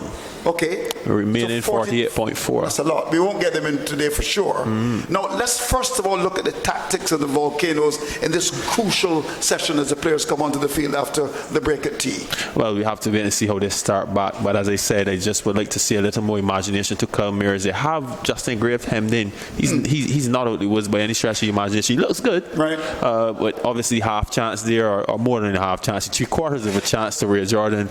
There may be playing on Graves' mind. And as I told you, Andrew, he's the one batsman in this lineup that will not be comfortable. He doesn't have any scores to his name as yet. I saw Mr. Carter walking around the dressing room. I'm just saying to you, the psychology of the player again. Right. Maybe asking himself, okay, maybe I may be better served to get 30, 40 not out. How do I go about getting 40 not without being criticized for being slow as well? So Hodge and the Volcanoes have an opportunity here. They have one. All right, so we're just about ready for the action. Where's Keith Holder? Has he gone to Calendars in Christchurch where he lives? Do you think Keith has gone to Agrifest? Maybe he's taken some time off. He's going to come a call in very soon. Keith, have you gone to Agrifest? He says no. He's going to come a call in very soon. Or maybe in fact he would have gone to Calendars where he lives in that big spanking house of his, which is worth, I understand, over $1 million. 140 for 4. The action is about to resume. It's going to be Hodge, and the battle between the Pride and of course the Volcanoes will resume at the region's Mecca. Overcast conditions. I rather suspect we may get another interruption, but we're back on the field, and Keith Holder is just about ready to come in after having some lovely cup of coffee, and he's going to be coming in very soon. 140 for 4. Hodge looking for his 3rd wicket, comes in to bowl to the left-handed Mears. Mears is forward, drives the ball up the offside. Hodge sticks out his hand to stop it. Had that gone past, it would have gone up to long off for a single. See what I'm saying, Andrew? Yep. You got the long on mid-wicket, right on the boundary. There's also backward square as well. Hodges in, bowls, and there's Mears coming forward and driving. Very easy shot down towards that long on area for a single. They really fear Mears here. They do. But Andrew, there's some simple fixes. Mr. Mears is not a great sweeper of the cricket ball. That man behind square, he can come up to extra cover, save that single, stop that hole, that short mid-on, and you still have your long on and your long off. The lead is now what, 300, is that correct? 141 yes, for the loss of 4. So the lead is up to 300 now. That's psychologically important. And it's going to be Hodge coming after this over. In fact, Keith will come a call in after this over is completed. In comes Hodge to bowl to the right-handed Graves, and Graves is on the back foot and forces the ball down to the wicket. There's no run for him. That was almost like a medium-pace delivery. Here's Hodge again. Lead is exactly 300, 141 for 40. As he grips the ball and comes in to bowl to Graves, he drives over the top of wide long off. That's gone for 6. That's a wonderful shot. Mind you, there is no long off. It was given just a bit of air, and that's a big shot from Graves over the top of wide long off. That's gone for 6. That's good batting by Graves. So Justin Graves deciding that he will not allow the pace to be dictated to him. Cabin Hodge, even the mid-off, what does Graves do? A very good response. That's a thinking cricketer. But remember, Andrew, in the previous game, Mr. Graves played a stroke similar to this to Aki Hussain, and he was dismissed. Yep, indeed. Yeah, but he's got 6 to go to 20. Yes, the captain pulled the fielder up and he said, look, and it was given a little bit of air and had a lot of played it really steady. He found a lovely piece over there, Hewitt and in his stand, and he got 6. Well played. So who was to blame there if Cabin Hodge brought up the man? You don't want to be floating up a delivery outside the off stump. Surprised. You're inviting him, really. Yes, inviting him. Yes, it was a juicy as well, and he hit it over the top. Lovely shot for 6. So 147 for 4. Keith, are you ready? Keith says he's ready, so I would never want to go into Keith's time. He hasn't done a lot of work today, so we can certainly hand over to Keith. Keith, can you come, please, and try and work for your pay? All right, let's do this one ball, and Jordan is about to bowl from round the wicket. Keith Holder comes at the after this delivery. He comes up now in bowls to Mears. Mears is flirting outside the off to the appeal for catching the wicket. Now says the umpire that was a little bit of a flirt. The keeper went not with a great deal of conviction, but it was a rather naughty shot there coming from Mears. So we're customary from Colin Mears, as I've told the listeners many times, this is the way he plays. He will have a waft at a few deliveries outside the off stump, and if it's his day and he misses a few of them, I can guarantee you that he will get that big bat of his onto a few as well. So all fair at the end of the day. 147 for 4, 2 slips, a gully, point out on the boundary, extra cover, mid-off, mid-on, mid-wicket, and a long leg. As Jordan from around the wicket at the Joel Garner end tucks up Mears with one pitch short, and he defends it out to the short mid-wicket. Fielded by Kotoy, there is no run. Mears is on 5, Graves has 20, a partnership of 12, and this is the 44th over of the Barbados Pride second innings. They lead overall by 306, and another 47 overs remain in the day's play. Overcast conditions, unlikely to get them in. From around the wicket, another short delivery and turn down to fine leg for 1. Mears 6 he has, Graves 20, 148 for 4, losing the wickets of Mosley. Leg before wicket bowl Hodge, he was playing a sweep, 143 minutes, 111 balls with 8 boundaries, and the first wicket stand of 114 in 32 overs and 1 ball with his captain Craig Braffett. In the same over, Mosley was dismissed. Brooks bowled off the inside edge, he didn't score. 114 for 2, it was the last ball of the 33rd over. 2 slips in the gully and short delivery punch into the covers by Graves, fielded by Kotoy. There is no run. Jordan in his 13th over, and then Braffett was caught at gully by Hodge off Jordan for 49, 127 for 3. The 4th wicket, that of Dorridge, leg before wicket ball by Jordan for 2, 135 for 4 it was then in the 40th over. Then T was taken early with a score 140 for 4. So Jordan moves in again, strongly built and on the pads, whipped down to the mid-wicket by Graves, and cannot score. So Graves searching for runs, and he heads out towards square leg to give whatever he has to give there to the umpire. Banwari, 148 for 4. 1 ball is left in the over. And here is Jordan with those 2 slips in the gully. Graves turns it down behind square for a single. So he's now on to 21, Mears 6, 149 for 4. 44 overs have been bowled. Here is Jamal Smith. Yes, like another good over there from Ray Jordan, equal to the task where the Barbados probably batters both Mears and Graves playing some nice deflections to get singles off his bowling. But I have to say, Keith, and I know I gave Ray Jordan a bit of stick in the first innings, but he's really come up trumps here so far for the Volcanoes. He's in good pace and rhythm, albeit he's aided and abetted by some nice cool overcast conditions. You still have to get the balls in the right areas, and it's not easy to come back out being under pressure and delivering as he's done so far. So credit to him and the Volcanoes in general, but the Barbados Pride are looking to push their cause even further. Yes, quick scoring is of importance here in this, the final session on the third day. Hodge from around the wicket at the Malcolm Marshall end, the left arm spinner driven out to extra cover by Graves, and there's no run. He has the slip on the short leg point, covers out on the boundary. Short extra cover, long off, long on, and again played into the covers by Graves. There is no run. Fletcher moving to his left to do the fielding. Devon Smith is the solitary slip. In overcast conditions, Graves head over the ball, pushes Hodge back down the pitch, and the bowler does the fielding himself.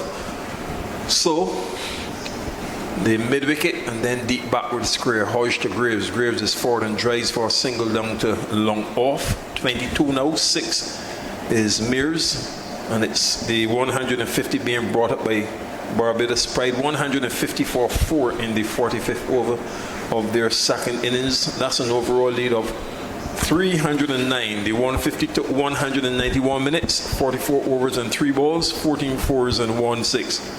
Hodge goes over the wicket to the left-handed Mears, and he's forward and drives it into the covers. Cannot score as Maxwell moves to his left to do the fielding from that point position. So here is Hodge again, short and pulled down to the backward square deep in Kotoy for a single. Mears moves to 7. Graves has 22. At the end of the 46 over, 151 for 4, ahead by 310 Barbados Pride. Well, another quiet over there. Barbados Pride still being able to collect some 3 runs, so they're advancing their cause once more, Keith. Possibly just 40 runs or so away from a target that they will be more than comfortable with to have a go at the Volcanoes. The other factor too, Keith, is outside is a bit overcast, so cricket possibly may just go to 5:30 or just before, so Barbados Pride need to put that in the think tank as well. Possibly cut down, say if they wanted to declare an hour to 45 minutes just to afford them that extra 15 minutes to have a go, but certainly that tricky period, yes, they will have to capitalize on. And Jordan started out and then aborted his run as soon as he ran through the crease. And updates from the other matches in a moment. There was a comfortable victory in the end for South Africa over Australia in the first one-day international. 151 for 4. 2 slips and a gully. Back goes Mears and guides it down behind point for a single. He is now on 8 from 15 deliveries. This is the 14th over for Jordan. 2 maidens, 2 for 47. Steady start in their second innings, Jamaica against Guyana. Having made 216 in their first, they are 41 without loss. Steady, but still a bit of enterprise. Only 9 overs have been bowled. Guyana made 304. John Campbell is on 36, and Alvin Williams has 5. Pitch outside of the off stump, trifle short from Jordan, bowling over the wicket, and punch down to the deep cover by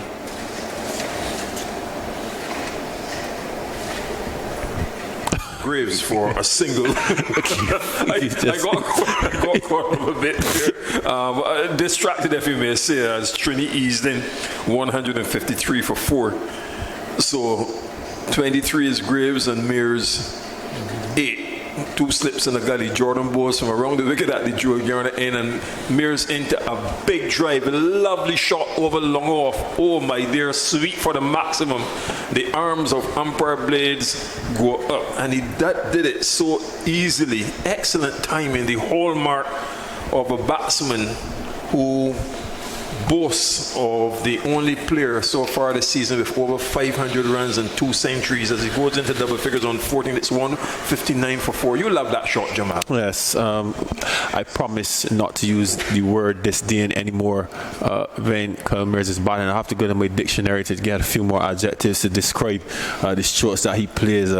But I was sharing a joke with one of the guys that I learned with. He was saying that Kyle Mears, the way how he plays the cricket ball, it has every sense of brutality to it. You know, it's very hard for bowlers to find their lines and lengths, and when they're over pitch or on the pitch, the treatment in which he mets out to the bowlers, you know, it kind of takes your confidence away, Keith, and that stroke was certainly a signifier of that. He smacked that delivery into the stand. You couldn't want any more disdain than that. Yes, well, the word is going to come into the picture, so never mind. And again he repeats, and similar effect, bang, by the Garfield Sobers Pavilion. He did it so easily. 2 consecutive sixes over long off to rush to 20 from 17 balls. The intentions are quite clear. Time is of paramount importance, and Barbados Pride at 165 for 4 now lead by 324. Again, effortless on this occasion. It wasn't the brute force that we're accustomed to. He actually just allowed that delivery to come to him. It wasn't a full flourish to the bat either, Keith. That shows the power of the man. He just made good contact and he held his pose and his poise, and that delivery sailed all the way down to the Holland Griffith stand. It almost run the Barbados manager off the top of the stand.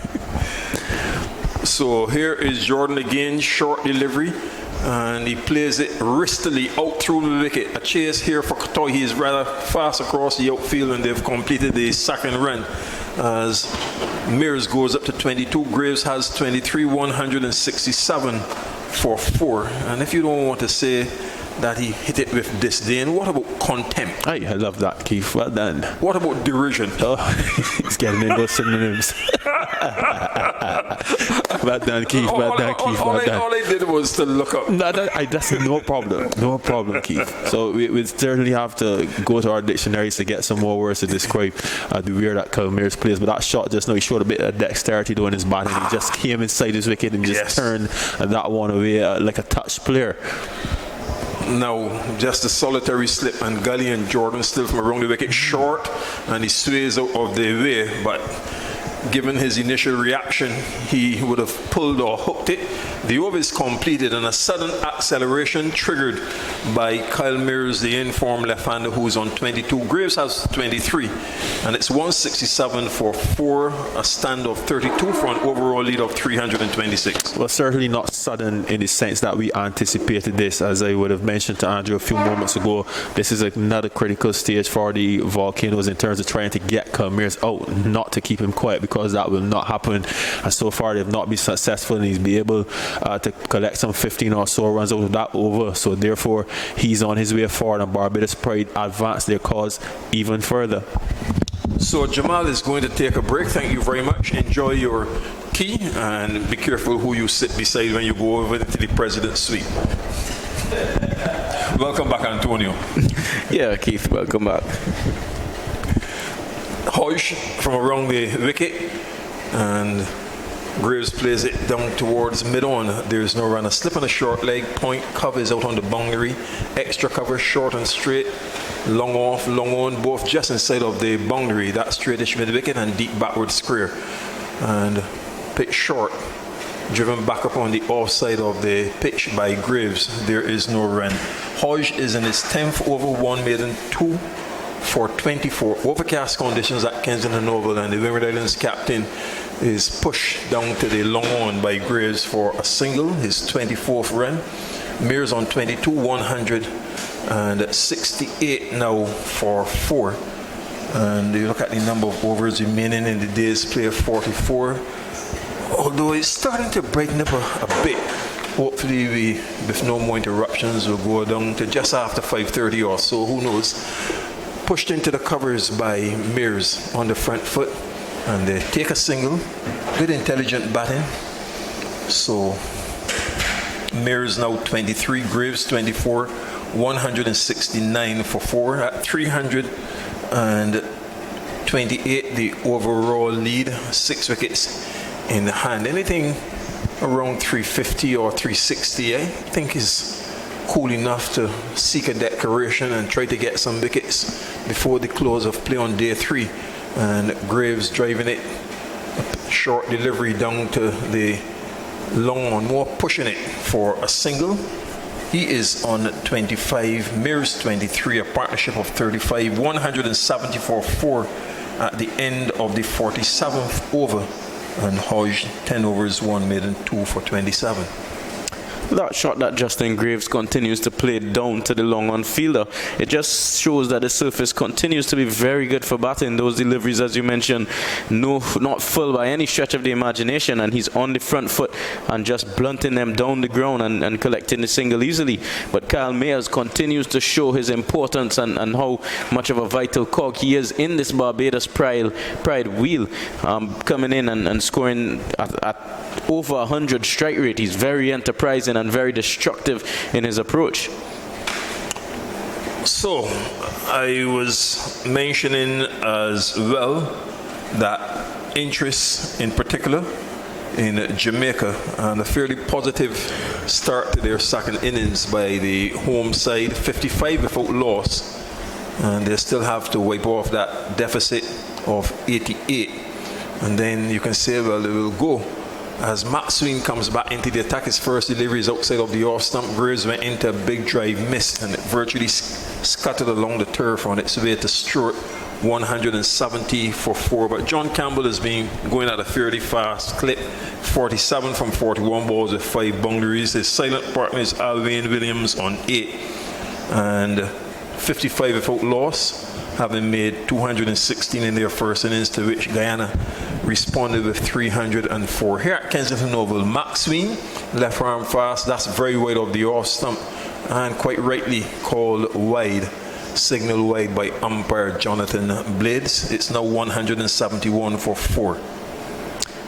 Very, very, very wide delivery there from Max Sween, and this is actually the 10th wide in this innings from Windward Island Volcanoes, a total of 12 extras in total, 2 no balls as well, so it has not been the most disciplined effort, just some 47 overs and 1 delivery ball so far. Max Sween with a slip in the gullies into Graves short, and he punches it down to the deep extra cover for a single to go on to 26. 23 is Mears, 172 for 4 in their second innings, Barbados pride. The Leeward Islands were bowled up for 251, as we mentioned, in response to TNT's first innings, 287, but they've managed to pick up 2 early wickets, reducing the Red Force to 18 for 2 in their second innings. So Lozano was leg before wicket to Raheem Cornwall for 5, and Yannick Otley, the captain, failing again, also leg before wicket, bowled by Cornwall for 5 as well. And Raja is on 6 and Kerry Peer 2. So with just a slender first innings lead of 36, as Mears drives this one down to mid-on, and they take a single. Mears now goes up to 24. It's 172, 173 for 4. Let's get it right to see if we can be on a par here. So that single, I made Mears on to 24, and Graves is back on a strike outside of the off stump, and he doesn't play. So let's see what's happening. They're saying on the electronic scoreboard 172, and they have Mears on a strike. So I think they will get it right, because Graves is a batsman on strike. He is on 26, and here is Maxwell in again to Graves, and Graves is forward. It comes off the inner portion of the bat and spurts down behind that square for a single.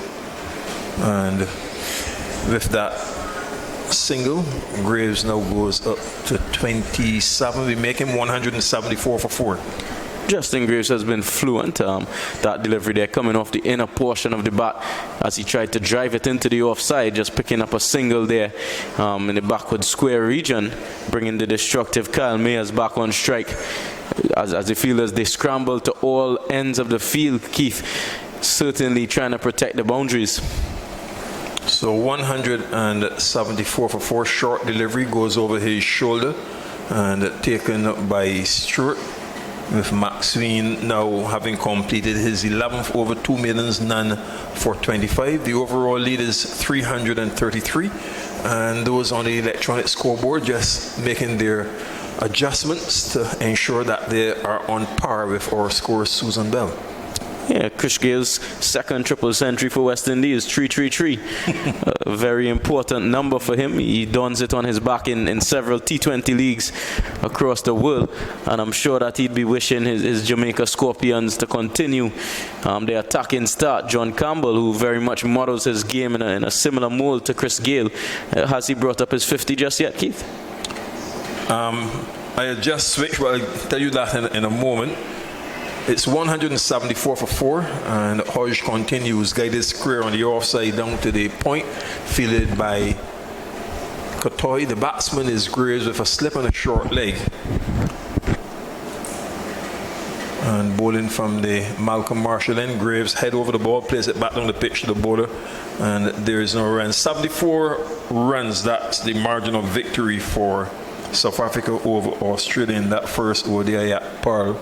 Graves drives into the ground and good bunks for the bowler, moving to his left, Hodge, and he goes back quickly to his mark. He's now in his 11th over 1 maiden, 2 for 27. Hodge to Graves. Graves is forward and guides it into the covers for a single. Kotoy parries the ball in his exuberance but has it under control to pick up, running ultimately in the area of extra cover. Graves goes on now to 28. Mears is on 24. The partnership is worth 40. 175 for 4, an overall lead of 334. And Hodge will bowl from over the wicket with the left-handed Mears on strike. And for this delivery, he's into a swat, and that has been clobbered over long on. A big one into the Hewitt and Innes stand, his third 6 in quick time. Calmeers 2 over long off the fast bowler Jordan, and now he has really shown scant respect. That was a big shot, and the fielder going up the steps, 2 fielders searching for the ball in the Hewitt and Innes stand as Mears overtakes Graves. He's now on 30.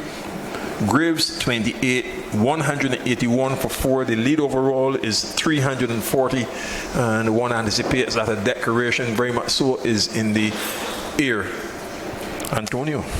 That was a big hit by Kyle Mayers over wide long on, as you see the fielder there entering the Hewitt and in his stand, having to collect the ball from as many as 15 to 20 rows back. So that certainly was a big hit from Kyle Mayers, lofting that delivery with minimal effort, you would say. Yes, and umpire Banwari from Guyana in his first class game, having a very close examination of the ball, which is now in the hands of Hodge. And what will be the approach here for the final delivery? Goes over the wicket, and Mears goes back and neatly clips it through square leg.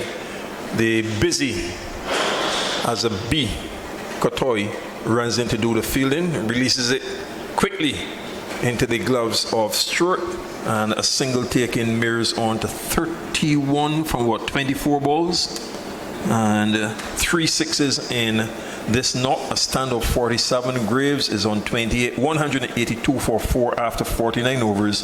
That's an overall lead of 341 for Barbados Pride, with 42 overs remaining in the day's play.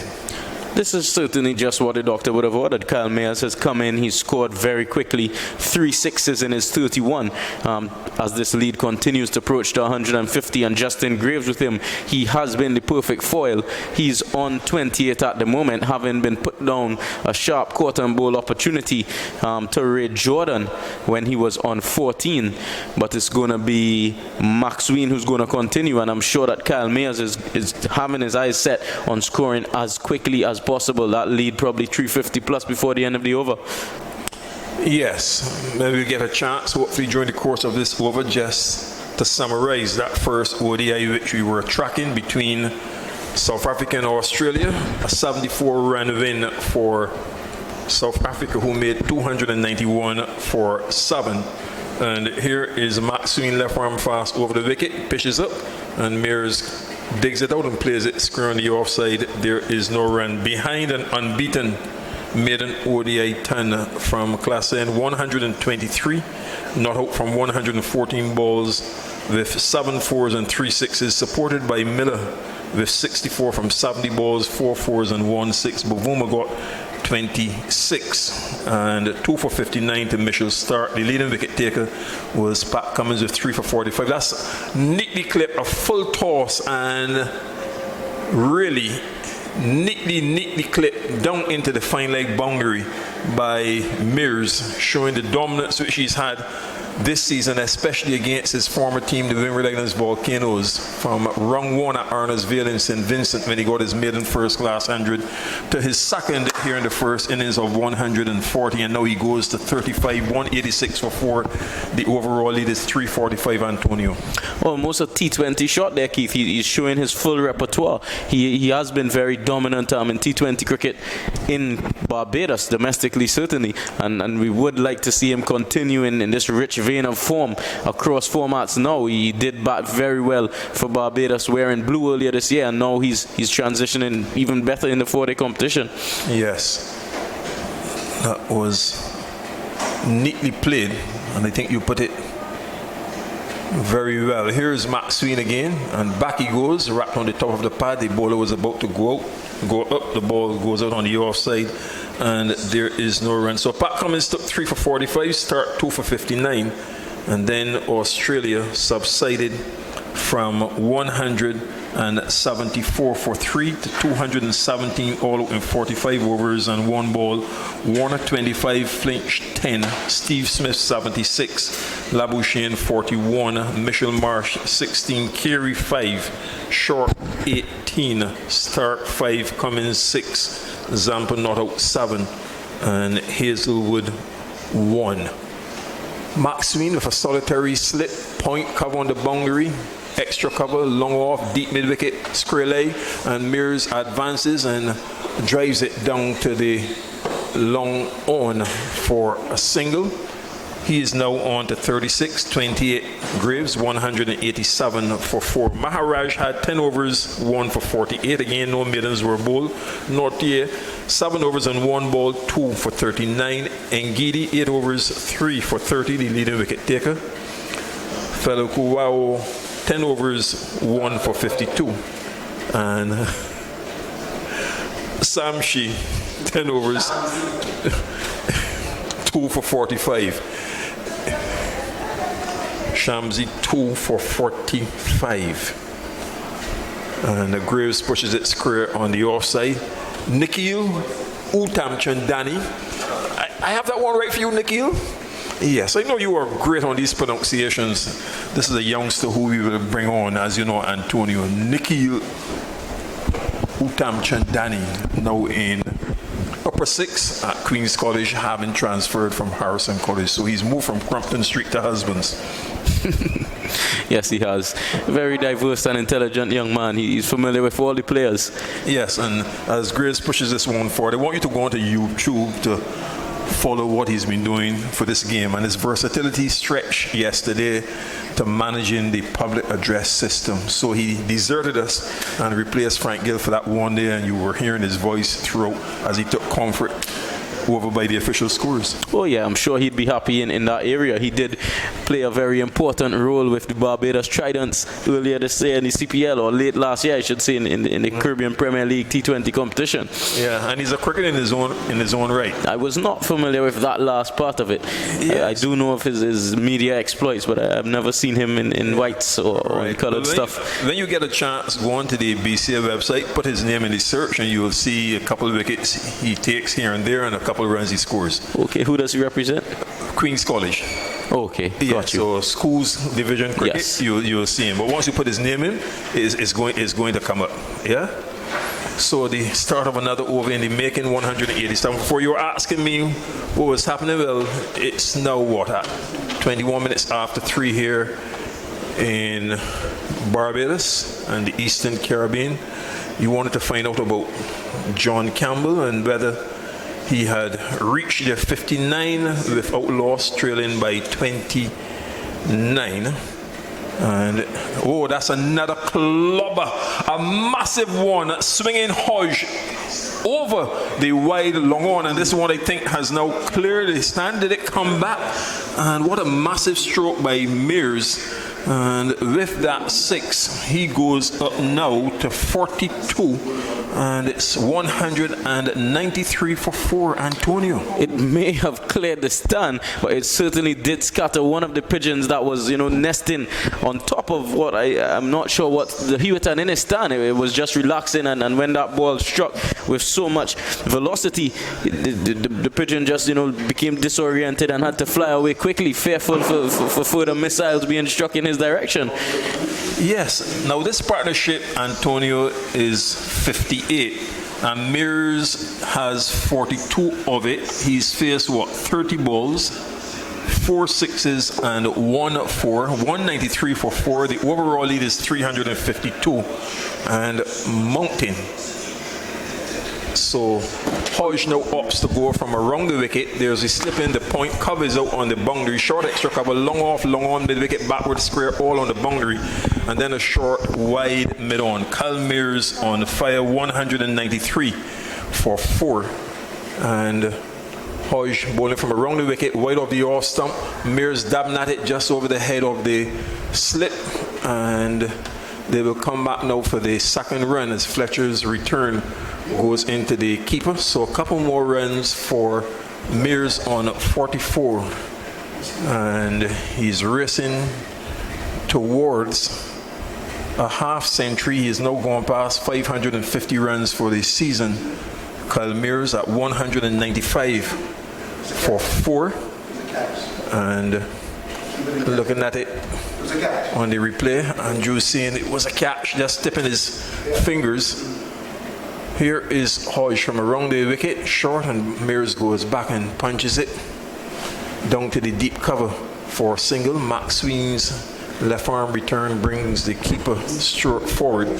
With that single, Mears 45, a stand of 61, Graves 28, 196 for 4. The lead is 355. How soon do you expect a declaration? I expect a declaration. It can't be much longer, Keith.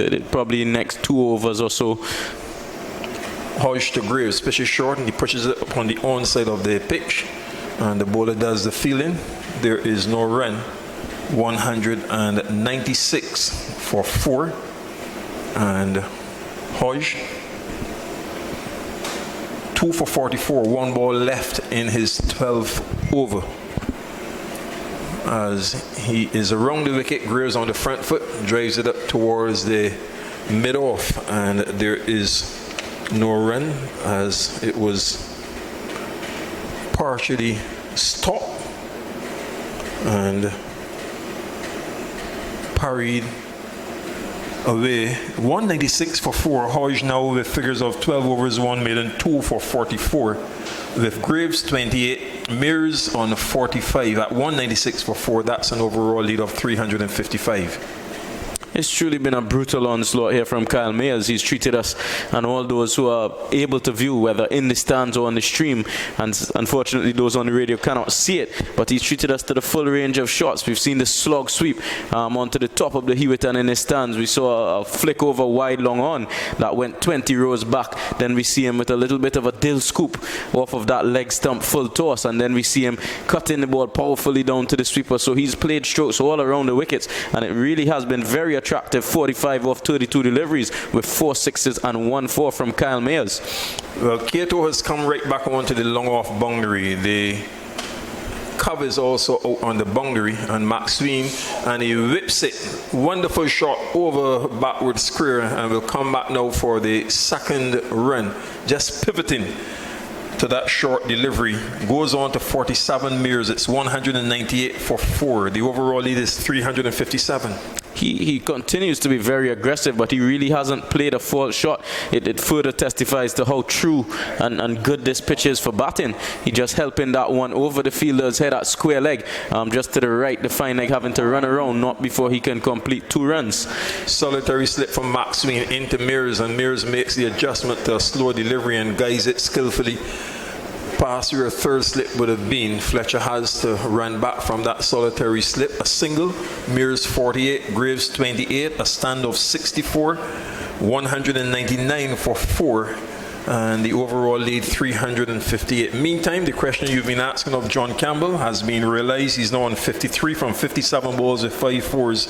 Alwyn Williams has 12, and in their second innings, Jamaica 65 without loss, and hence they're behind by 23 runs and wiping that deficit off, having made 216 and Guyana 304. So some hope there for the home side, as this is struck with disdain. That's the word we've been using quite a bit, and now Graves joins in the act by lifting it over long on for 6. The intention of the Barbados Pride batsmen quite clear, and Graves now with a score of 34, his second 6 along with 1 4.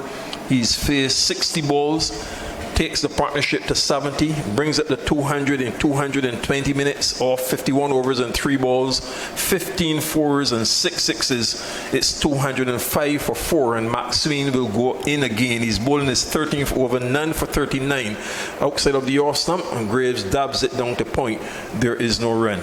It's been a scintillating display of stroke play here from these two batsmen. Justin Graves not overhitting that ball either, just showing again good true surface here at Kensington Oval, just striding onto the front foot and playing a lofted on drive all the way for 6 as he moves on to 34, joining Kyle Mayers with a flurry of boundaries as the lead continues to build. Perhaps they want to get to 400 runs in the next 2 overs. And Graves is on the front foot and drives it virtually inside out down to the long off boundary. That was sweetly played as he oozes now with confidence, Justin Graves. And the score, Graves on to 38, 209 for 4. Yeah, this shot once again equally as delightful, this time going over the offside.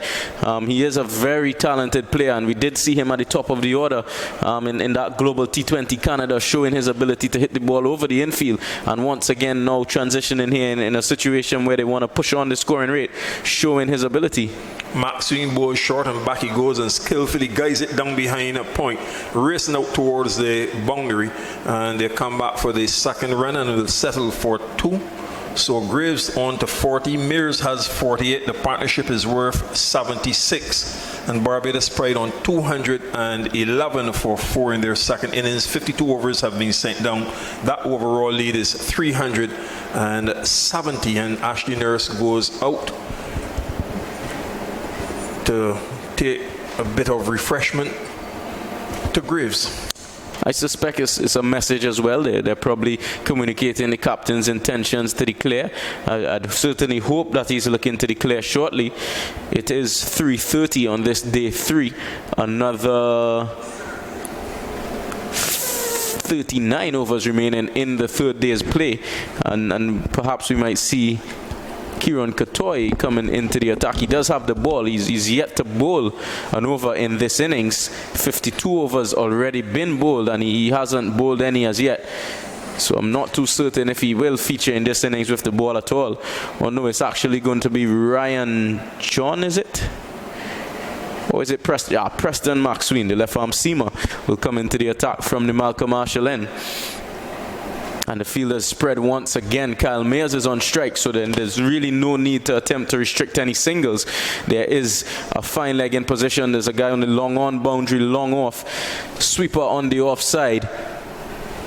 Backward point, first slip, short extra cover, and a fielder moving into deep mid-wicket. So it really is an expectation that Kyle Mayers is only going to deal in sixes. He's struck 4 of them so far and 1 4 as well. Let's see if Maxwell is able to restrict him. So far, he's bowled the 13 overs. He hasn't gotten a wicket in this innings. 2 maidens, conceded 45 runs. And Captain Hodge is going to want him to keep things quiet. And Mayers drives the ball backward of the point fielder. Work for the guy on the cover boundary. He runs around and he cannot stop the boundary. Kyle Mayers collecting 4 more runs as he brings up his half century, going from 48 on to 52. Just the 35 deliveries, 4 sixes and 2 fours as he raises his bat. Much congratulations coming from the crowd here at Kensington Oval. Barbados Pride on to 215 for 4. Ryan John bowling that delivery wide outside the off stump. Kyle Mayers, a square drive, a shot he's played with great effect so far this season, collecting 4 useful runs, Keith. Yes, and 52, he has his 50 coming at a run a ball, 50 minutes, 35 balls, 2 fours and 4 sixes, and now he swats this one over the top, and that's a boundary down the ground, really struck with a lot of power. Mears as he races on now to 56, and Barbados Pride 219 for 4, and this is some ball beating going on here at Kensington Oval. 219 for 4. So the next delivery wide off the off stump from John, and he lets it go through to the keeper. Doesn't play a stroke. I think, Keith, that last shot back over the fast bowler's head was the most brutal of all. There's a long on in position, and he was not even able to make 2 steps around to his right before that ball made its way into the boundary as Kyle Mayers moves on to 58 from just 36 deliveries. And I wonder, Keith, if maybe he's eyeing up a second 100 in this game. I expect the Barbados Pride declaration should come well before that. But certainly if it doesn't come in the next 5 overs, Kyle Mayers is well on his way to another 100. And here is John again, 220 for 4, and Mears swings it high down towards the deep point, fielded by Maxwell. They take a single, so he now goes on to 57, and it's 221 for 4. Yeah, Justin Graves now coming into strike. Just 2 more deliveries left in the 53rd over, and he is on 40 from some 63 deliveries, 2 sixes and 2 fours for him as well. And it's certainly been very good counter-attacking batting here from the Barbados Pride batsmen. They have a lead that they'd like to set in mind, and they're motoring towards it. So perhaps it's just that, psychological landmark of 400 runs to put as much pressure on the Windward Island Volcanoes as possible. Graves on 40, 221 for 4. Here is John into bowl to Graves, and Graves is forward and pushes it out on the onside. There is no run with Mears on 57 and Graves on 40. It's 221 for 4 in their second innings, Barbados Pride. So here is John in again to bowl to Graves, a big drive outside of the off stump. He misses, and it's taken by Stewart. Yeah, Justin Graves, had he hit that ball, would have collected probably 4 runs between that deep point and that deep extra cover. So vicious was his swing that I don't suspect either fielder would have had much of an opportunity. The rain did fall and the outfield was moistened just a touch, but these guys have been hitting the ball so crisply and cleanly, it really doesn't matter. declaration around the corner, I dare say, and Graves is forward and pushes it into the covers for an easy single. Kato is now on to the ball, running from that short extra cover position.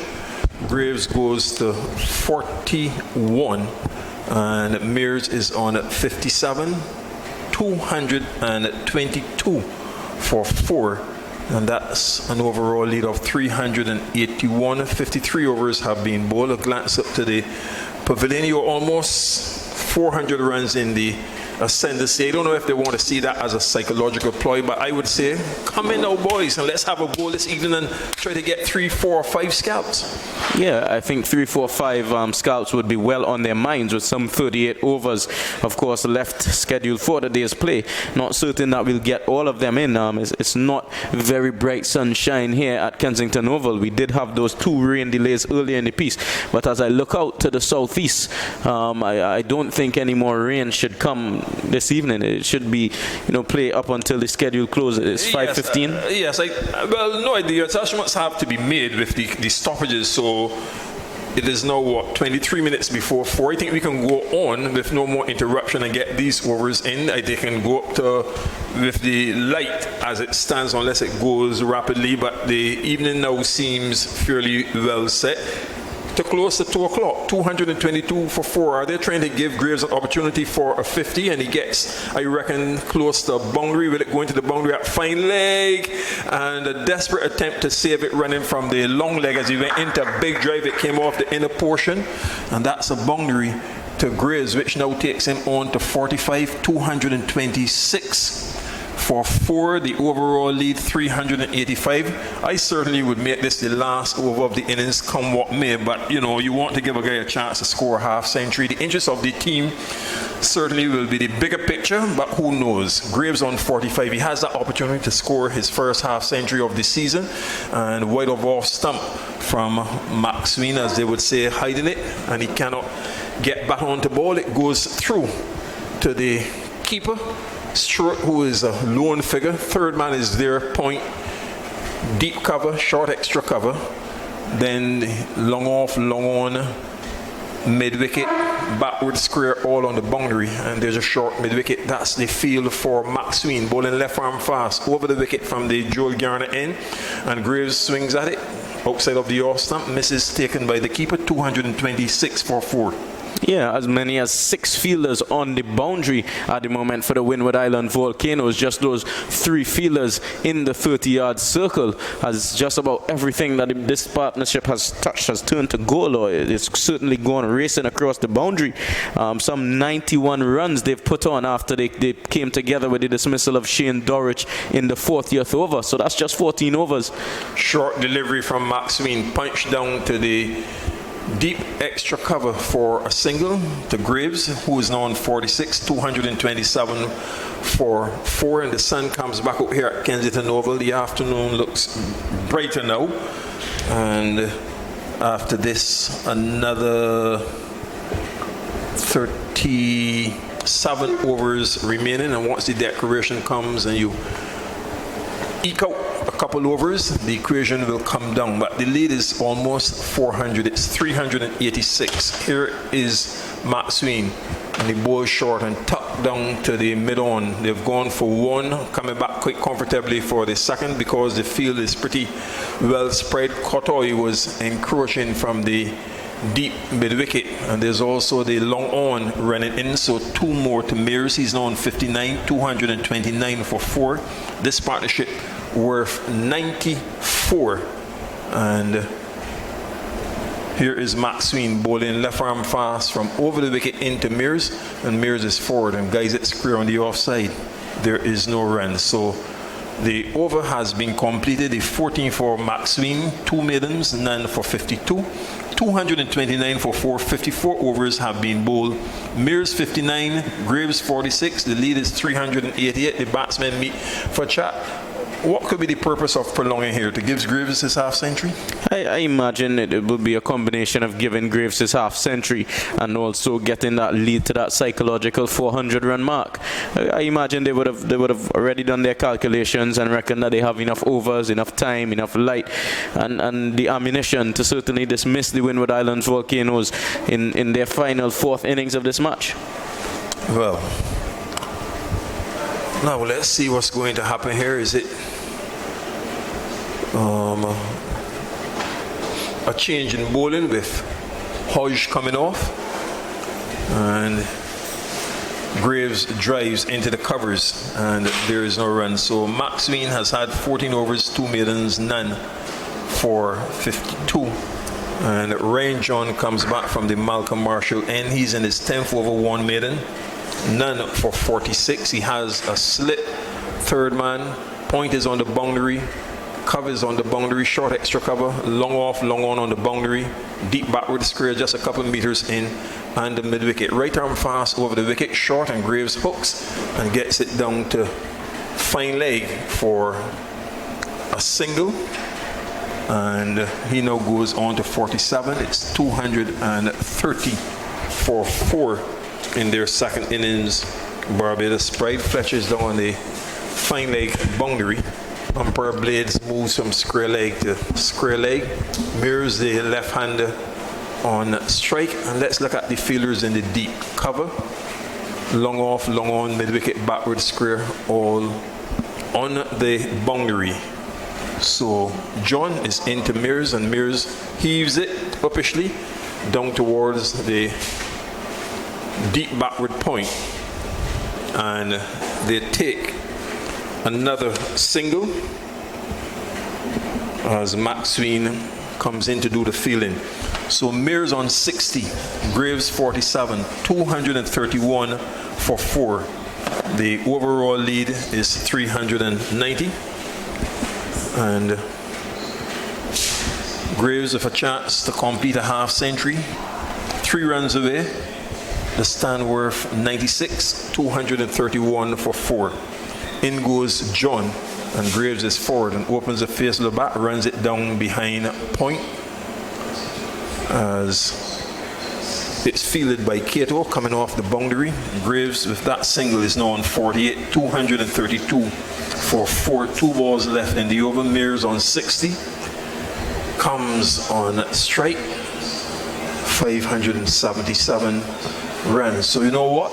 He scored exactly 200 runs in this match, 140 in the first innings, and he's now on 60. Has it and advances, trying to drive outside of the off stump, misses and taken by the keeper. And it's all action here at Kensington Oval, 232 for 4. Andrew has come in, and I need to get my break. Yes, Andrew. He's asking about the decoration. He's trying to suggest to me that I should stay until the decoration comes, but I've been going for a while, Andrew, so that break is required. And you'll get a chance to describe Graves' half century, because I think that's what they're basically playing for. Mears drives into the covers and gets a single off the last ball of the over. John's 10th, 1 maiden, none for 50. Mears moves to 61. Graves is on 48, 233 for 4. Another word from Antonio, and then you will hear from Andrew, with Barbados having an overall lead of 392. Kyle Mayers and Justin Graves just continuing to really dominate the Windward Island Volcanoes, and you can see the fielders, their body language, they're very dejected. There's not a lot that they can do right now to really stem the flow of runs. It seems as though every time a shot is played, it's either 4 or 6 as a message just comes on to the field again, and Justin Graves perhaps has a change of his gloves. He is running very hard between the wickets, so of course the perspiration off of his skin going to have those mittens just a little bit damp, and he won't want to lose his wicket due to a slip on his grip at this point in time. He has played some very attractive shots, one over long on for 6, and then a beautiful lofted extra cover drive, a couple of bounces into the boundary for 4. So he certainly will want to get his first half century for the season, Andrew. Yes, indeed, and it will do his confidence a world of good. So it's 233 for 4. The overall lead is 392. There's going to be Maxine to continue the attack. He's going to be bowling to Mears, who's been on fire. He's on 61 in quick time. He comes up now and bowls to Mears, and Mears is coming forward and flicks the ball away up towards the wicket for one. Kotoy comes off the boundary at the wicket, very fast, and just a single. So Mears with that goes to 62 now. It brings Graves, who's batted very well. He's got 48. Good to see Graves getting among the runs, and it will do his confidence the world of good. 234 for loss of 4. That lead has gone to 393. Here's Maxwell again, left arm, and men spread far and wide as he comes in to bowl to Graves. And this Livy Graves is steering the ball away down towards the white third man here for one. Will come back for the second surely, and that brings up his 50. A lovely little dab away in the offside down to that backward point area. He looks up to the skies. 50 to Justin Graves. He raises the mat to acknowledgement of this crowd, and of course his fellow teammates just applauded the efforts of this young man. 50, 92 minutes, 74 balls, and he struck 2 sixes and 3 fours. Well done, Justin Graves. Very good innings from Justin Graves. He's shown a lot of selflessness in this knock as well. He did up the ante and raise the tempo as this pair raises their 100 partnership as well, Andrew. Here's a delivery which is outside line of the off stump bowl by Maxine. Played away down towards white third man for one. Keen to come back for the second one. The return comes in. Graves is very fast and will get a second run. A ball that was played down to white third man. He was after that first run quickly, looked up and saw that Mears was keen, and they came back for the second. Let's look at that lead again. 395. Now Graves has got his 50, but there's been no decoration. I imagine they'll just bring up the psychological 400 mark. Right. Probably just another 3 runs, and then they'll call it quits. Are you sure? That's my imagination. I'm not certain. Which is on the line of the middle stump as Maxwell continues. Coming forward as Graves plays the ball at the pitch, and there is no run. So you reckon at 400 he's going to call it Wally, as they say in Caribbean parlance? You reckon? Are you sure about that? I'd imagine that at 400 they'll probably declare. I'm not sure. I'm not the captain, Craig Braffett, so I won't be the one making the decision. But, you know, but 400 is what I think it's going to be. With the decoration with the red force as well. Here's Maxine, comes in, bowls a ball which is wrapping the batsman the pad and appeal for leg before. That ball would have started outside the line leg stump, looking to rip the balls into the onside. There's a big appeal from the bowler, not supported by his keeper, but this is a situation where they are on the defense. There's no doubt about that. Wide third man, there's a backward point, extra cover. Now there's a cover in the boundary, long off, long on. There's a mid wicket. There's also a fielder on the square leg boundary and a long leg. It's almost like a T20 match. Here is Maxwell, comes up now to bowl to Graves into this delivery. Graves is coming onto the front foot, drives the ball away into the offside, down to cover. Kotoy comes across and picks the ball up and limited the batsman to 1. So a single to Graves to go to 52, make that 53. Mears is on 62 and it's gone to 239 for loss of 4, and the declaration I think has come. Has it?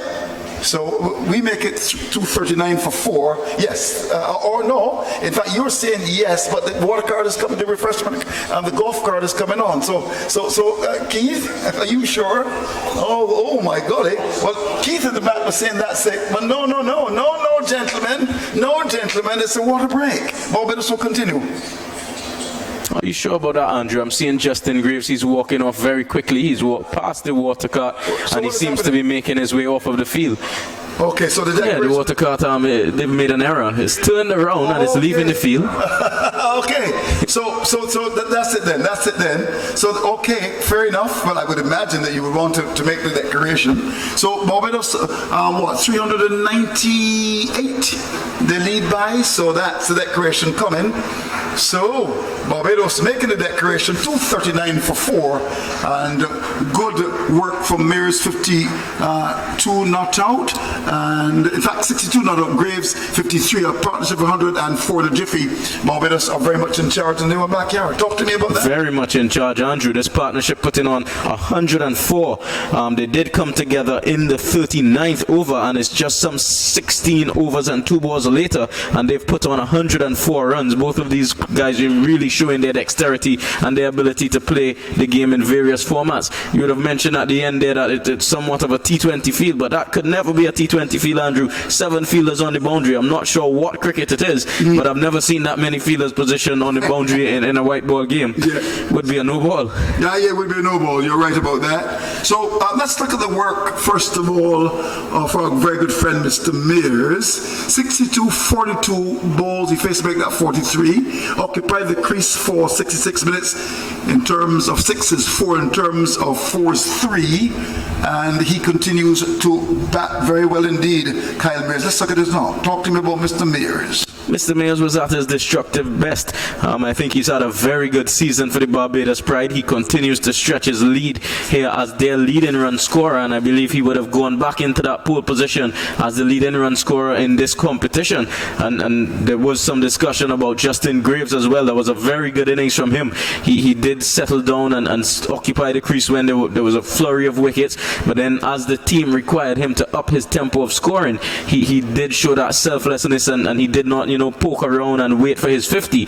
He did open up his stroke play somewhat and play a couple of attractive shots to the boundary. So it was very good for him to get that 50, and also both of them coming not out. Of course, extending their averages and making the numbers look a little better. In fact, Mears has now gone to 579 runs. 579 runs, and there's still some games left this season, so that certainly is very good from him. Next game they go to Trinidad de Brian Lara Stadium. And that ground has been a very good ground for a lot of high scoring so far this season. And then, of course, they go to your favorite country, Guyana. Yes, I think it's your favorite country, Guyana. That is true.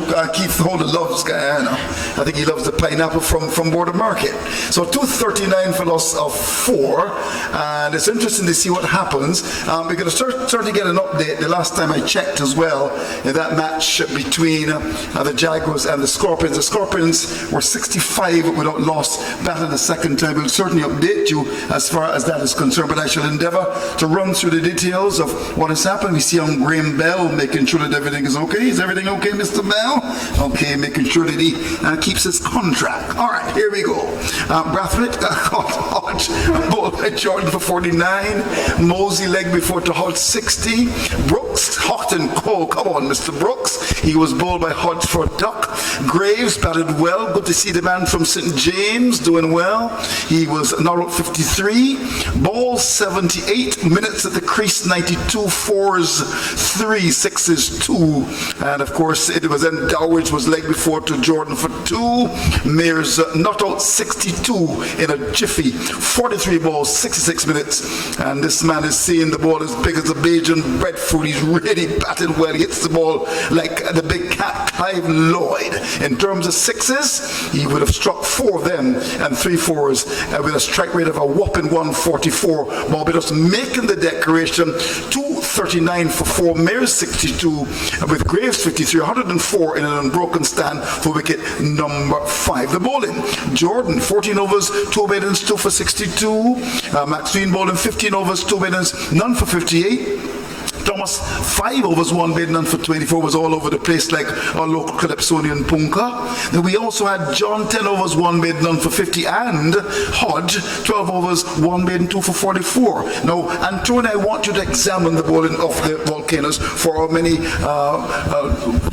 people in terms of listening to the radio, and of course, all those watching the stream. How did you rate the bowling of the Volcanoes? Talk to me, my friend. Yeah, I think it was very scattered. At some points, they were very good in terms of accurate and sustaining the pressure. Preston Maxwell, I mentioned from the Joel Garner end, he was able to bowl a very tense spell at Shane Mosley, bowling some beautiful outswingers that just went past the edge. And of course he did have Mosley dropped on a couple of occasions by the captain Kavim Hodge. So I think Preston Maxwell for me was the pick of the seamers. But Josh Thomas, who did bowl quite well in the first innings, he was not able to get his radar right, bowling a couple of wides there, as many as 2 wides, as many as 2 no balls as well. So he really was not the most consistent and didn't find his rhythm this morning, and he actually cut his own spell short. I saw when he signaled to the captain Hodge, letting him know, Skipper, I'm not able to carry on. So I hope it's not a question of him having any fitness challenge or any niggle or anything like that. Ryan John tried his best, but he really was treated quite rough by that pair of Justin Graves and Kyle Mears and the captain Kavim Hodge, the lone spinner used in this innings, and that's really something that just very concerning to me. He did bowl well. I think he was a bit belated in bringing the spin into the attack, but I'm very concerned about the non-use of the leg spinner Kieran Cottoy. In fact, he bowled only 8 overs in the first innings, Cottoy, and came in over number 71. We had 56 overs in the second, and he didn't bowl at all. Talk to me about that. Yeah, I'm really not certain what it is. Kavim Hodge, the captain, would be very familiar with Kieran Cottoy, both of them having represented UWI in domestic cricket here in Barbados, and he will be very familiar with what he can do. I think it's been a trend that we've seen so far this season where Cottoy has been somewhat under-bowled. I don't know if perhaps he's not in the best of bowling form, but what he has done is he's made sure to be a live wire in the field. He's been very electric. He's been diving around, the gazelle we call him. We did see a fantastic catch at backward point in the first innings. He dived across to dismiss Shamar Brooks.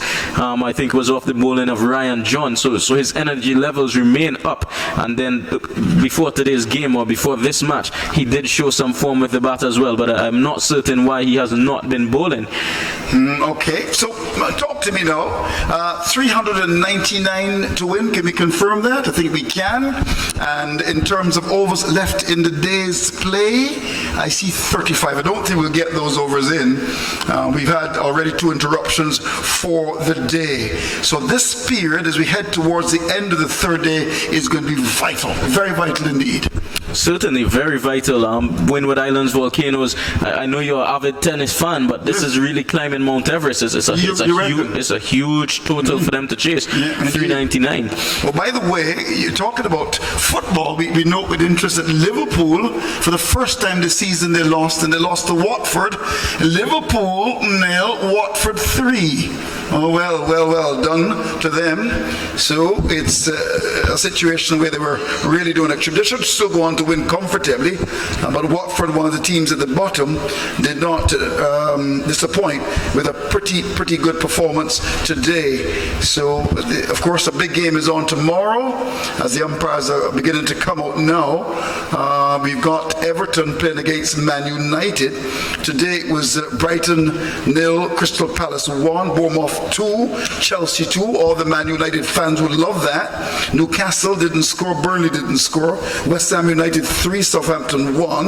And the big news, Watford 3, Liverpool didn't score. And that would surprise many people. Tomorrow, 10 o'clock Eastern Caribbean time, it's Everton versus Man United.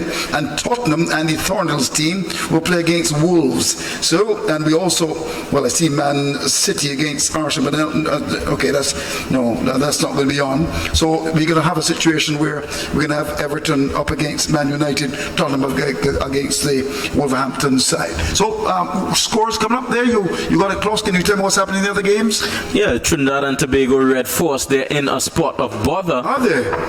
All right. 39 for 5. Okay, can you just bring it up again there for us, Miss Bell? Yeah. Thank you very much indeed. We were rather late, but you're going to certainly tell us exactly what's happening. Thank you, Miss Bell. Yeah, 39 for 5 in their second innings. Say that again.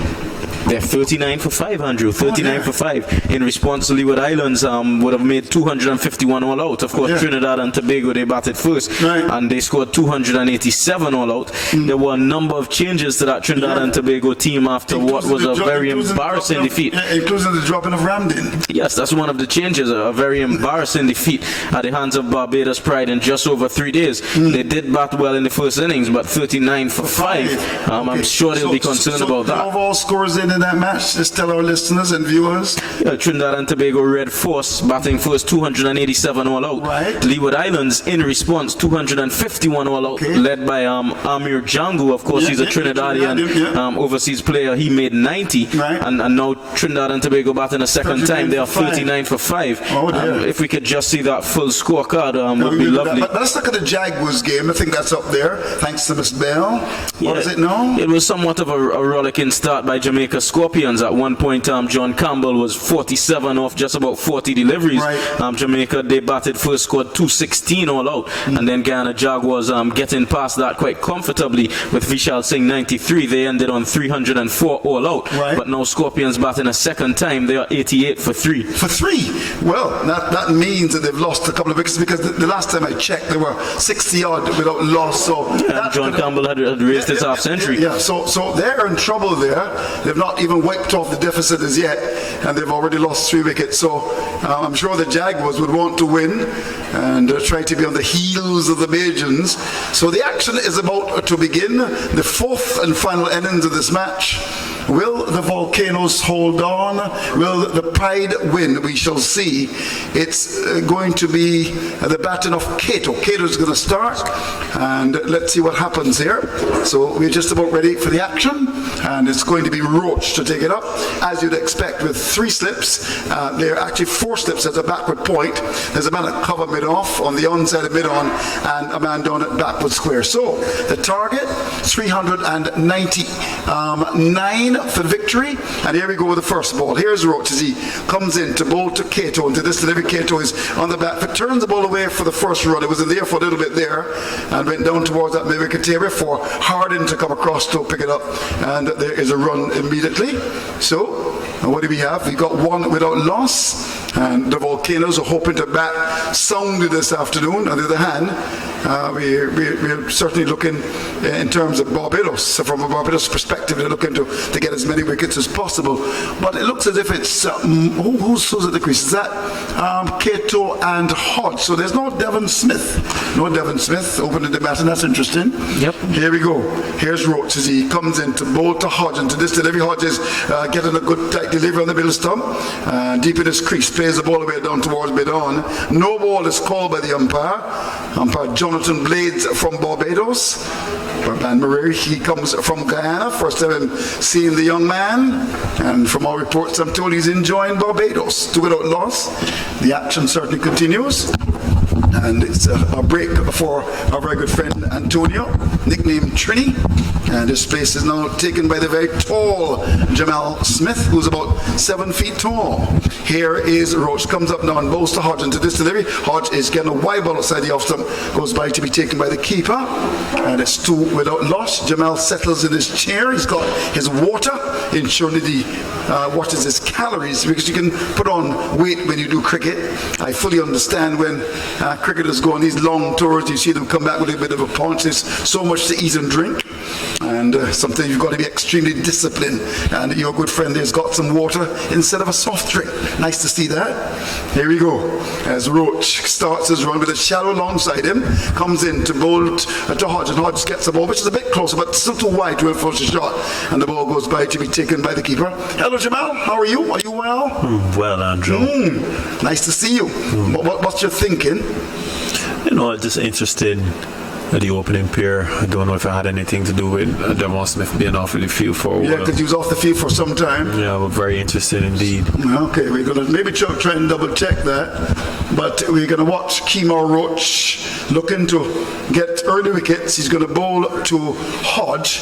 Hodge is the captain, and to this delivery, he's allowed to go outside the off stump, taken by the keeper. So Roach has been just outside the off stump, and the ball goes by to be taken by Dowridge. So the target is 399. Talk to me about that. Yes, a stiff target. Stiff target. 470 was stiff, certainly.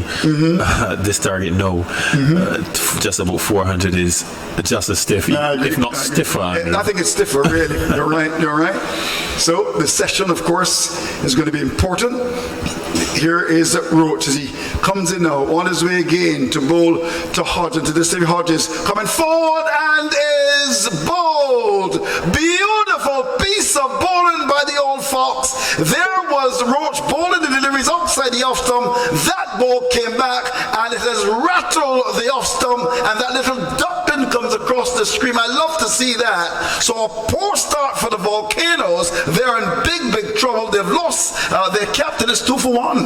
Yeah, most certainly. I was about to say, Andrew, that Kemar Roach looks to be in good rhythm and settling into what would be a troubling spell. And there was Cabin Hodge coming forward to a delivery of that pitch just outside the off stump. He seemed to have gotten an inside edge, and it went on to the middle stump. So as you said, the stumps are rattled, but a very good start for the Pride. Kemar Roach snapping the wicket of Cabin Hodge, who played so well in the first inning. So, you know, with this makeshift opening pair, Maloney he's gone out, young Athenaeus, and now looking to find his feet as well. Very difficult times ahead for the Volcanoes, and certainly Barbados Pride have prime opportunity here to stay on top and advance their cause towards a win. Yeah, you're right. And of course, those bonus points are important as well, because if the Jaguars go on to win, the Spike to win, and if Barbados win, then you will find that Barbados may even increase the lead. It's now just under 24.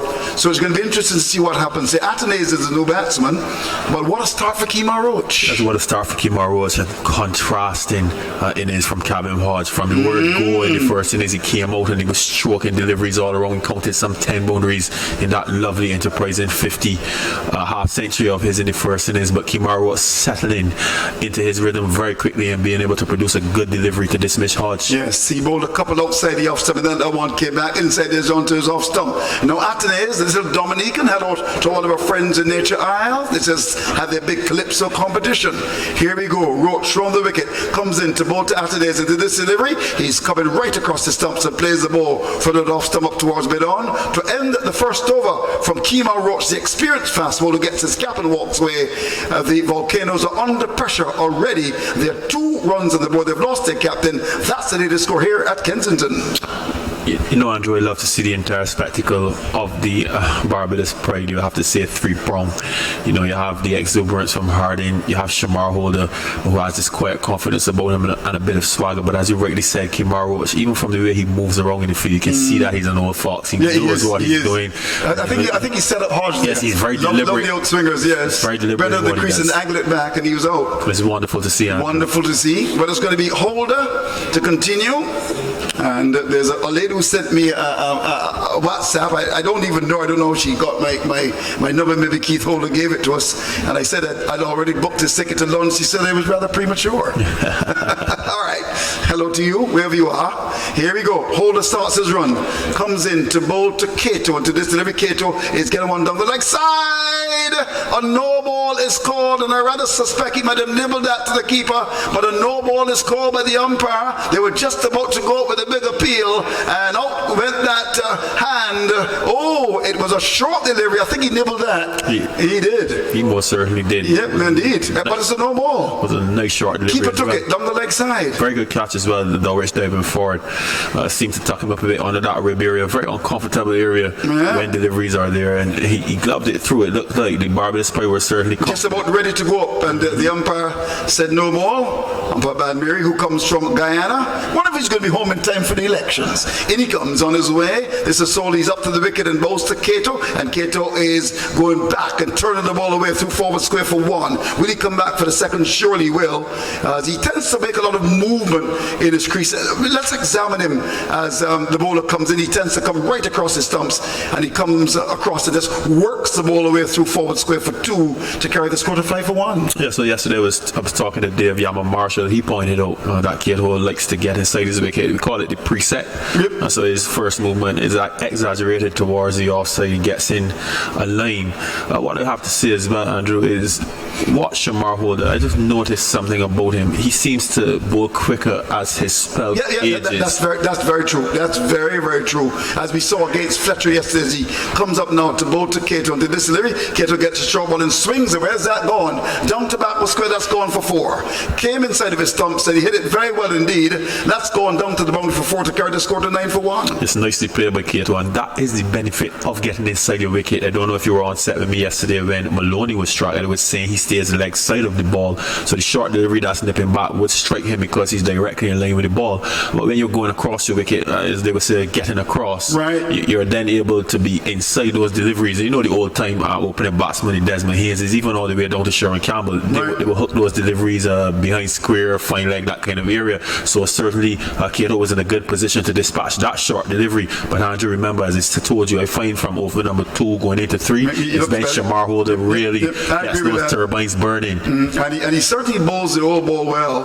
Cato is on 7, 9 for the loss of 1. In he comes from the southern end. Bright Sunshine comes in to bowl to Cato, and Cato gets the ball which is squared him up. Beautifully delivered, and with good pace, and he hurried that shot across the wicket. Looked very square, and the ball finally the outer portion of the bat goes out towards cover for Roach to come forward to collect it, and there's no run. It's 9 for 1. Yes, so Cato would be in a nice position to play those short deliveries there. 3 slips in the gully waiting, I'm sure. Shamar Holder was look to probe him somewhere around that off stump line, probably possibly 4 stump, and look to take him to slip. As we said, Andrew, as he gets warmer, is when we really see the quality of his pace. But he's going to continue the attack. Now this is the second over. In he comes from the southern end to bowl to Cato, and to this delivery, Cato allows the ball to go outside the off stump. That wasn't all that far outside the off stump, and he just watched it to go by, taken by the keeper. Dowers was initially going across his right, then had to come back to the left as the ball jagged back, and it's taken neatly by Dowridge. Let me remind you the target is 399, and already Hodge back in the pavilion, gone bowled by Roach for duck. A poor start there for the Volcanoes, with a mountain to climb at the region's Mecca. Here is Holder, very loose-limbed, starts his run with a shadow alongside him, elbows pumping, goes past the umpire, now final leap and bowls outside the off stump. The batsman's looking to chop the ball away, hits the bottom of the bat and runs down in the area of a gully to be picked up by Graves, and there's no run. Talking about Graves, getting a half century will do his confidence the world of good. Yes, and he played well. I thought he did. He absorbed the pressure early on, and from that lofted drive off Gavin Hodge over mid-off, you started to see his confidence. He played a few lovely strokes against Matt Sweeney. He knows Matt Sweeney very well. They're very good friends. Oh, they're good friends. Yes, okay. Sure, so he knows his friend well. You should know your friend well. You should. Here we go. Well, we got a change in the field now with a Stout going out towards forward square, a good 20 meters inside. In fact, what is he going to do now? Holder just pushing him back, so he's going to maybe look to bowl a short ball at Cato. Cato's 7, 9 for 1. In comes Holder on his way to bowl to Cato into this delivery. Cato is turning the ball away up towards that position of the wicket. Running alongside it is Mosey, picks it up to end the over from Holder at the end of it, an over in which he bowled one down the leg side. The keeper actually took it. It came from the gloves, but it was a no ball bowled by Holder. 9 for 1 is the latest score at Kensington. Yeah, so very good start for the Barbados Pride. Cato played a nice post stroke in that delivery, but lots of work to do, Andrew. And if a target like this 400, realistically, the only real positive outcome for the Volcanoes may be a draw. Right. I'm not preempting anything by any means, but it's a very stiff target on a surface that has played well, Andrew. The surface has played well. Yeah, I agree with that. But once again, as I told you, as long as you have a bit of skill and you have some pace that you're willing to You could make a difference. you get something out of it. I see your good friend Mr. Nurse is on the field, Ashley Nurse. He's at second slip. Here's Roach, comes in to bowl to Atenes into this delivery. He's onto the front foot, plays the ball from the off stump up towards mid-off. There's no run for him. So let's try and work out who's off the field, because Nurse is on. First slip is Brathwaite. Second slip, that looks like Ashley Nurse. Is that Brooks at third slip? Correct. Yes, and then we've got Graves. Warcan. Where's Warcan fielding? Talk to me. Let's call it fifth slip. There's a backward point, there's a mid-off, and there's a mid-on.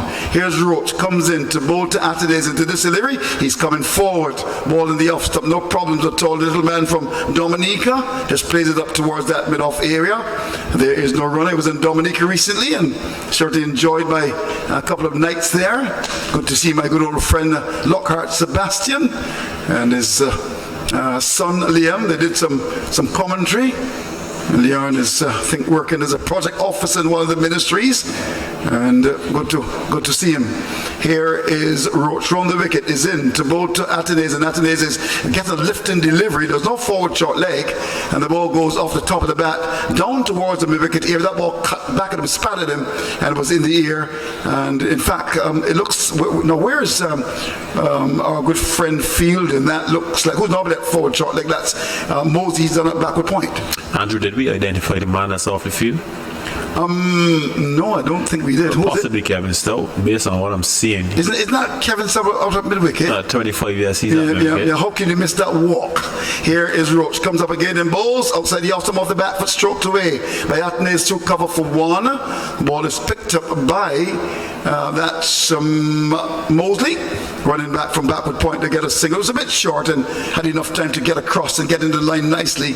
Athenaeus, he gets a run, so he's off the mark, brings Kate on the strike, he's got 7-10 for one. I just worked it out, Andrew, and how could we miss that? It has to be Kyle Mears. Where's that imposing figure? He's off the field. He's got 579 runs now, Kyle Mears. Doing very well. If you translate that in pounds based on the comment that the Barbados manager sent to you, that's a lot of weight. A lot of weight, yes. Interesting, actually. And I'll tell you a little bit about that in a minute.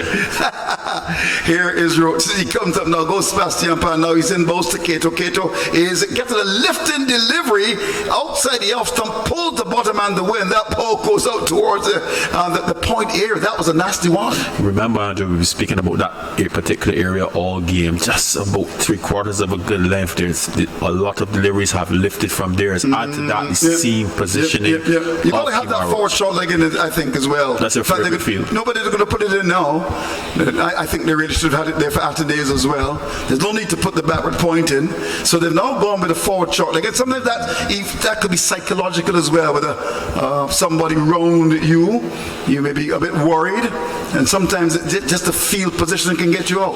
Here's Roach as he comes in to bowl to Cato, and to this level Cato is cross, pushes up towards cover, looking for a run which is not on. Warcan, who passed the yo-yo test comfortably, I'm told, comes across to pick it up, and the batsman can't score. So the over comes to an end. At the end of it, Cato is on 7, Athenaeus is on 1. 10 for 1 is the latest score at Kensington. Speaking of that yo-yo test, Andrew, I don't know if you've noticed, every single evening, regardless of most of these players' workloads, they come out and they put in at least 2 or 3 laps. Particularly Warcan, I see him, he's working very hard at his fitness. He and you know he's a bit slow, and you do not want to fail that test. None at all. Especially based on the evidence with Mr. Lewis and Mr. Hetmar. You don't want to be on that list. Well, Mr. Hetmar then had his and he passed it. But where's Mr. Lewis? Have you spoken to him? I know he's your good friend. No, definitely not. I have no contact with Lewis at all. Well, I did in fact asked Tony Gray, and he said that he didn't have any interest in playing 4-day cricket. That was an interesting statement that he made. He said he spoke to him and he's not interested in playing 4-day cricket. Your reaction to that, Evan Lewis? Well, clearly he's branded himself as a white ball cricketer. White ball cricketer. I mean, nothing is wrong with that. You classify yourself what you want. Well, there's going to be a man who is, I'm sure, interested in the colour of the ball that he's got now. We're talking about holders. He comes up now into bowl to Athenaeus, into this delivery. Athenaeus allows it to go by, to be taken by the keeper, and that ball actually rolled in front of the keeper. Interesting. Yes, 10 for 1. Andrew, coming up about that time late on day 3, where you would get a bit of inconsistency and bounce. Having said that, it's still been a very good surface. We've seen the scores, we've seen the strokes that have been played, Andrew. We've had a lot of description to do for some very lovely and attractive strokes, so it's been a good surface. 10 for 1. The target is 399. Here is Holder comes in to bowl to Athenaeus into this delivery outside the off stump. That's full, and it really thud into the gloves of the keeper there. Had a bit more pace on it, a bit more bite, and it went by to be taken by the keeper. You get a WhatsApp message, or you sending somebody? We're getting messages all day, actually. What are they saying? Lots of things. Okay, they're saying good things about you? Can't disclose everything. Okay, well, I didn't think so, especially when you get those WhatsApp messages from St. Joseph. 10 for 1. The action continues. I'm sometimes naughty. Oh, my goodness. Here's how he starts. As well, we've got some from St. Philip as well. He comes up now, he's in and both Athenaeus. Athenaeus is coming forward. I don't think he knows about St. Joseph, neither does he know about St. Philip. He knows, of course, about Goodwill in Dominica. And of course he knows about Roseau, Windsor Park, wonderful places there, and he just comes forward and plays it out towards the cover area, and there's no run. Marigot as well, Portsmouth, and wonderful places there in that wonderful country near Triald. And they said that the Calypso, and there was a lot of fun when I was there. 10 for 1. Here is Holder, comes up now, he's in and bowls it, which is outside the off to Athenaeus, who's got 1, allows it to go by to be taken by the keeper. 10 for 1. Another good delivery there from Shamar Holder getting into his work now, challenging keeper Dulwich in terms of having to take those deliveries at just about shoulder height to head height. So he's starting to crank it up, as we would say, probing outside the off stump. Anthony is equal to the task at the moment. I can tell you what, Andrew. Even if the Windward Island volcanoes go down, there's a lot of academics that can be taken out of this exercise, certainly for somebody like Athenaeus in particular. Here's Holder, comes in again to bowl to him. He's up to the wicket and bowls. Which is wide the off stump, just a little bit too wide with the bowler angled across the left-hander, taken by the keeper Dowridge up by his nose, but that should be no indication because, of course, we know Dowridge is what, about 5 feet tall? Yes, most certainly. But as I was saying, you know, it's important for the rest of the season as well for somebody like young Athenaeus to come in, get a score. Well, Maloney obviously is out, but people like Fletcher as well, Devon Smith to push his aggregate. So, you know, there's still a lot of interest as far as the volcanoes are concerned. Right. 10 for 1, chased in 399, if we can describe it like that. Holder again comes in to bowl to Athenaeus into this delivery, outside the off stump.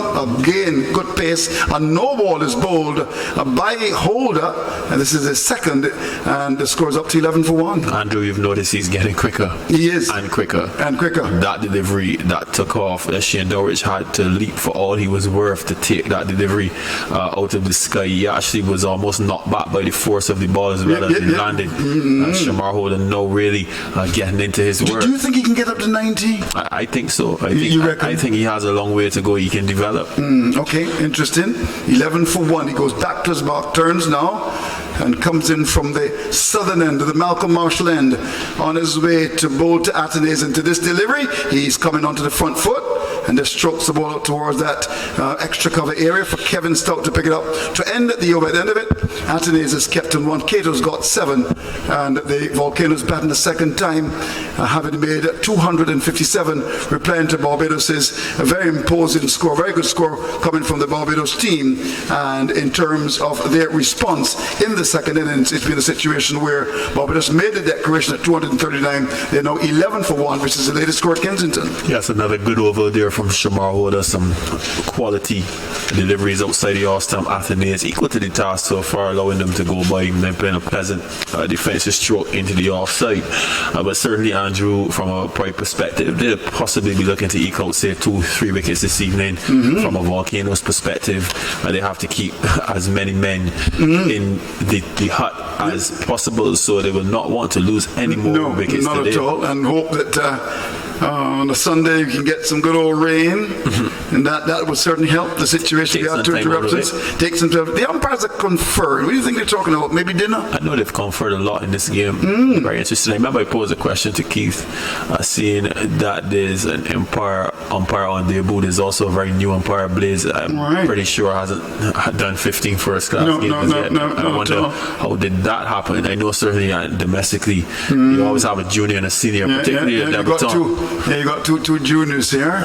Our good friend from Guyana. Here's Roach as he comes in to bowl to Cato. He's up in bowl to Cato. Cato is coming forward. The ball hits the pad, but even an inside edge as well. Roach was just about to go up with a big appeal, but then strangled it as the batsman played across. It might have gotten a bit of batter into that. It was full, and he played slightly across it. Yes, a little bit of movement from Kibar Roach. And they said, Andrew, he's looking really good, settling into his work nicely, and just looking to prize out another wicket. Well, it's up to 11 for 1. Athenaeus is on 1. Cato's got 7. Hodge back in the pavilion already bowled for Duck. Here is Roach. Comes up now, bowls to Cato. Cato to this delivery is steering the ball away down to backward point. The field at backward point makes a meal of it. That's Warkan. And he'll get a second run for that. They may even contemplate the third. Warkan is not the most agile.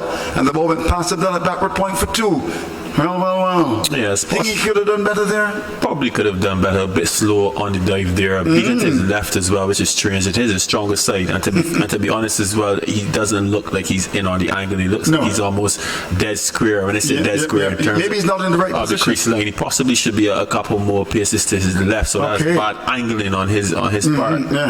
Well, he may be him the captain. 13 for 1. Here's Roach to bowl to Cato, who got 2 off the last delivery. This delivery's forward and dry.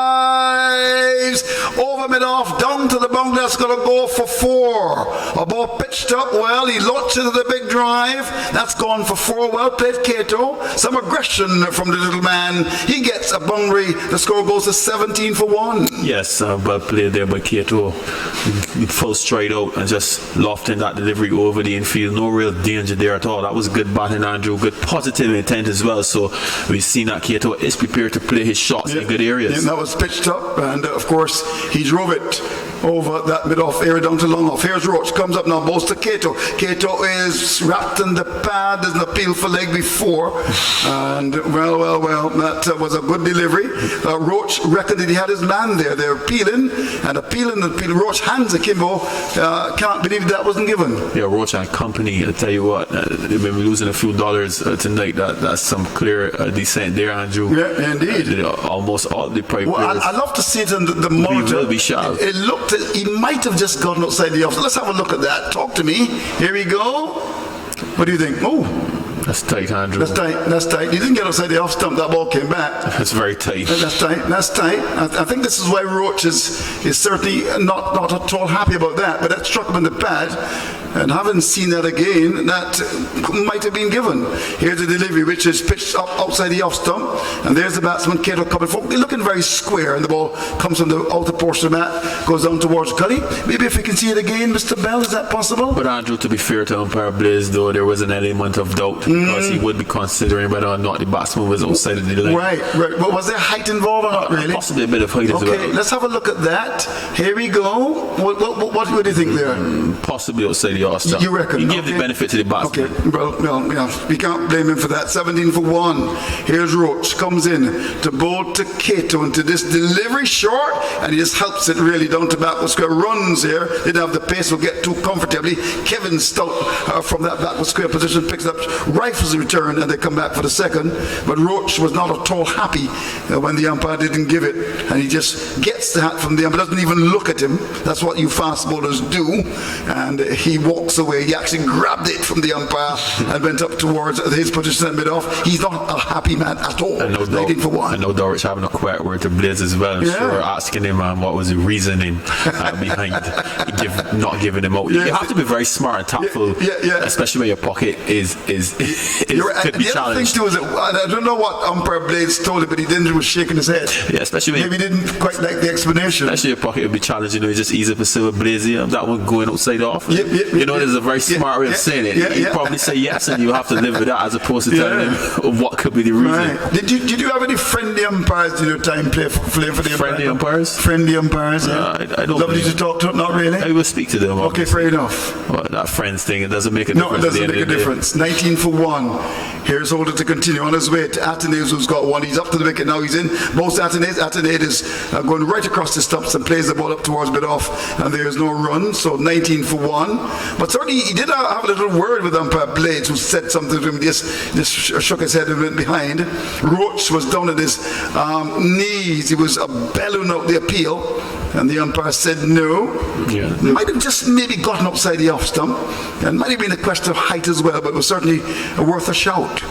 Here is Holder back to his mark, now turns and comes into Atenaeus, who's got 19 for 1 on his way to bowl to Atenaeus into this delivery. He's coming onto the front foot, no problems at all with that delivery, with the right arm bowler bowling across him, and he just plays it out towards that extra cover area for Stout to come across to pick it up, and there is no run. But that's an interesting fact to do, Andrew. There's some umpires that you would tend not to approach. No. I remember when we were playing, certainly if Dalton Holder made a decision, you're not going to question that. You may murmur, but you're not going to question that. What about Tunde Franklin? He's a talker, so he's a talker. you can engage He's him. given several men leg before, I can tell you. 19 for 1. Here's Holder, comes up now. He's into this delivery, which is edged down towards the position of Gully. It was an outswinger, went in to that area, dropping well in front of, and that's Graves, and there's no run. There was an umpire called umpire Floyd Boxhill. I don't think you know him. You might have heard about him. I remember doing a game at Bayfield long time ago, and it was an impaired pitch. In those days, you never had the pitch covered, and he actually gave 14 men leg before in one day. And there was a program called Player of the Day, and I said, if you had to give the Player of the Day, it would have to be umpire Boxell. Well, I never forget that. 14 leg before us. Here we go. As it's going to be a holder comes up now. He's in and bowls, and there's the batsman deep in his crease. Atenes plays the ball from that leg stump up towards the wicket. 4 Roach to pick it up. There is no run. 19 for 1. Yes, the only disappointment so far in this spell from Shamar Holder is that I do believe he's given Athenaeus a lot of sighters. He hasn't dug in that short delivery. No, he hasn't, no. Nor has he brought him forward really. Just pulling that short of a good length for Athenaeus, just getting in behind the balls easily. I'm wondering when that short ball will come, Andrew. As we see a change in the field now. Change in the field. Going Roach to deep backward square. Goes to deep backward This square. is more like it. This is more like it. Okay, so you think he'll come along now? How many balls are left in the over? Well, there's only 2 more. 2 more. He may go for the Yorker. We shall see. But he's got the backward square now. In comes Roach. In comes Holder. On his way, goes past the umpire and bowls. And the batsman wrapped on the pad. Good delivery. The bouncer didn't come along. Might have been looking for it.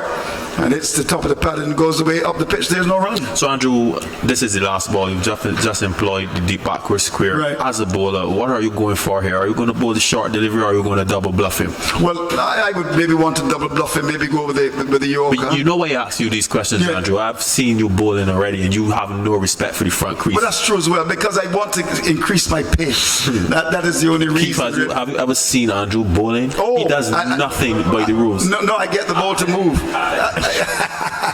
I get the ball to move from just outside the off stump. Holder comes up now, bowls to Atenes, and Atenes is on the back foot. The bouncer didn't come along, and he plays the ball up towards that extra cover area. Whitish been off for Stout to pick it up that end. You by the end of it, it's our good friend Atenes on 1, Cato's on 15. 90 for 1 is the latest score at Kensington. Yes, and well negotiated again by Athenaeus. As we said, he wasn't really challenged. He just had to get him behind some deliveries that he's had reasonable sight of, because they were pitched just short of a good length on a track that's a relatively easy pace for the most part. So negotiating those deliveries very well. Possibly a bit more aggression could be employed by the Barbados player. You have him for a short leg, and you have the man at deep backward square, hand him 2 short deliveries and over. See if you can unsettle him. No, I agree. And let's not forget, in the first innings, Shamar Holder did rough up Athenaeus and he got him chopped on. He was uncertain. So memories of the first innings should still be in the back of Athenaeus' head, as well as Holder's. Okay, well, the action will continue. It's going to be Roach to continue. We're going to look at the scorecard. Of course, you might even away from your radio or the stream for a long time, and we shall endeavour to run through the details. Barbados started the day on 6 without loss, having made 470, to which the Volcanoes replied with 258. So they would have ended the second day in a very strong position, where they're really in a commanding position now, because they've set the Windward Volcanoes 399 to win, and they are now 19 for 1. I'll look at the scoreboard in a minute. Here is Roach. Continues. He's in and bowls to Cato. And Cato, this delivery is turning the ball away. Comes right across the stumps down to that backward square area for single. The umpire comes across. Was that a no ball? No, it wasn't. No, I saw him just. Yes, actually, it was a no ball. Yes, Woody. Thanks, Woody. Who say no, but you should never take Woody's advice. It's 20 for 1. We're clearly going live. He's listening to the radio. Yeah, he is listening to the radio. Yes, he likes missing and guess too. He tells me that he doesn't miss it. Woody, 21 for 1. He says, no, I don't ever listen. I go to sleep at 6:15. Here we go. As it's going to be the bowling of Roach round the wicket. Comes in to bowl to the left-handed Atenes. Goes past the umpire, bowls to Atenes. Atenes gets a ball which is outside the off stump. And the ball dies as it goes through to be taken by the keeper. And there is no run. So what do you expect from the pitch tomorrow, if I can look into your crystal ball? Well, Andrew, I'm not prepared to answer that question. Okay, what I'll tell you, though, when I get here tomorrow and have a look at the surface, I'll come first thing. Would you be here tomorrow? First thing, and I'll tell you. Why would I not be here tomorrow? Just kidding, man. You fell into that little trap. 21 for 1. Here we go. Can be a little naughty sometimes.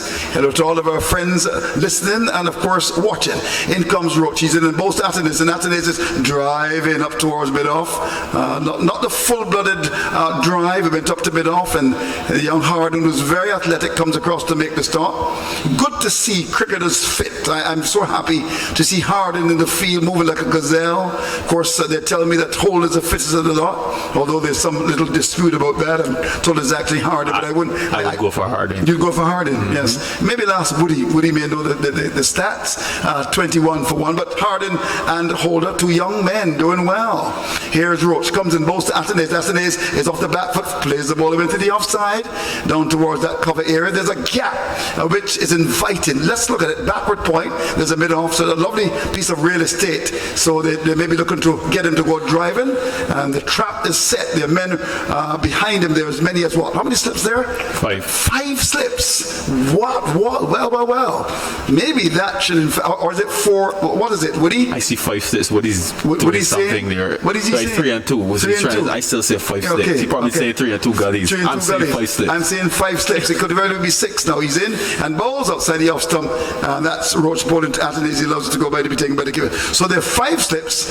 I think what Ken Mobino should do is to take a picture of that and put it in the front page of the Sun tomorrow. Yes, Andrew. But to that point about the fitness of Harden and Shamar Holder, and to distinguish between the two, I would give it to Harden simply because I believe he's a bit more athletic. No. Shamar Holder has a languid disposition. He's just a bit slower than Harden.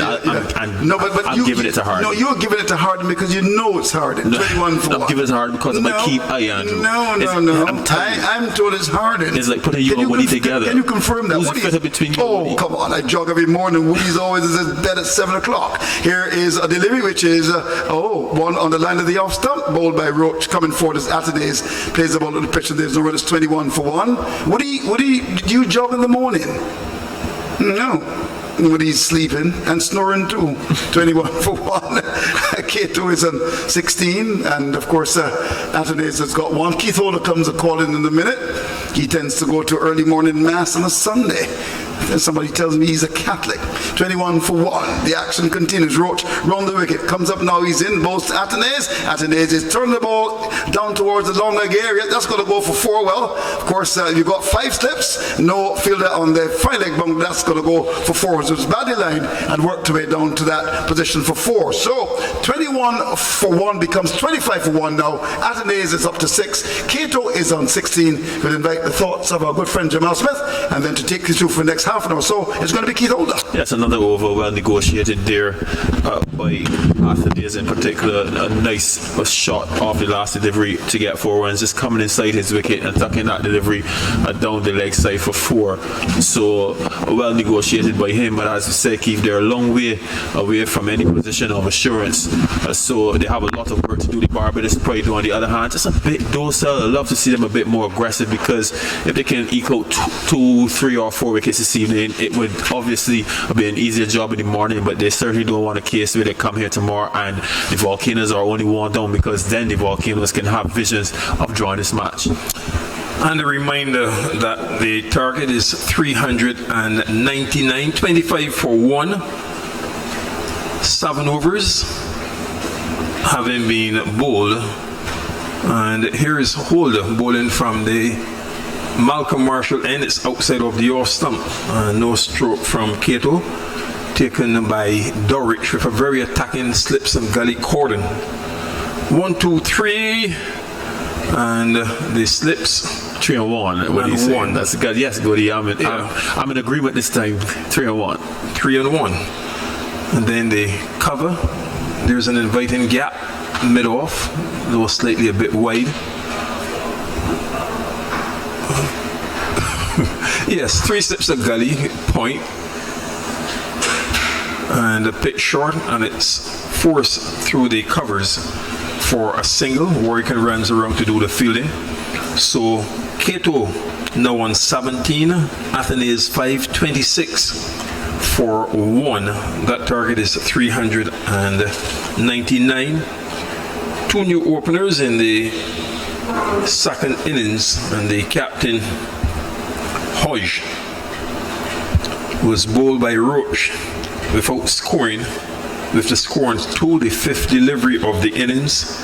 He was partnered at the top by Cato and Athenaeus, the concession. Here is the next delivery outside of the off stump. Holder bowling from around the wicket, no stroke from Athenaeus. And Athenaeus having a chance to play in this match due to the injury to Desron Maloney, who was struck by the bowling operation holder on the helmet in the first innings array. Tired hurt on 21 and the concussion replacement.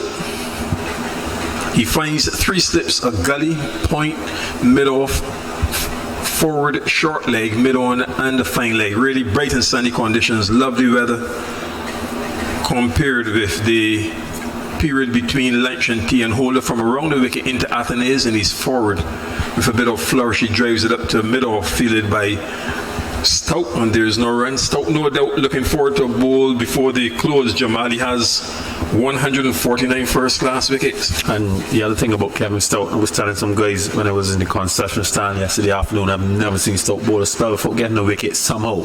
Somehow. Yes, he has that knack. Somehow. Indeed. Well, Trini has refresh, and it means that he will come in for Jamal. 26 for 1. Holder from around the wicket, and Jamal is keen to give him, even before the over is completed, pitch short, and it's cut down to point for a single. Warwick runs around to do the fielding. Athenaeus is now on 6, Cato 17, 27 for 1. This is the 8th over. The target is 399 after Barbados Pride, resuming today on 6 without loss, declared on 239 for 4 from 56 overs. Kyle Mears top scored again with an unbeaten 62, carrying his aggregate for the season to the highest all total of 579. Justin Graves unbeaten on 53. Shane Mosley got 60. Shamar Brooks didn't score. Craig Braffett 49 and Shane Dorrich 2. 3 slips in a gully and a short leg. Holder is in and boy short, and Cato tucks it behind that square for an easy single. Stout, who was in the deep position, comes in to do the fielding. A single. Cato 18. Athenaeus 6. 28 now for 1 at the end of the 8th over, and Holder 4 overs, 1 maiden, 11 runs. Roach has had 4 overs, and he's taken the wicket for 17 runs. Welcome back, Antonio. Thank you, Keith. It has been some challenging bowling here so far from Kemar Roach and Shamar Holder. Shamar Holder just the 1 maiden. Kemar Roach, he's yet to bowl any maidens, but he's going to be replaced from the Joel Garner end. It looks like Keon Harding, and he will want to get amongst the wickets heavily here. He is very greedy, and he won't want to let Shamar Holder pull away from him in that wicket-taking race. Both of them would have come into this game, I think, just 1 wicket apart. Shamar Holder would have had 24 and Keon Harding 23. So with Shamar taking 5 in the first innings, he will have to make up some ground, Keith. Indeed. But I see your side. They're trying to make a fight, having lost those 5 early wickets in their second innings. Now 76 for 5. And Raheem Cornwall, the destroyer. Allah of Veersamy Pamal against Jamaica. I haven't seen an updated score for a while. I wonder if there was a rain stoppage or what has happened at Trelawney Stadium in Greenfields. And here's Harding having replaced Roach. Bowl short and turned by Cato down to the forward short leg, fielded by Mosley. There is no run. So yes, what's it? Now 76 for 5. TNT Red Force leading by 112 runs. Joshua De Silva is on 31, and Imran Khan has 25, and Cornwall 14 overs, 7 maidens, all 5 wickets for 20 runs. Very destructive spell there from Raheem Cornwall. 14 overs, half of them maidens, and the other 7 overs just 20 runs, and of course 5 wickets. Let's see, he's got Jeremy Solozano LBW, Isaiah Raja LBW, Kari Pierre batting in the top 4. He was caught.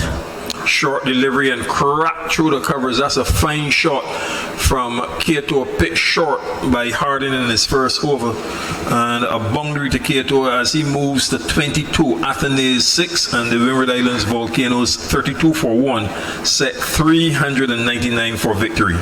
Just to continue with that Trinidad and Tobago scorecard, Yannick Otley, the captain at number 3, LBW, he was just 5 runs. Carrie Pierre batting at number 4 for the Red Force, 3, once again dismissed by Cornwall, and of course Jason Mohammed also falling to Cornwall. He failed to score. And was out first ball, 2 slips in the gully for Harding, short and cuts, and that's unhealthy edge directly into the gloves of Dorrich, and Harding strikes in his first over. An adventurous Roland Cato perishes, and the Windward Islands Volcanoes now 32 for 2 with Cato caught Dorrich, bowl Harding for 22.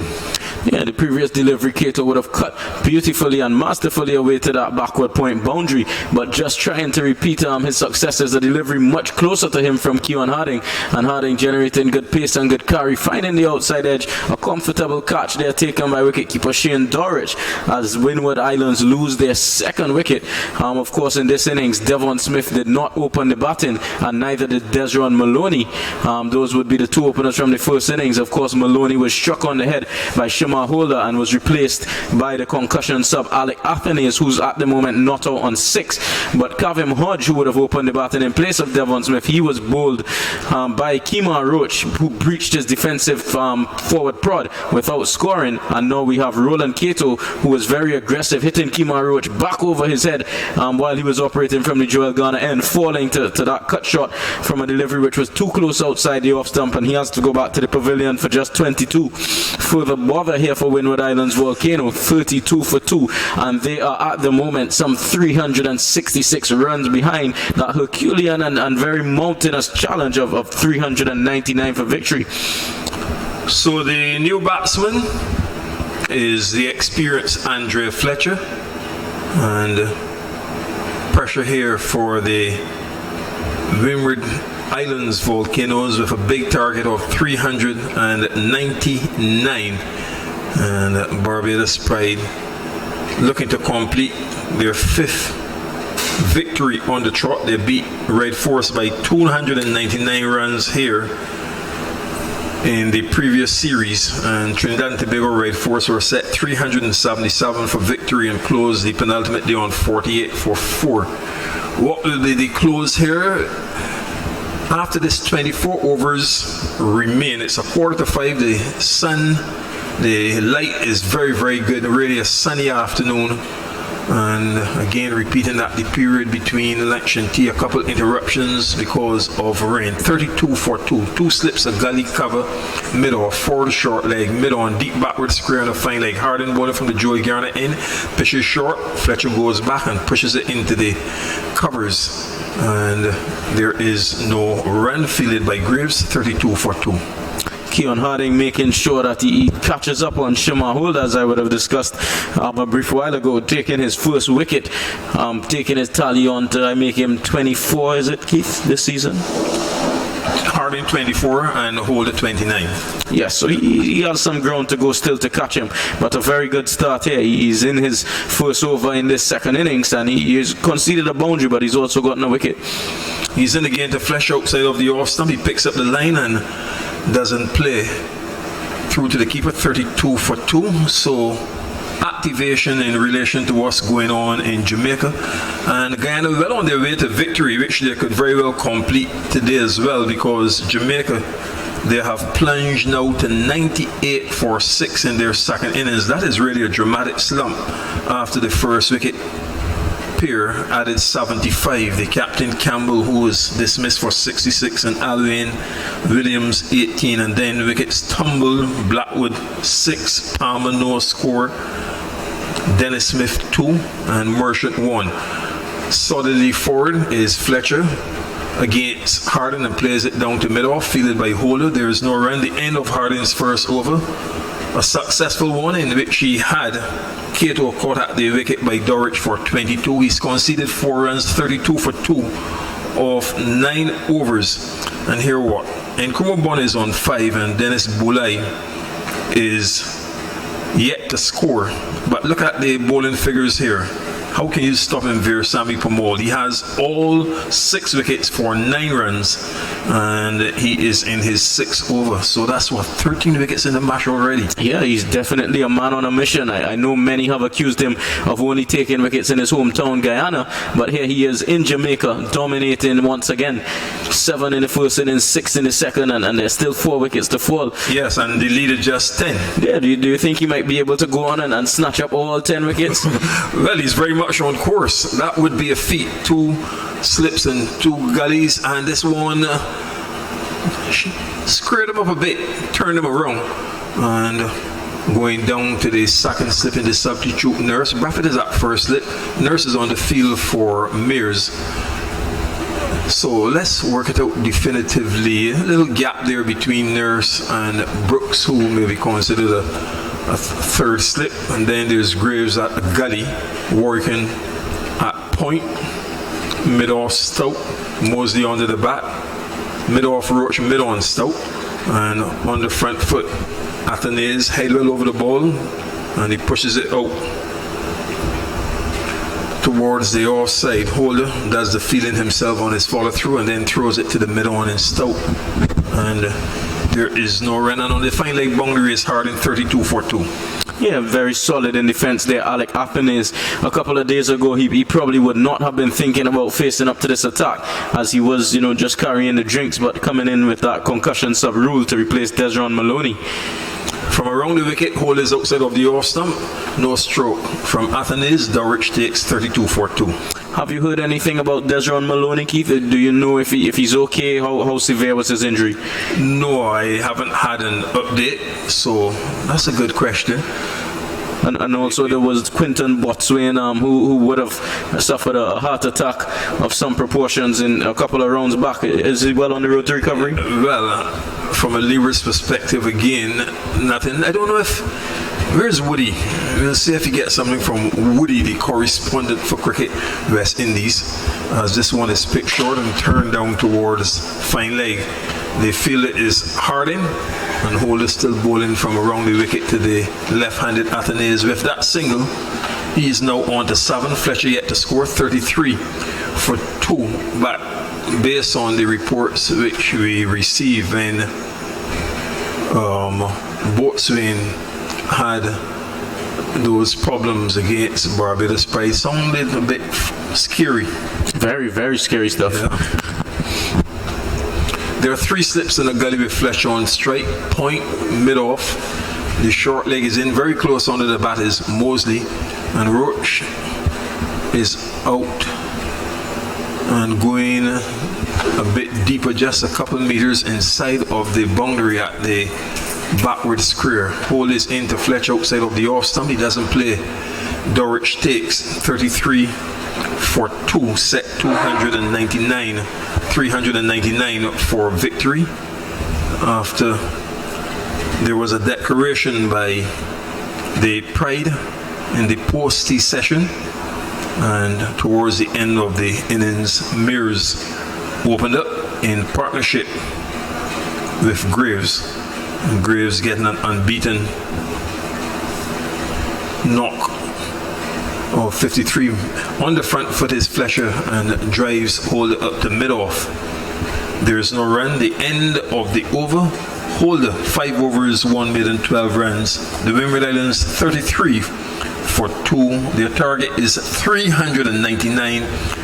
Fletcher yet to score. Athanaze 7, and the batsmen dismiss. Hodge bowled by Roach without scoring, and Cato caught Dulwich ball hard in 22. Those wickets fell at 2 and 32. I know I've been asking you some very difficult questions, Keith, that you probably may not have the answer to, but what about Devon Smith? He has not come out to open in this second innings. This is not the first second innings he's not opened the batting for the Windward Islands. So is it a recurring issue, perhaps back spasms or something, when he feels for long periods that he doesn't come out? You do raise these interesting questions, so we need to get a wire to the dressing room of the Windward Islands. But look at this field here, Antonio. There are 3 slips and 2 gullies. Harding bowling to Athanaze. His line of attack, right arm fast over the wicket from the Joel Garner end. He pitches short, back goes Athanaze, and plays it down to mid-on, fielded by Roach, and there is no run. So 3 slips and 2 gullies and the point mid-off, mid-on, fine leg, and Barbados, knowing that victory here will again be vital because Guyana Jaguars, the champions for the last 5 seasons and second place, are well on their way to a comprehensive victory over Jamaica Scorpions at Trelawney. And this one again picked short, similar stroke, similar position, and the very same feeler in Roach. Athenaeus getting in behind it. He seems very determined, Athenaeus, here in this. Now, how many balls has he faced there now for his 7, Antonio? 33 deliveries. 33 deliveries, and he has been batting for 48 minutes. 48 minutes, 33 for 2. There's Woody on his feet, if he's listening. But busy as usual, Adriel Woody Richard. 3 slips and 2 gullies. In goes Harding to bowl to Athenaeus and gets in behind it. Looks rather cool and calm, pushing it up to mid-off, hold of the fielder, and there's no run, 33 for 2. Or perhaps, Keith, it just might be a approach here from the Windward Islands camp, just to let those young players go out and feel what it's like to be in this position and, you know, gain that invaluable experience here. 400 runs, virtually 399 the target. So a lot of batting to be done, perhaps taking the responsibility away from Devon Smith, who would have done it on many previous occasions, and just giving it to the young guns and letting them have a bite at it. Yeah, well, getting the full picture would be good, as Harden is in outside of the off stump. It goes through a bit low to Dorich. Good take. No stroke was offered by Athenaeus. 33 for 2. Alec Athenaeus is certainly showing some good patience and application here, leaving that delivery from Keon Harding, outside the off stump. Of course, 5 guys in the cordon there waiting to snapple up a catch, so it will be good for him to leave as many deliveries as possible. So I know Susan Bell, our scorer, has provided us with the information which you were asking for, at least going somewhere in sorting it out. 3 slips in the gully, Harding is in, and Athenaeus defends square on the offside. 2 fielders converge, and there's no run. So here we go, Trini. Yeah, I'm getting some information from our scorer here, Miss Bell, that Devon Smith was off of the field for 21 minutes, and he had only served 14 minutes when the innings started, so he was free to resume playing when 7 minutes had elapsed in the innings. But well beyond 7 minutes would have passed when the first wicket would have fallen, and certainly the second, but he still has not come out to do battle, so perhaps he'll just slot in a little lower in the order and let the younger players try and show their resistance. Well, put a slightly different spin, pick short again, and Athenaeus is in behind it. Harding the bowler, taking the bottom hand away, pushes it into the covers, hold it as the fielding, rubs away and heads towards the Malcolm Marshall end at the south. 33 for 2.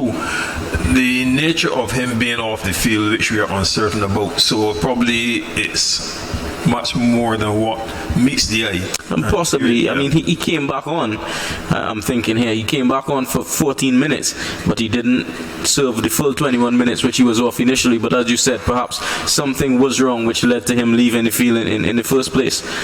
Yes, you know, I would make a guess that that's the case, because, you know, you still need that experience to help defy the Barbados bowling, and it's now what, 4 minutes before 5 o'clock, but the number of overs remaining in the day's play. Here is Holder from over the wicket, short and wide outside of the off stump, and Fletcher doesn't have to play, it goes through to Dorich. He has 3 slips in the gully point, getting a bit of advice from Woody, mid-off, forward short leg, and there's the deep square leg along with the fine leg to complete the field. 33 for 2. Holder is in his 6th over, 1 maiden, 12 runs, 29 scalps for the season. The top fast bowler, wicket taking wise, but very Samri Pamal with those tons of wickets. Short delivery, good pace outside of the off stump, and bounce as well. Fletcher doesn't play with all of his experience. 33 for 2. Yeah, certainly Versami Pomol separating himself from the rest of the pack, the rest of the seamers, the rest of the spinners, the rest of everyone. Basically, he's very prolific in his wicket taking this season, and this is not the first time we've seen this sort of dominance from him. So he's not by any stretch of the imagination over the moon. He's only 30, 31. He has had a taste of international cricket before, and perhaps he's hungry for another. And Holder runs up and runs through the crease. Another note that the close of play has been revised to 5:51.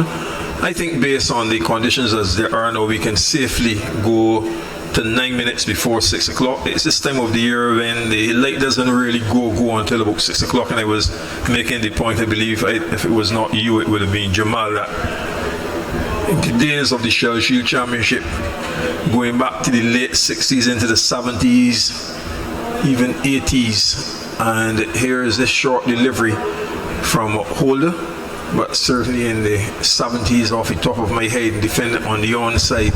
First class cricket, the Shell Shield Championship play used to start at 11 o'clock and finish at 6 o'clock. In those days, you just played sessions, but you would hardly sometimes get bad light stopping play, especially with the tournament generally starting in January. Climate change, has it had a... Yeah, perhaps that's a good point, Keith. 3 slips and a gully. Here is Holder in again to Fletcher, outside of the off stump. It goes through to Dorich. One recognizes that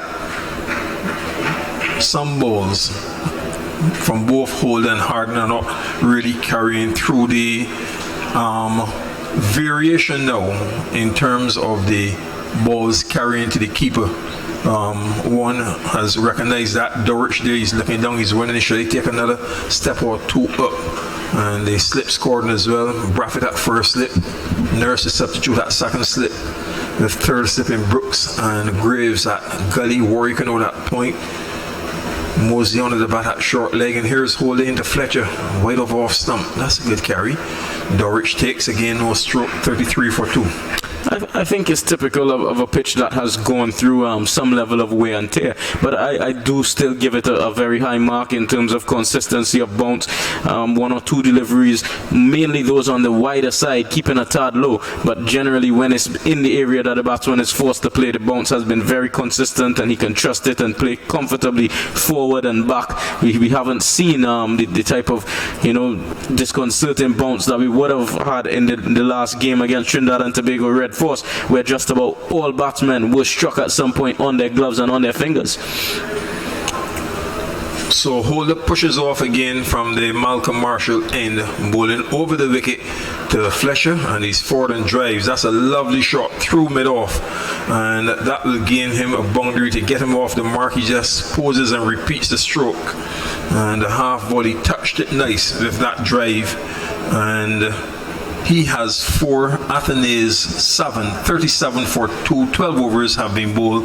The target is 399, and Holden now with figures of 4 overs, and there are the 6 overs, 1 maiden, 16 runs. Roach 4 overs, 1 for 17, and Harding 2 overs, 1 maiden, 1 for 4.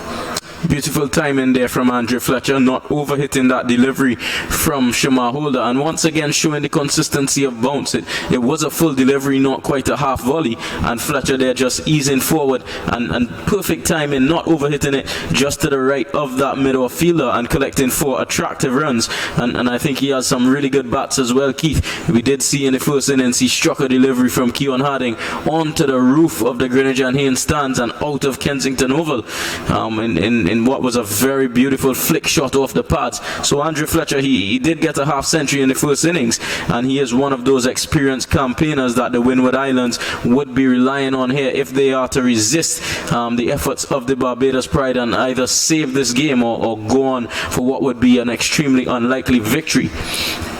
Yes, a very unlikely victory, and we were talking about the weather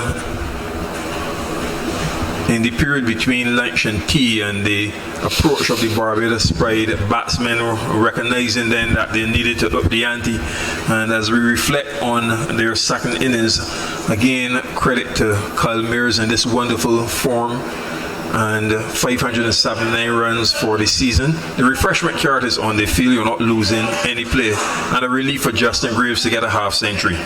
Certainly, Justin Graves, he did have a reasonable Super 50 competition playing with the West Indies emerging team, the eventual champions of that Super 50 competition. He would have scored in excess of 300 runs, average in the early 30s, and some 3 attractive half centuries. And he did follow up that good work when he was included in a West Indies President's 11 to play against the touring Irish, and he did get a fighting 80, a match-winning 80 eventually in that game as well. So he has been in very good form. That was, of course, white ball cricket, but he did show glimpses of that here today. Some very attractive, very stylish stroke play, and where I think he really did excel is when the team needed him to push on. He was very measured in his approach. It was not reckless at any point in time, and he did show that it doesn't have to be all shot a ball. He was very, very, very decisive in his decision making. He left some balls. He spent some time. He was not afraid to run very hard between the wickets. So it's not like one could accuse him of being on energy saver mode. He was very excellent in pushing that run rate forward, of course, with Kyle Mayers, who one could describe as a linchpin. Well, an updated score from the game between Jamaica and Ghana. The 7th wicket has now gone down. It's 101 for 7 in their second innings from 32 overs. Ahead by just 13 runs, and the likelihood of being defeated with a day to spare Jamaica Scorpions. The wicket sequence nevertheless has been broken, with Bulai caught off Sinclair for 1, and Nkrumah Bonner has been batting away, but he's just on 5. Marquino Minley has 2. So play resumes here at Kensington Oval. Harden is in outside of the off stump. Athene is a left-hander, lets it go to Dulwich. And looking at those figures of Pramod, 7 overs, 2 maidens, 6 for 10. Sinclair, 9 overs, 2 maidens, 1 for 24. And the other bowlers use Neil Smith, 4 overs, 1 maiden, 20 runs. Keon Joseph, 8 overs, 2 maidens, 29 runs. And Raymond Reefer, 4 overs, 18 runs. Here at Kensington Oval, the Windward Islands Volcanoes 37 for 2, set 399 to win by Barbados Pride, and Keon Harding, right arm fast from the Joel Garner end, 3 slips in a gully into the left-handed Athenaeus. He drives outside of the off stump, just passes the edge, and Dorrit skips in front of Braffett at first slip to take. Loose shot there from Alec Athenaeus. He would be better advised just to leave those deliveries. Windward Islands Volcanoes already under the pump, losing 2 wickets, and the 1, 2, 3, 4 catchers behind there waiting. In the previous over we would have had as many as 5, and he's just been able to benefit from one of them coming out of that slip region and going into us a very tight backward point, and that's Jamel Warrican. So play is set to go up until 9 minutes to 6 o'clock. It's now 5 minutes after 5. Harding is in his 3rd over, and he moves in again to bowl to Athenaeus, and Athenaeus outside of the off stump. On this occasion picks up the line, doesn't play. Dorwich takes. TNT Red Force now losing a 6th wicket, and they are in the ascendancy by 130 runs against the Leeward Islands. 287 and 94 for 6. The Leeward Islands 251, and the last batsman dismissed was Imran Khan, bowled by Thomas for 29. So the sequence of wickets by Cornwall there at Warner Park in St. Kitts has been broken. Joshua De Silva continues to battle away. He is on 45 of 77 balls with 5 fours and 1 6 after those wickets fell quickly. Harden is into Athenaeus, is on the front foot and drives it square on the offside, fielded by Warwick and cleanly, and there is no run. So Solozana 5, Raja 7, Otley 5, that's Yannick Otley the captain, Pierre 3. Jason Mohammed no score, and Imran Khan 29 after he was leading a fight back with Joshua De Silva, who is on 45. Aki Hussein is yet to score. And looking at those wonderful figures of the burly off spinner Raheem Cornwall, 17 overs, 7 maidens, 5 for 29. And the other wicket, well, Imran Khan was bowled by Thomas for 29, wide of the off stump. Harding bowling to Athenaeus, and he doesn't play, goes through to Dorwich. Were you the one making the point about the versatility of Devon Thomas yesterday, coming on to bowl some medium pace. Of course, his first love would have been keeping wicket apart from batting. 6 overs, 1 maiden, 1 for 25. I don't think it was me, but I am aware that Devon Thomas from time to time he likes the bowl, and he's fairly sharp as well. Yes. So Harding with 3 slips of gully, cover, extra cover, mid-off. Deep backward square and the fine leg. Ball short and looking for the hook, the pull. Doesn't connect properly and the ball just trickles down to the area of a leg slip. Dorich, the keeper, makes the save and the over is completed from Harding. His third, 2 maidens, 1 for 4. The Windward Islands 37 for 2. 13 overs have been bowled. Fletcher is on 4. Athenaeus 7. They've been set 399 for victory. Hodge, the captain, opening the batting. A new opening pair altogether. Neither Devon Smith, Desron Maloney is now out of the match, but Hodge was partnered by Cato, and he was bowled Hodge by Rochefort, scoring, and Cato caught at the wicket by Dorich of Harding for 22. Kemar Roach here just with a change of ends, having of course disturbed the furniture of Kavem Hodge, the Windward Islands captain. He was operating from the Joel Garner end, and now he takes over from Shamar Holder at that Malcolm Marshall end, and he's going to bowl to Andre Fletcher, who's been very solid so far, Keith. Very, very solid. Indeed, there are 2 slips in the gully, so Roach, a new spell, replacing Holder from the Malcolm Marshall end outside of the awesome, and that's what I was talking about with the carry in the last few overs. Dorich went down on his knees, the ball went into his gloves, he stopped it, didn't take it cleanly as it went through a bit low, and there was no stroke from Fletcher. 37 for 2. I think Shane Dorich has certainly done well so far. A large number of those deliveries just bouncing uncomfortably in front of him, of course, at good pace, and he's not yet conceded a bye in this innings. So here's Roach again, 2 slips in the gully into Fletcher, and Fletcher is forward, almost plays on, quickly sticks the right boot out and offers to pick the ball up, and that's no problem, and he then underarms it out into the covers. 37 for 2. Fletcher once again there tight in defense, so soft were his hands on that occasion that the ball actually dead stopped and rolled back towards his stumps, but some quick fancy footwork he was able to just stop it from causing any damage. Here's Roach again to Fletcher outside of the off stump, picks up the line, no stroke, through to Dorich. What about the bunks? Yeah, I don't think the bounce is a real cause for concern at the moment. Any of those deliveries that don't really carry through to the keeper are very, very wide outside the off stump, and you know, not in any area where the batsman has to play, or they're not short balls that the batsman can't trust the bounce that are keeping low, or full balls that are bouncing very high. So I think the playing surface has been very good here at Kensington Oval. Here's Roach again into Fletcher. Fletcher forward, right across his stumps, and pushes it down to mid-on, and there is no run. 37 for 2. Jamaica losing yet another wicket. They're now plunged to 106 for 8 in the 36th over, and they lead just by 18 runs against Guyana. So Guyana Jaguars well set to complete victory on day 3. And the key wicket of Nkrumah Bonner as Permaul picks up another scalp. Here at Kensington Oval, Roach is in outside of the off stump. No stroke from Fletcher. Dorich takes. Minley's on 3. Harty's yet to score. Jamaica with a up and down season. And Permaul has 7 for 14 from 9 overs, 3 maidens. That's a match haul of 14 wickets. Oh my 14 wickets in one game. Excellent stuff from Versamy Permaul. I think many of the other spinners in this competition may have 14 wickets for the season. Roach to Fletcher, and Fletcher is forward and drives it into the hands of mid-on, caught by Stout. Roach comes back and strikes in his first over, as he did in the very first over of this innings, and the experienced Fletcher turns and walks away rather slowly, and that's a big wicket for Barbados Pride. It's now 37 for 3 with Andrea Fletcher caught at mid-on.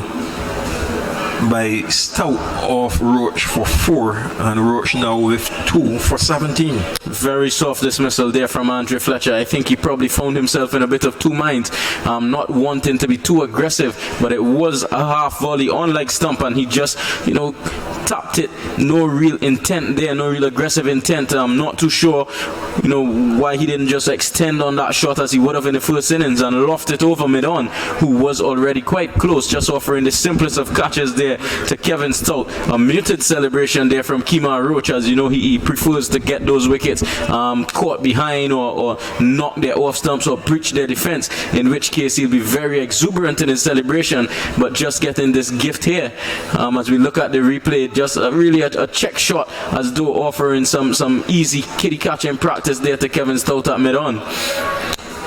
Yes, so 37 for 3, and Roach, having completed that over, his figures now show 5 overs, and he has 2 for 17, and finally Devon Smith comes out.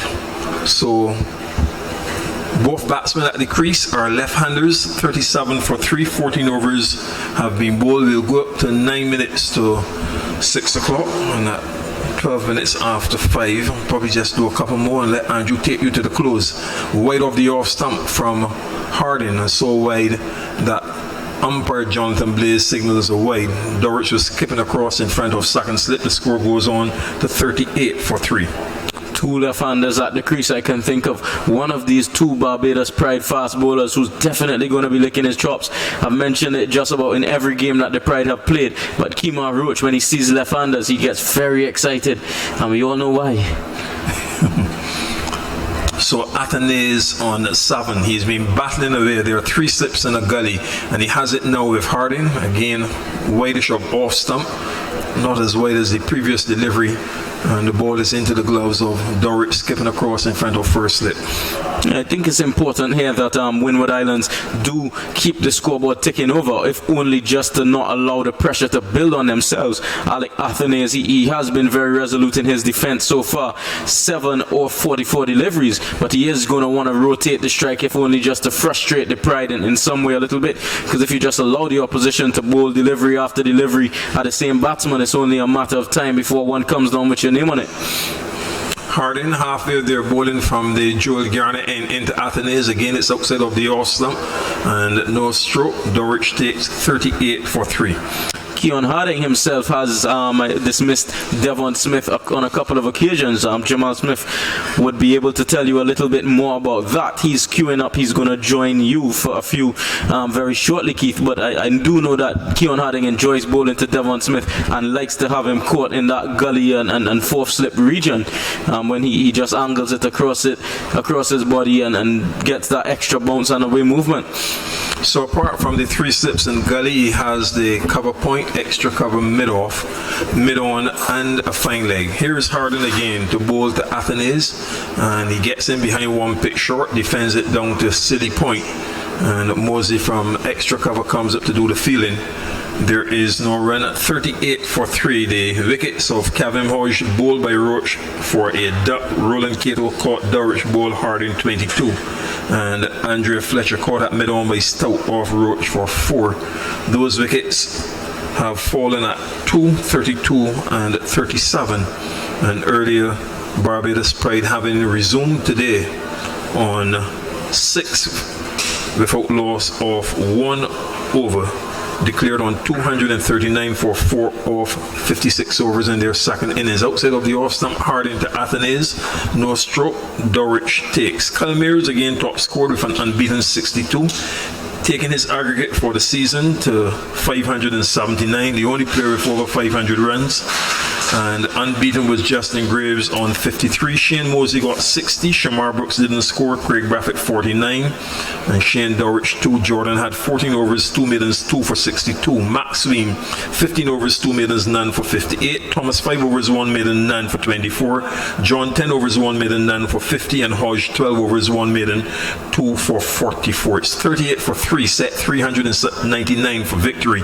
And Harding is in short, and he flashes at it outside of the off stump, dangerously close to that edge, Athenaeus, and one of the very rare strokes he's played in this defiant innings of San Antonio. Yeah, I think from time to time we just see him even in two minds when he does flirt with danger outside that off stump. A tentative drive earlier in the piece, missing the outside edge, and now another tentative cut shot. I think he'll be better advised either he needs to make up his mind early to leave, or if he's going to play an attacking shot, Keith, he has to really make sure and play it. You know, go at the ball with attacking intent. So the last ball of Harding's fourth over, and he moves in again to bowl to Athenaeus, shorten his back and makes the adjustment, guides it down to gully, fielded by Graves. The over has been completed. Harding 4 overs, 2 maidens, 1 for 5. The Windward Islands are 38 for 3. More from Antonio Aline, and then you will hear from Andrew Mason to take you to stumps, and I see Jamal Smith looking around. So Antonio and then Andrew. 38 for 3. Windward Islands Volcanoes certainly in some bother at the moment. Devon Smith, he is at the crease, so there is still some, experience out there for them, but he's yet to face a delivery. Yes, you heard it correctly. Devon Smith, he's at the crease. The score is 38 for 3. Windward Islands Volcanoes, and Devon is yet to face a delivery, coming in at number 5 as he was off the field for some 21 minutes and then opted after the fall of the second wicket not to come out just yet. Coming in after the third wicket fell, replacing Andre Fletcher, who was caught meekly at mid-on off the bowling of Kemar Roach, who will continue now from the Malcolm Marshall end. And would love to get rid of Devon Smith before the close. I'm sure if he does that, he'll be quite a happy man. There may be a part in St. Lucie. They know he's the big snapper. Here's Roach, comes in now to bowl to Smith into this delivery. Smith is allowing the ball to go outside the off stump. It was not all that far, but he came across and just watched it go by, taken low down by the keeper. So we come down the home stretch, and this the third day of the Pride Volcanoes battle, contested at the region's Mecca in the heartland of the nation's capital. 38 for 3. The Volcanoes are in trouble, and Barbados are very much in control here. Here's Roach on the wicket, comes in to bowl to the left-handed Smith. He's in and bowls to Smith, and Smith is getting Wabish hits the pad. There's an appeal for leg before. That might have been headed down the leg side, and there's Smith just pushing Roach away in that very friendly way. Of course, they would have played together. He was had a very raucous appeal. That was clearly going down the leg side, hit the pad, went away in the onside down towards that wicket here for leg by. I think Smithy was saying to Roach, what are you appealing for? 39 for 3. It brings Athenaeus, who's been on 7 for a long time. He comes back into strike. Here's Roach on the wicket. The lights is beginning to go now. And how many overs are left in the day's play? As many, is that 18? He comes in now to bowl to Athenaeus into this delivery. Athenaeus is covering up to a good delivery. They'll get a single as the ball goes up towards that mid-wicket area. Holder comes forward to collect it. He pulled the bottom hand away as the ball got big on him, but he controlled it nicely. Athenaeus, a little man from Dominica, and he gets a run to go up to 8. 40-3. And you would think it's going to be a long, hard day, possibly for the Volcanoes at the office tomorrow. You never know, it may be short work for the Barbados team. We shall see.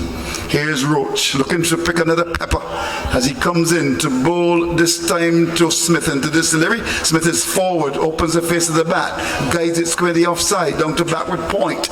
There's no run. The fielder coming forward to collect it is Warkan, who may have a bowl this afternoon with the light going, but that was a lovely delivery just outside the off stump and close enough for Smith to play. Barbados would love to get this scalp this afternoon. On the other hand, the Volcanoes are hoping that their pride and joy can come back and bat away tomorrow. Here's Roach on the wicket, comes into Smith into this delivery. He's wrapped in the paddles, appeal for leg before. No, says the umpire, headed down the leg side again as that ball was angled across him, struck him in the pad. Roach went up with a bigger, but the ball kept it a bit low, but it would have been headed down the leg side. Didn't get the support from his keeper, but Roach is very much appealing. He's been appealing a lot here, and the ball goes into the onside, down towards mid-wicket for another leg by, but he's angling the ball across him. Yeah, he's actually angling the ball into the left-handed Devon Smith because he is bowling round the wicket at the moment, so those deliveries are angling down the leg side, so it's going to be difficult for him to get that LBW decision from there. 41 for 3. He comes in again to bowl to Athenaeus this time, and Athenaeus is coming forward, no problems at all. He's looked pretty organized, Athenaeus. Seen him before, bats with lots of ability, and from that off stump plays the ball up towards mid-off. There's no run. So what do we have? We've got 41 for 3, with Cato gone for 22 before him. His captain was gone for Duck. Fletcher 4, 1 for 21, 2 for 32, and then Fletcher, good wicket to get. He was dismissed after a rasping drive through the offside, off the bowling of Holder, went through cover and was tucked up a lot by Roach with all of his experience, then brought the ball back at him a different length and he just popped it. It was a very simple dismissal really, and he was out, he was gone. Now Hardin, who's done very well against Devon Smith, in fact he's got him out on a couple of occasions, no doubt will want to try to get a wicket before the close. He's going to go around the wicket now. He was bowling to Athenaeus and angling the ball from over the wicket across it, but he's now decided to go round the wicket, maybe to bring the ball back. He's going to bowl to Devon Smith, 41 for 3. Jamal comes into the hot seat, replacing Antonio Aline. Here is Hardin round the wicket, comes in to bowl to Devon Smith. He's in and bowls, and Smith is getting the wire ball outside. He often lets it that. The ball goes by to be taken by the keeper. Generally, Hardin has been wide of the offside. He's picked up the wicket, but if you look at his graph, you'll find that the batsmen have not had to play a lot of his deliveries. Yes, Hardin just operating on and about, just outside the off stump to the left hander. It's just a clear plan, Andrew. He's actually in a nice rhythm, bowling within himself, and this is a good learning curve for him as well. Well, he's going to continue the attack now from round the wicket. He's got 3 slips, and the gully is a short point. There's a cover, and there's also field up at whitish mid-off. From round the wicket, here's Hardin, comes in to bowl to Devon Smith into this delivery. Outside the off stump, he chops it in the air, down to third man. It's going to go a long way out towards the boundary. It goes for 4. It was short outside the off stump. That's his favourite shot. That's his bread and butter shot. He was out caught in the first innings cutting of the delivery, but that time he got it over the slip cord and down to the boundary. That's gone for 4. He's off the mark. It's now 45 for 3. Well, trademark Devon Smith. How many times have we seen him attempt to play that stroke, some kind of cut somewhere through the point region, but on this occasion he got a thickish outside edge that actually flew over the head of the first slip, it looked like, so not in total control of that shot. Well, he's going to continue now. Hardin round the wicket, comes in to bowl to Smith into this delivery. He's off the back foot, forces the ball away up towards the cover area. He seems to mean business here, didn't hit it very well, hit the bottom of the bat. He examines the bat now, but what kind of an approach there from Devon Smith? He's winding up for the big drive, didn't put it away. 45 for 3. Well, what do you make of that? That's his area, Andrew. He likes to cut. He gets a ball that he feels he can cut, he will cut it. Yeah, well, we see what happens here as we look towards the end of the third. What it has been 45 for 3. Windward's having Smith at the creases on 4. Athenaeus has been there for some time. He's got it. Here's Hardin. Comes up now. Bowls to Smith into this delivery. Smith is on the back foot. No problems at all. Ball pitched in the off stump. Just pokes the ball into the offside down to cover. They know him very well. So there's a ring of fielders on the offside. There's a short point. There's a cover. There's a man at a whitish bit off as well. Smith draws the way down towards this square leg area. The light is beginning to go now. I won't be surprised if we see the spin of Warkan coming in to try to prolong it. But there are 4 slips and a backward point short, hoping to get a wicket before the close. And the Volcanoes hoping that these two will come back and bat until the cows come home tomorrow, as they say. Here's Hardin, comes up now and bowls to Smith, and Smith is allowing the ball to go outside the off stump. That was pitched wide in fighting that drive, and he said no, and it goes by to be taken by the keeper. So how do you read it now? 45 for 3. Cato gone for 22. Hodge for Doc, and Fletcher for 4. Well, Barbados have been chipping away, as I would have said when I was on set a few minutes ago, that as long as Barbados get into 3-4 wickets, they can close this out pretty early tomorrow. Yeah, 45 for 3. Here we go. As the action continues, it's going to be Hardin with the last ball of his over. Comes up now, he's in, and bowls to Smith, and Smith is beaten outside the off stump with a beauty. That's an absolute snorter. One that pitched outside the off stump, he squared him up, and the ball went by to be taken by the keeper. That was a wonderful delivery taken by Dowridge, who runs down the other side because they want to get as many overs in. What a pearl of a delivery. 45 for 3. That's the latest score at Kensington. A beautiful delivery there from Keon Hardin. But speaking to the stroke that that you saw Smith play, and even speaking to the way that we see Calmeres play and other players, Andrew, you know there's certain players that when a ball is in a particular area, they're going to have a go at it regardless. I share a later story with you. Way back when, playing a first-class game at Border. Right. Kurt Wilkinson, he got cut in to a delivery that kept low, and I remember the meeting started by Floyd saying, well, Kurt told you not to cut at Border. I will finish that. I'm interested to hear. Here's Roach into both Atenes into this delivery. Atenes is onto the front foot, ball pitch in the off stump, plays it up towards mid-off. The tapes are rolling. Yes, and I remember he looked to Floyd, but he was a senior enough player, you could tell Mr. Reef for that. He told him, well, I'm a cutter and I will cut. If you give a monkey a hand of bananas, he's not going to get a brush down with him, and I'm certainly if you leave a pound of milk in front of the cat, he's going to lick it. If I see a delivery or city or something, I feel like he can cut, I'm going to cut it. You're right. And that was the end of the meeting as well. That was the end of the meeting. Didn't last as long as a snow cone. 45 for 3. Here's Roach. Continues to bowl to Atenes into this delivery. He's forward and flicks it down towards mid-wicket. The ball is picked up by Holdo. Fires the return to the keeper. I think it would have surprised Dowridge as well. Then put his hand up. Threw that ball very hard to Dowridge, who tied it up in front of second slip. There's no damage done. So there are 4 slips and a gully. There's a cover mid-off. There's a mid-wicket. And the action continues. There's also hardened under the backward square boundary. It's Atenes on 8. Smith is on 4. Roach is into both Atenes, and Atenes is coming forward and will get a single as it goes out towards that mid-wicket area. And there was the fielder stretching across to pick it up. Good stop there by Holder. Had it gone past him, would have even gone very close to the mid-wicket boundary, but he recognized that and he was able to sprawl across to his left to stop it.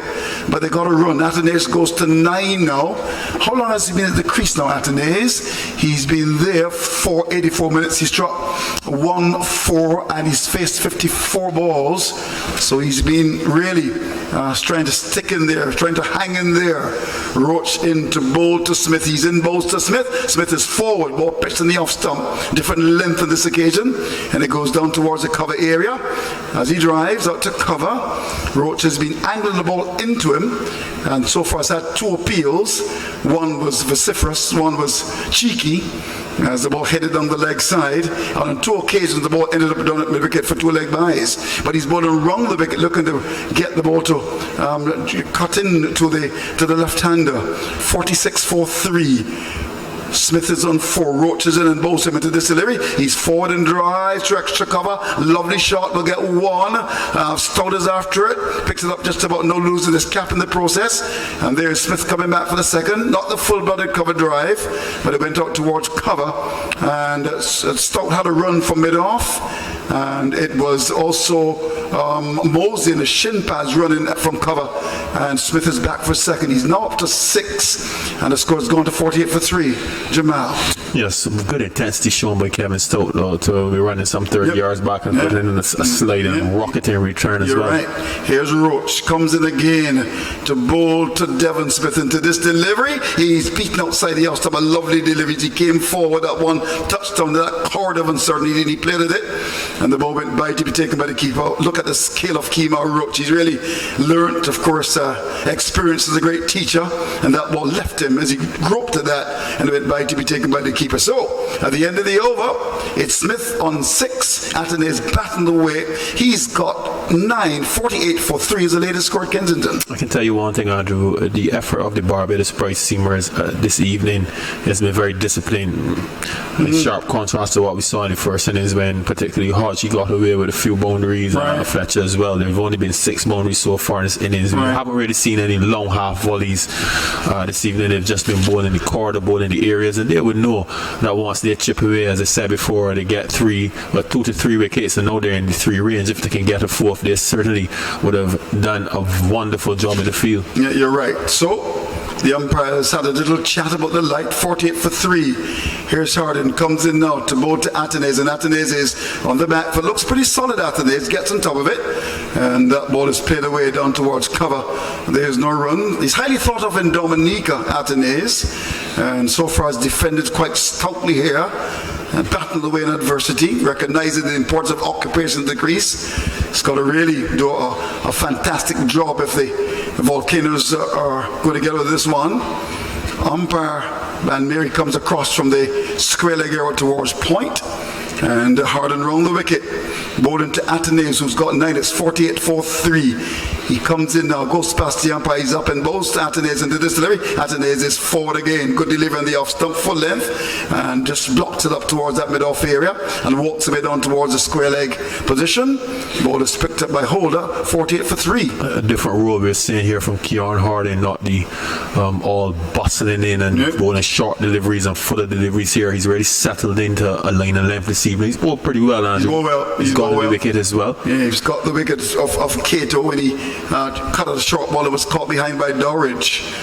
Here he goes again on his way to bowl to Athenaeus, who's been resolute.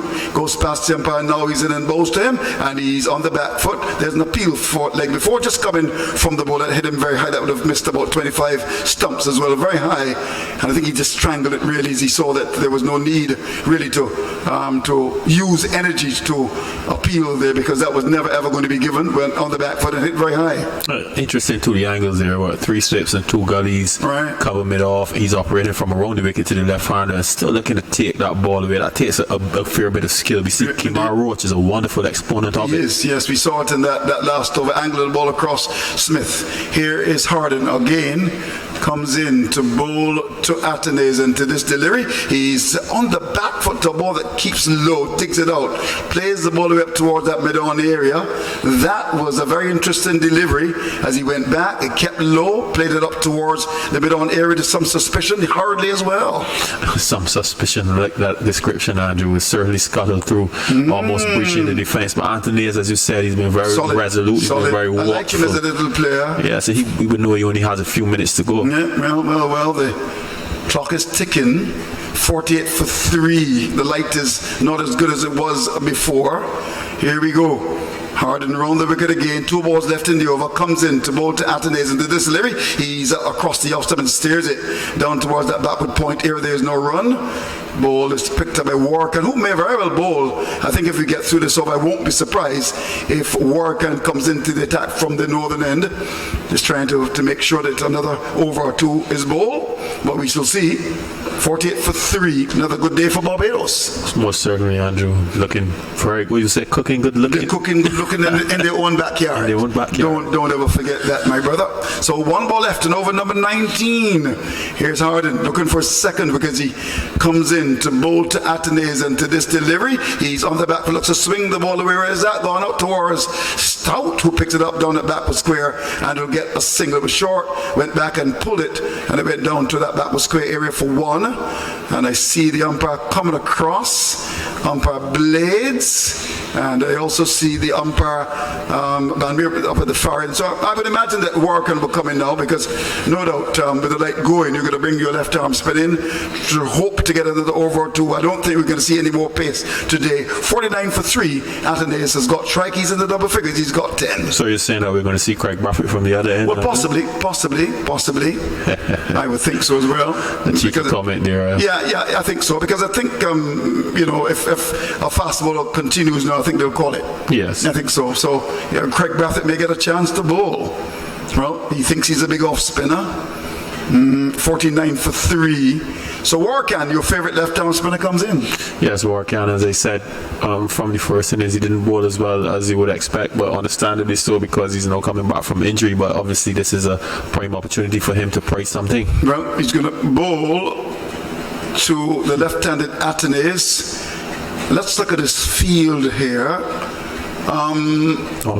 What's happening? He's actually Graves is at slip. It's going to actually go. Where's he going to end up? Now there's a slip, there's a leg slip, there's a forward short. Graves is going to go out to short and mid on, it would appear.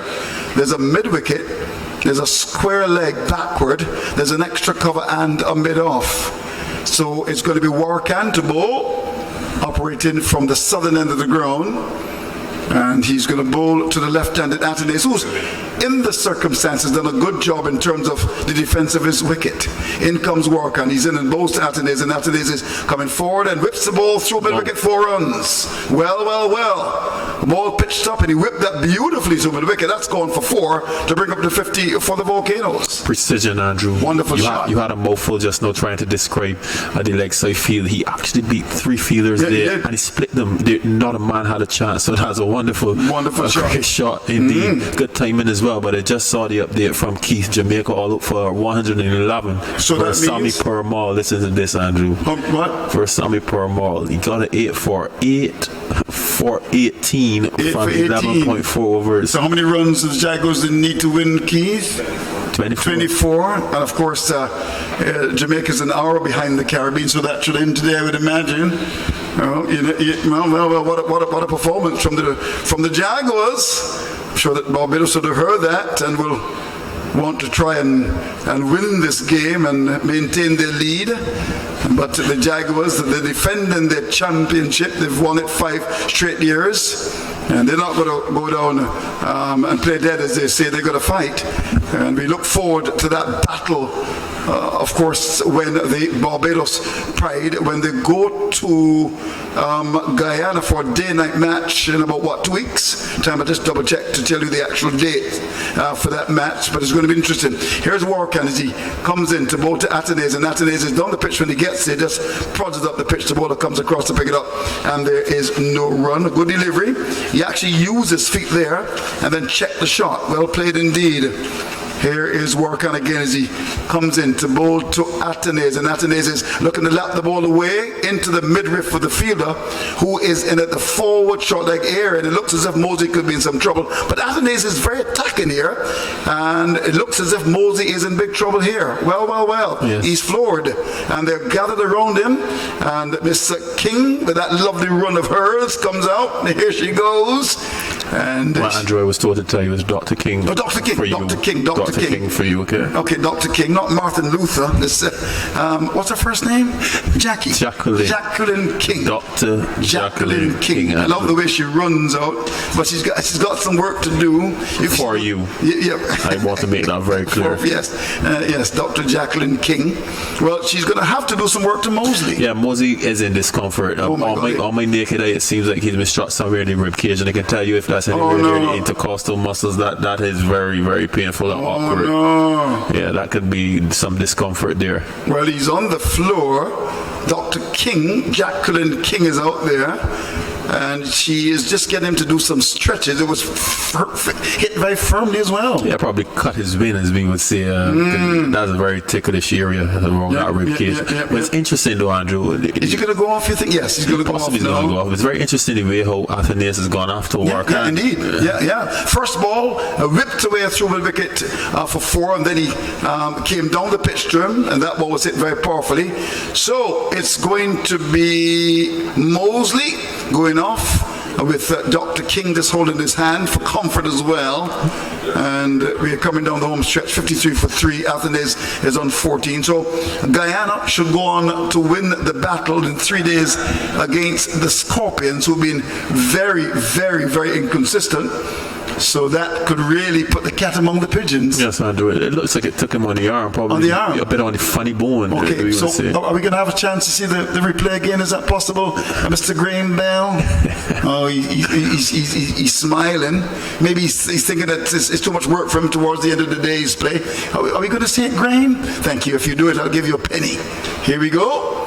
As work. Did you see anything there? Have a look at that. Where did it hit him?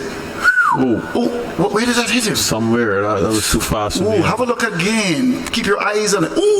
What I get to is it hit him hard. Okay, here we go again. Whipped away. Did that hit him on the... Is that shoulder? It looks like his right shoulder. So it hit him on the right shoulder. Good work there by you, Grammy. But that seems to have hit him on the right shoulder. Let's hope he's all right. Who's that going in short leg right now? Well, let's see. On that person who's going into the short leg, without looking at my money would be on Justin Graves. Justin Graves, yes. There's so many senior men out there. I hope he's well insured. Justin Graves has to be next. Yeah, I hope he's well insured at Sagicor Wales Financial Thinking for Life. I'm sure they're going to send me the bill for the commercial. It's got some good old personal insurance. But I'll tell you, it's 53 for 3. And I would imagine that the end is just around the corner. Oh, it is just in Graves. I would love to be playing at Bank Hall this year and requesting a short leg. I would ask him, to say, so you do a job for your country. Okay, all right. You're going back to Bank Hall? Andrew. Okay, fair enough. 53 for 3. He's going to Yorkshire as a coach. I understand he's got a big job at Yorkshire as the coach. Whoa. The head coach as well. Yeah, he's gone to Yorkshire. So your business is all in the public domain. As long as you know it, I'm sure it would be. Yes, even Donald Trump knows that. He's in the White House. Here's Atenes coming forward, which is on the off stump, as he continues that work. And I would love to see a silly point in there now, really, at the end of the day's play. Just get into his mind, get into his head there. Here he comes on his way. This is work and balls to Atenes, and Atenes is back and looks to chop the ball away. Still attacking at this stage. Got to be careful here.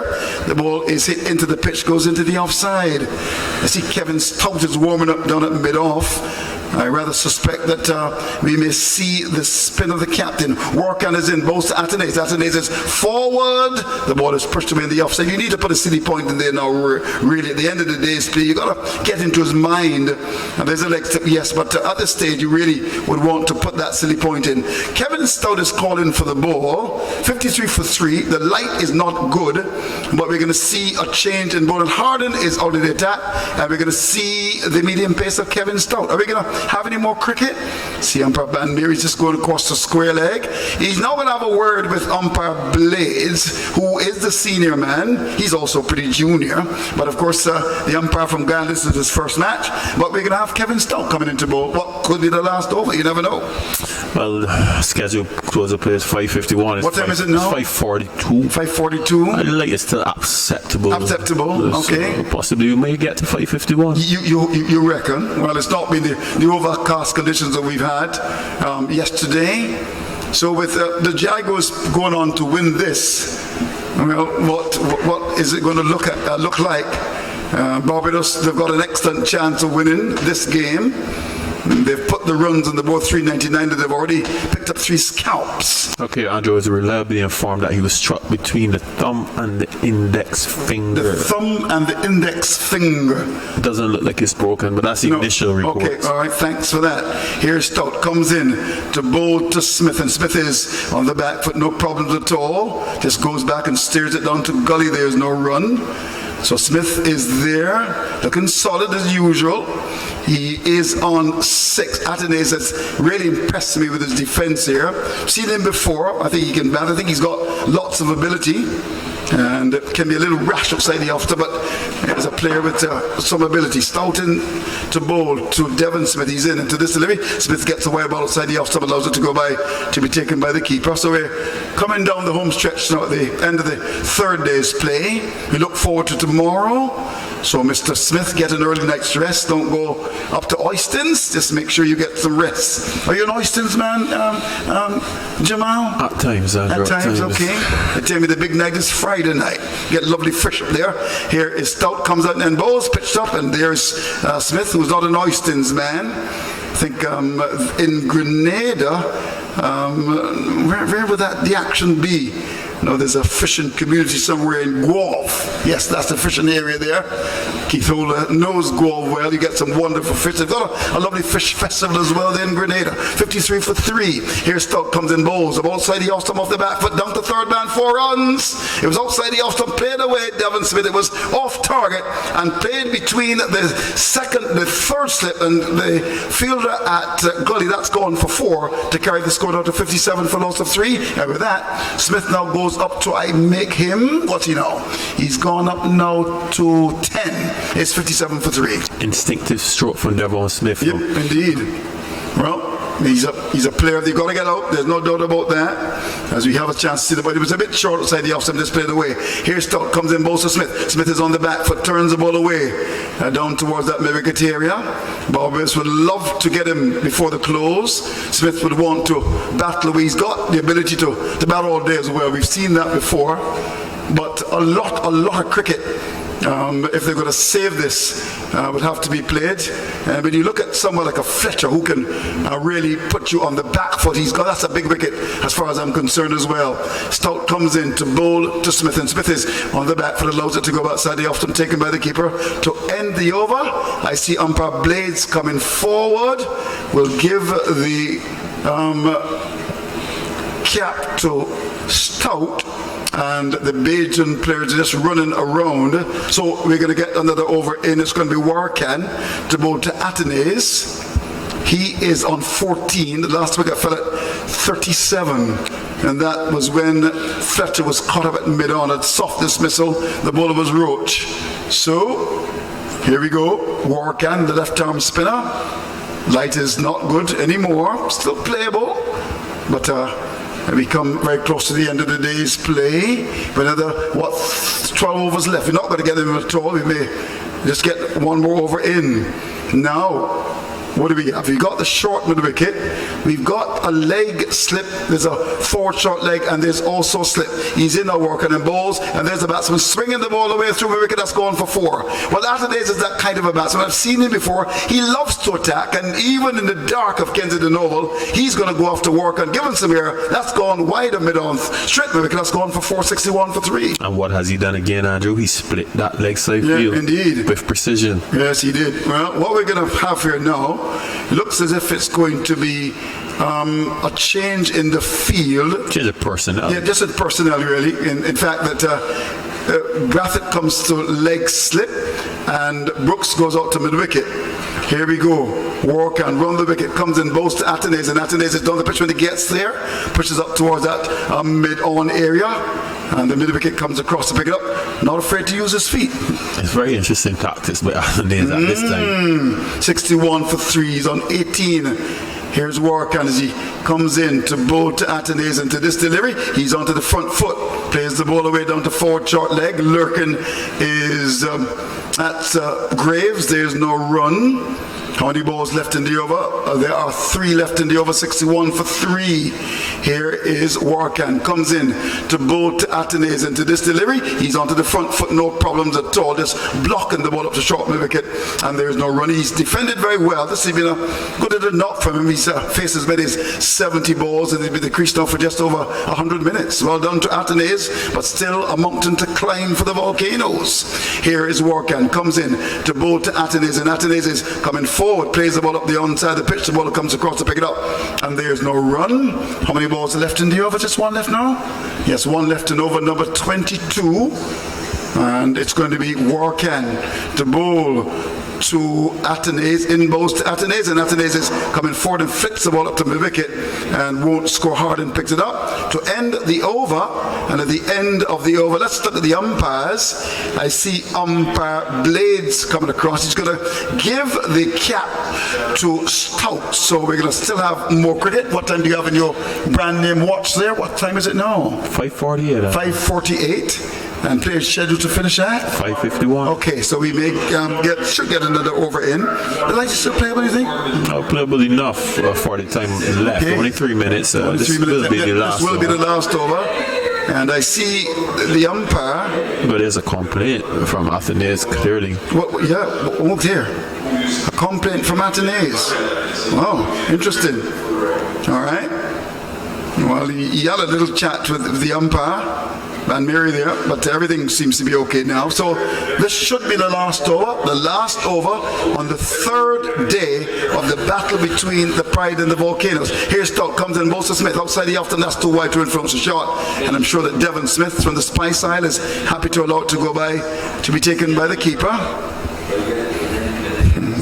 Wonderful, wonderful fish you get there in Grenada.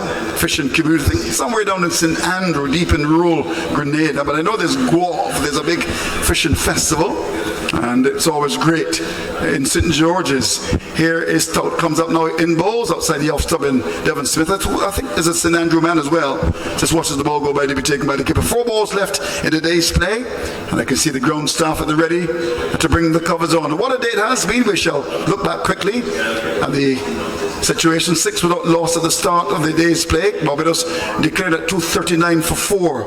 Here Stout comes in and bowls to Smith, and Smith gets a wide ball outside the off stump, and it goes by to be taken by the keeper. I would think he will want the batsman to play here. Stout bowling too wide, and Smith just watches it go by to be taken by the keeper. So today, Barbados, as we look at the day's play, Mosley leg before to Hodge for 60. Brooks was bowled, well, a good piece of cricket as well. Hodge, the bowler, has Stout is in and bowls outside the off stump, and there's Smith going back, pushing down to mid-on. There's no run. So Brooks was bowled by Hodge for a duck. Brathwaite caught Hodge at gully off Jordan for 49, and then it was Norwich leg before to Jordan for 2, and then big partnership in quick time. 2 mirrors not out 62 from 43 balls, 3 fours and 2 sixes. Graves 55 not out, 78 balls, 2 sixes and 3 fours. Here's the delivery, which is on the line of the leg stump. Ball by Stout, and this worked way down to square leg for 1. Is 62 for loss of 3 as you come to the end of the third day's play. How many balls left now? 2 left. 1, Andrew. 1 left. So 1 ball is left in the day's play.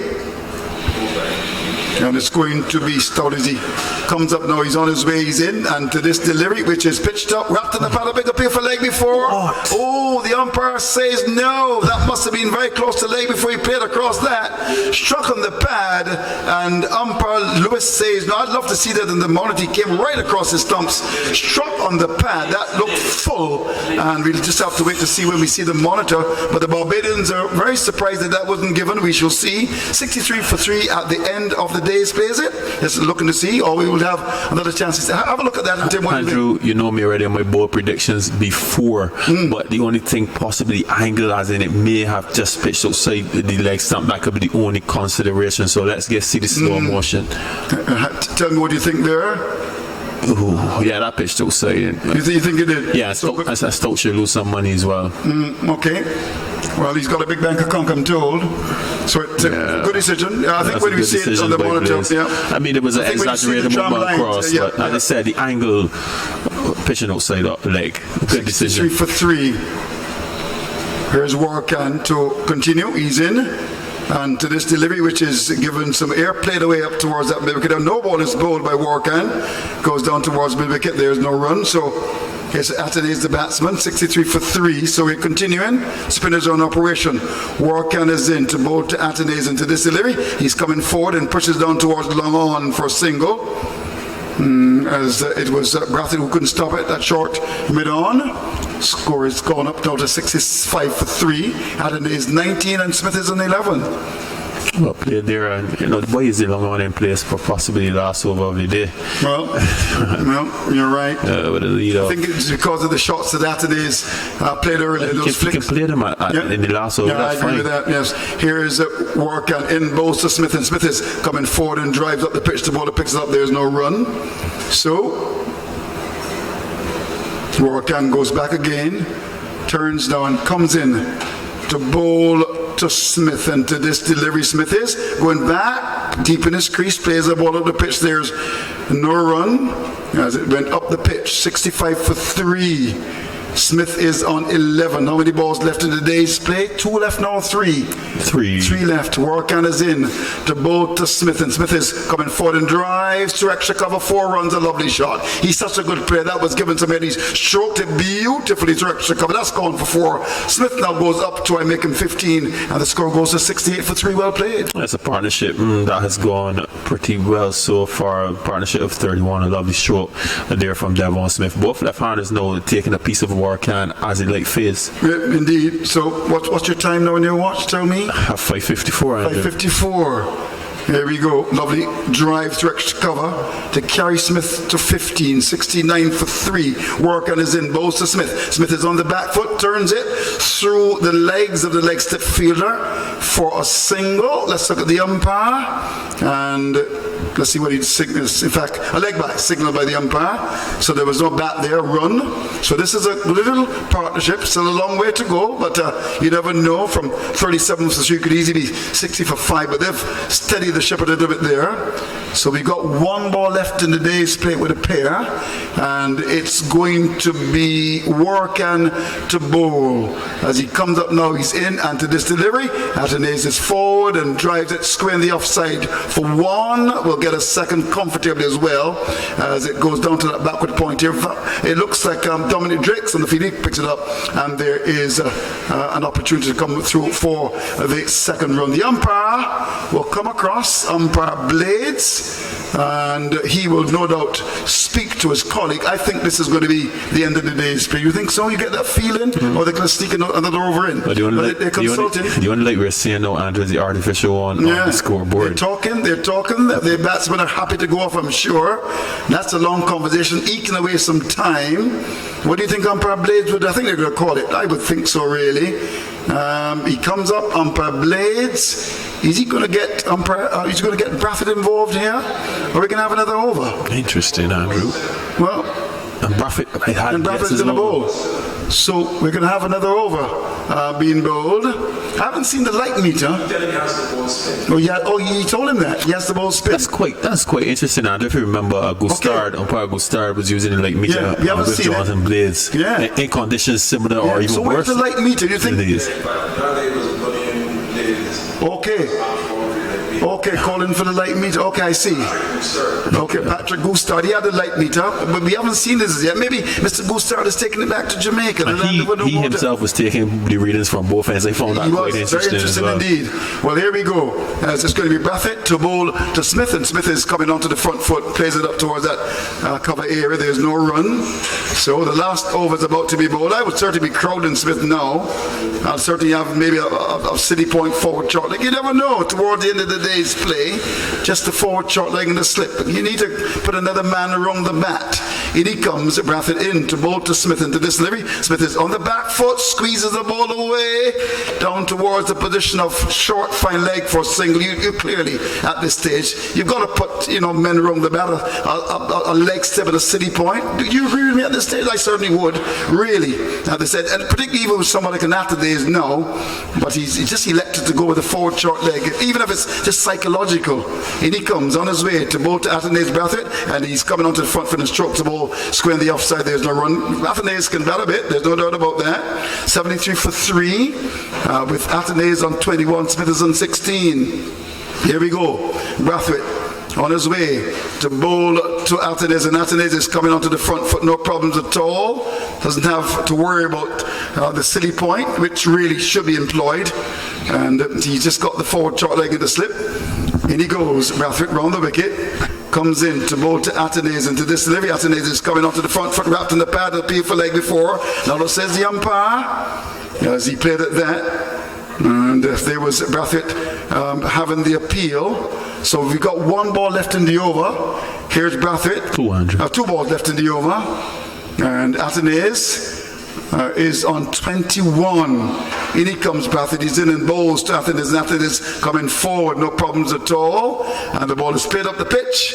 Umpire Blades will come across, catches the ball, and we're going to have another discussion. I think this could be it. I would think spin or no spin. I think we're going to call it off now. 73 for 3. They're talking, the two umpires, and let's see what happens here. And we are going to have another over. It's at the end of the day's play. I think it is the end of the day's play. I can see, yes, it's the end of the day's play, and the umpires consulted, and I think a good decision taken.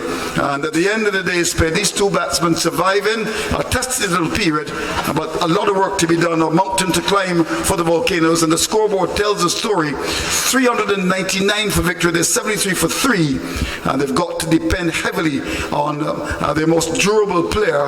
Of course, we're talking of someone like a Smith. He is on 16. With him is Athenaeus. He's on 21. The two have battled away in adversity, and importantly, Jamal Smith not another loss of a wicket, because at one stage it was 37 for 3.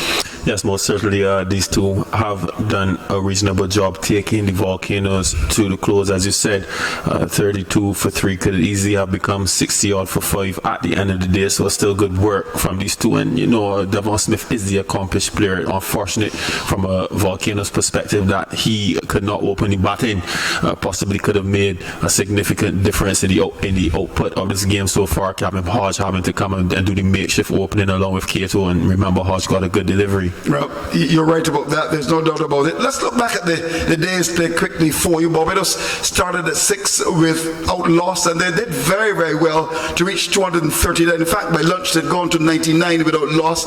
And then there was a little period, Jamal Smith, and they lost wickets. But again, batted number 6 in a critical position.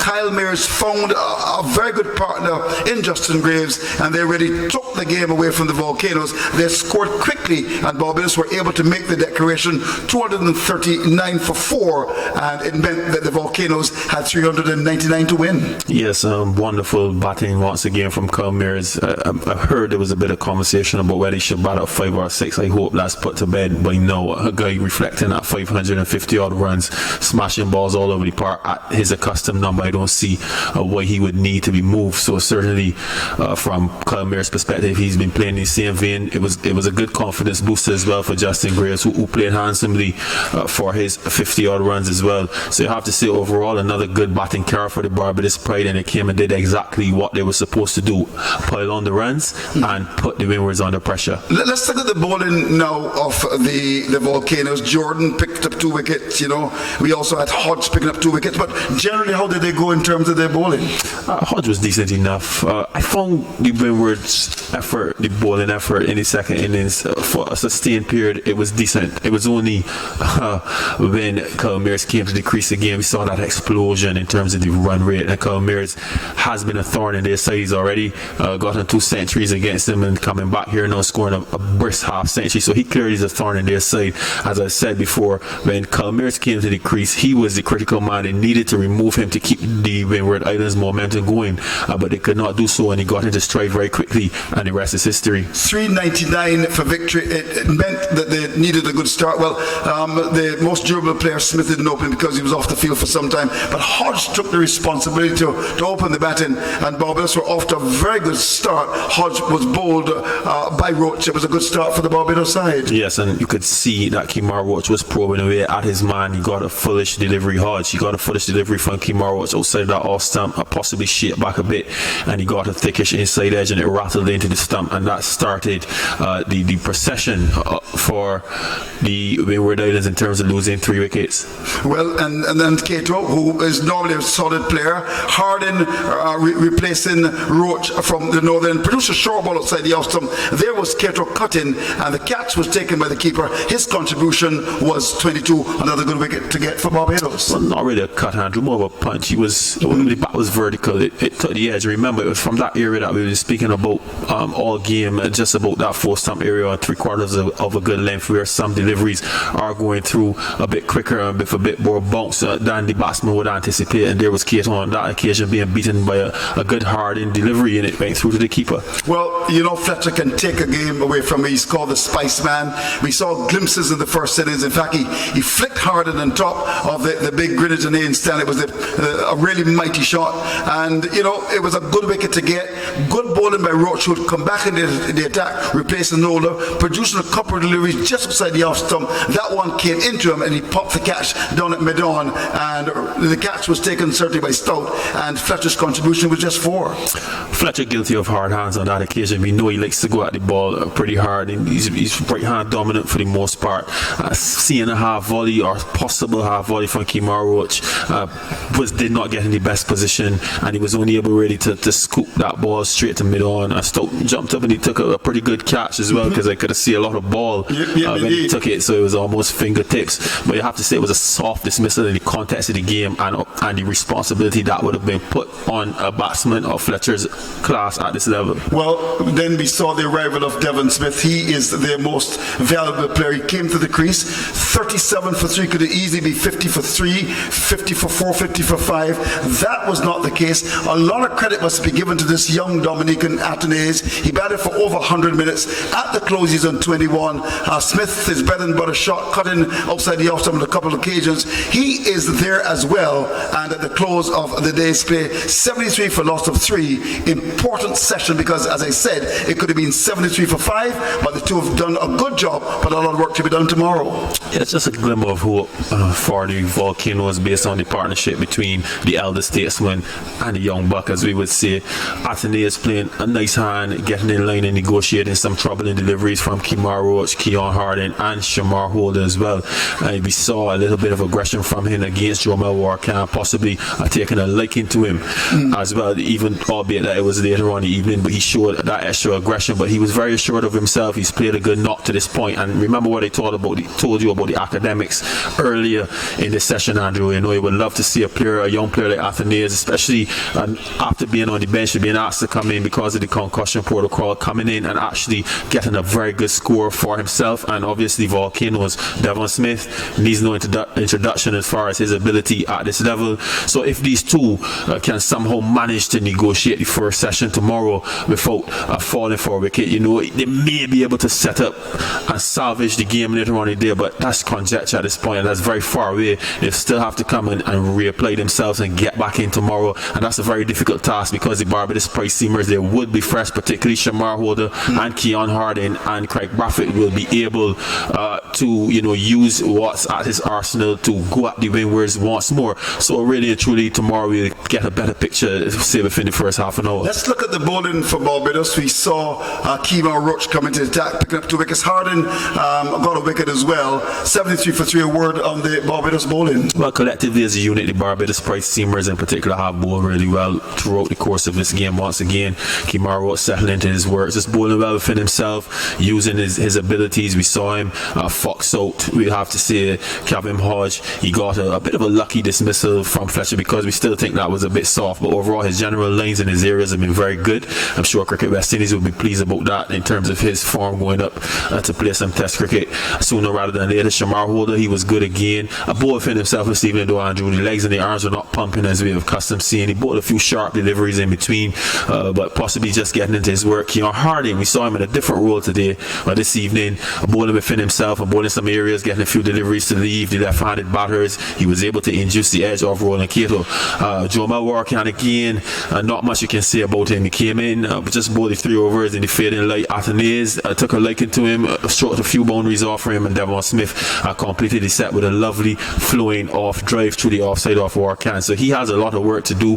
Personally, Warkan, he's not gotten into this game, but having said that, tomorrow's a prime opportunity for the 3 Barbados seamers, possibly along with Kevin Stout, to come out tomorrow, all cylinders firing, and look to dismiss the Volcanoes. Well, 417 to Barbados, batted the second time, 239 for 4. The Volcanoes 258 and set 393, 399 for victory. There's 73 for loss of 3, and tomorrow is going to be a day that could prove a couple of things. Can the Volcanoes bat for a long period? Will Barbados go on to win? It should be a very interesting last day, Jamal. Well, it would be interesting in the context of the game if Devon Smith and Athenaeus can push Barbados past that first session. Other than that, it would be of academic interest because we have to say that the cream of the crop will certainly be taken out of this Windward Islands batting lineup. So they have a lot of work to do that next pair because it's only really Emmanuel Stewart and then the all-rounder and then the bowlers, Kotoy, etc. So it's a lot of work for this pair to do. They have to be there. Someone, if not both of them, have to score a century in order to take this game past the first session and into the last 2. Yeah, so lots of work to be done. So we want to thank you for being very much a part of the broadcast. 417 to the Barbados team, and that in the second time, 239 for 4. The declaration came, and by the way, this young man batting very well, Kyle Mears, 579 runs. We can't leave without talking about another good performance by Kyle Mears. That's 579. Oh, tremendous. Powerful runs. Powerful runs, big man. Yeah, we've seen a lot of powerful strokes and a lot of robust strokes, robust batting, and he's coming at some very ticklish positions for Barbados. 100 and something odd for 5, 80 odd for 5, 40 this for 5. He's coming at some situations whereby the pressure could have easily got into him, but he's a transition batsman, Andrew. He takes the game to or from the opposition, and that's a wonderful asset to have, certainly consistently at this level, a guy that would come out at number 6 and not only bat with intelligence but bat with power as well. It really pushes back the opposition, and that is what Calmeres has done all season long. And I have to say, Andrew, he's neck and shoulders, head and shoulders above everybody else in this competition so far, and the sky is the limit for this young man. There's still about 3 more series. Who knows, he could possibly challenge that 1,000 mark. Yes, indeed, and he certainly got the ability. He's batting with a wash pan of confidence. So 417 and 239 for 4 to the Barbados side. They made the declaration. 258 coming, of course, in the first innings for the Volcanoes, and batting a second time. Set 399 for victory. They are in a spot of other on 73 for a loss of 3. And they tell me that if Barbados wins this game, there's going to be a roadblock like Shaggy. Strike up the band, we're going home. Andrew Mason, on behalf of the entire team, saying goodbye from the region's Mecca.